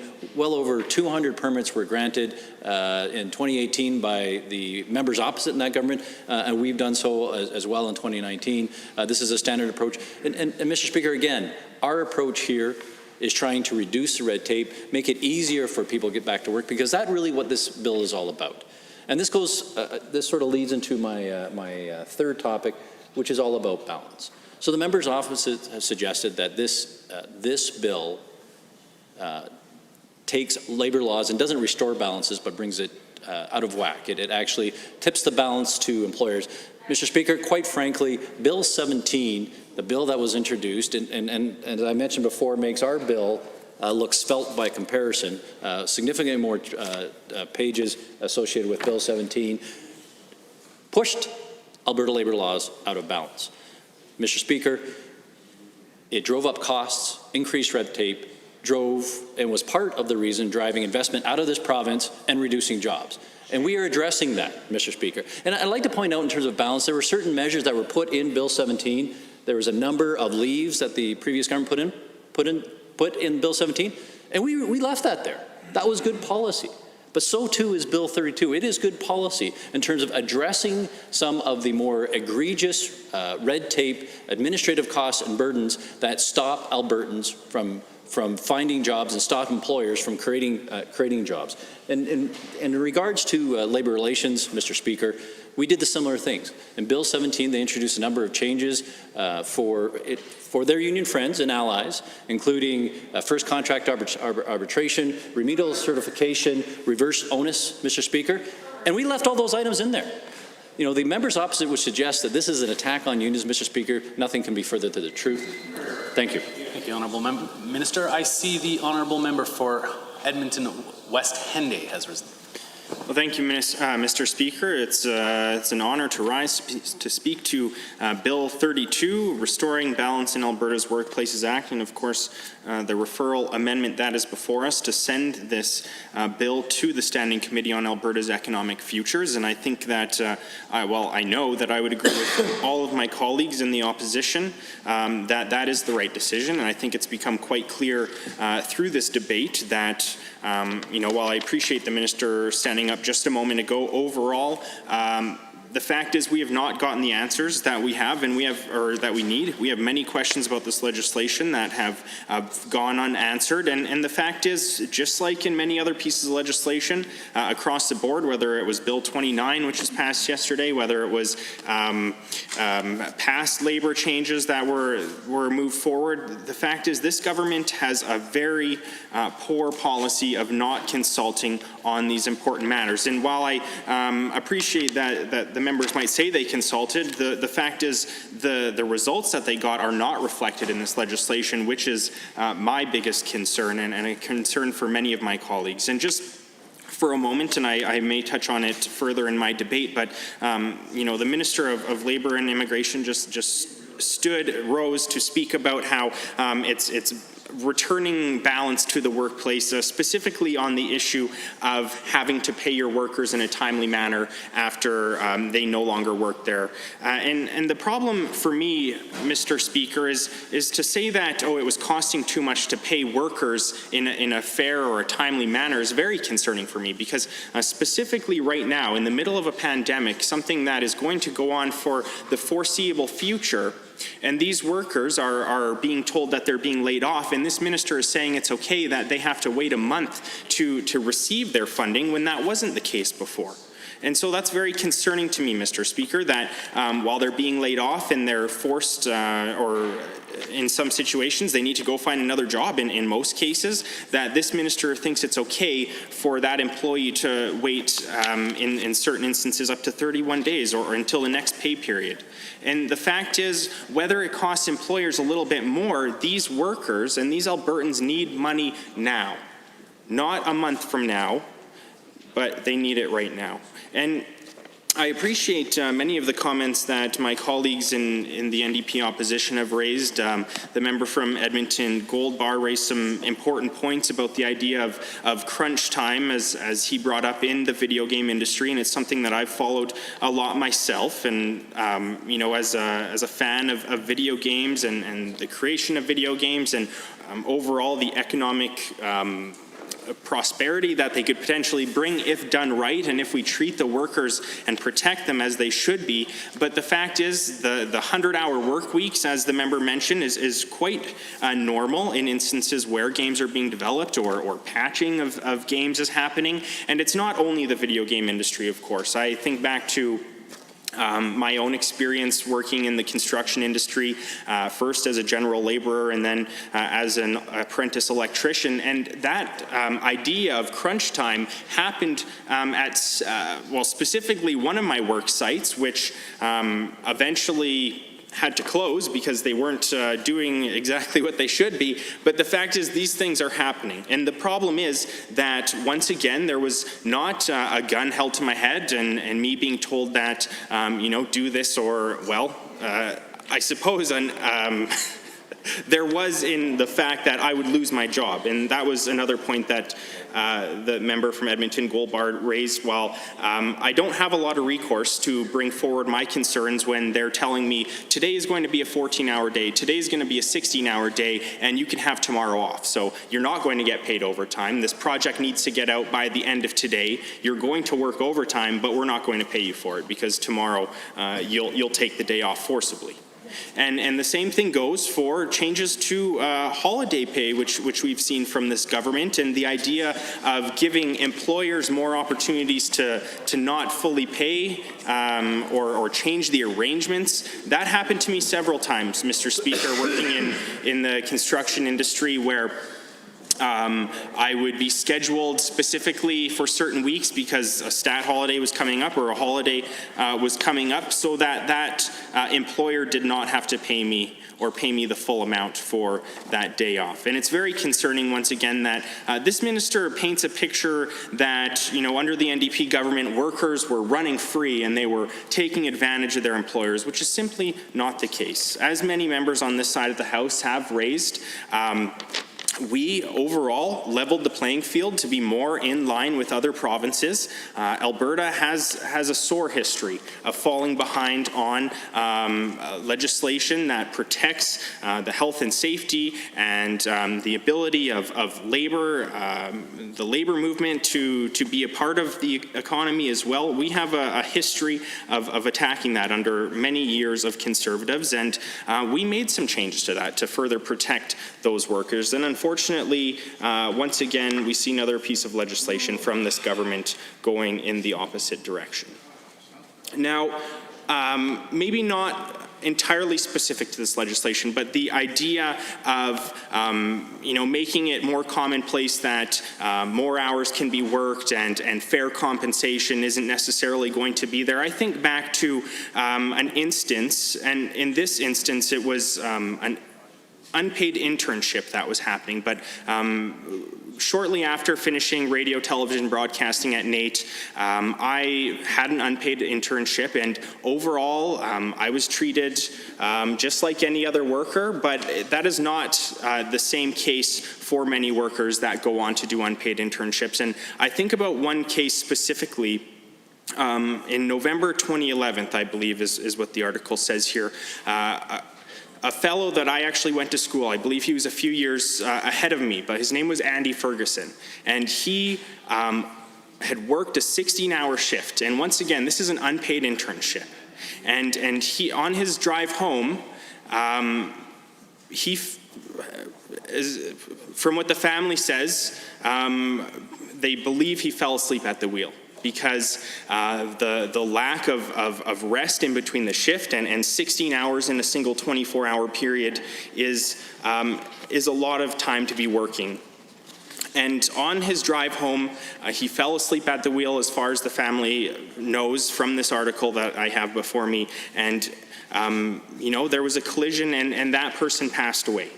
And so while we talk about increasing opportunities to put people to work, and we talk about scaling back the rights of workers, we have to consider whether or not it's commonplace that situations like this happen, that every time we give employers an inch, we have to ensure that we are also protecting employees the same. And I would argue that this legislation is not restoring that balance, is not finding the right balance. And I think back being an MLA over the last 4 years in my first term, several lobbyists that reached out to my office. And in a lot of instances, I'd prefer to talk to the business owner that these lobbyists are trying to lobby for. But there was certain instances where I had conversations with organizations like Restaurants Canada, like whoever else it might be, CFIB or CTF. But when I sit down with these organizations, I listen to their concerns and I recognize that they are there to bargain or lobby on behalf of employers. But I also recognize the fact that there's another part of the conversation. And it doesn't seem that this minister has quite found that there's also an important side of the conversation from employees. It seems that this minister is only concerned about how employers are feeling about legislative changes. And through the discussions of Bill 32, you can see online that many employer lawyers and lobbyists are very excited about the prospect of this passing because there's great opportunities for them to financially gain on the backs of workers. And so through many of these changes, whether it's the changes to employment standards or labor relations, Public Education Collective Bargaining Act, I mean, it's touching on 6 pieces of legislation. I would say that in that case, I would call this an omnibus piece of legislation that has not had the proper amount of time for consultation, and it should once again be referred to the Standing Committee on Economic Futures, because this is simply put not ready to move forward. This is a blatant attack on working people in our province at a time when those workers are simply trying to put food on their families' tables. You know, in the middle of a pandemic, when these workers are concerned about their job prospects tomorrow, in a week from now, in a month from now, this minister is saying, well, you better listen to your employer then, because there's a good chance that if you decide to refuse work for whatever reason, concerns about being fairly compensated, concerns about being forced into an agreement where traditionally you would have received overtime, but all of a sudden it's crunch time and you're no longer going to be given that overtime, that you better take that agreement or you will be fired, and the government will do nothing to stand up for you.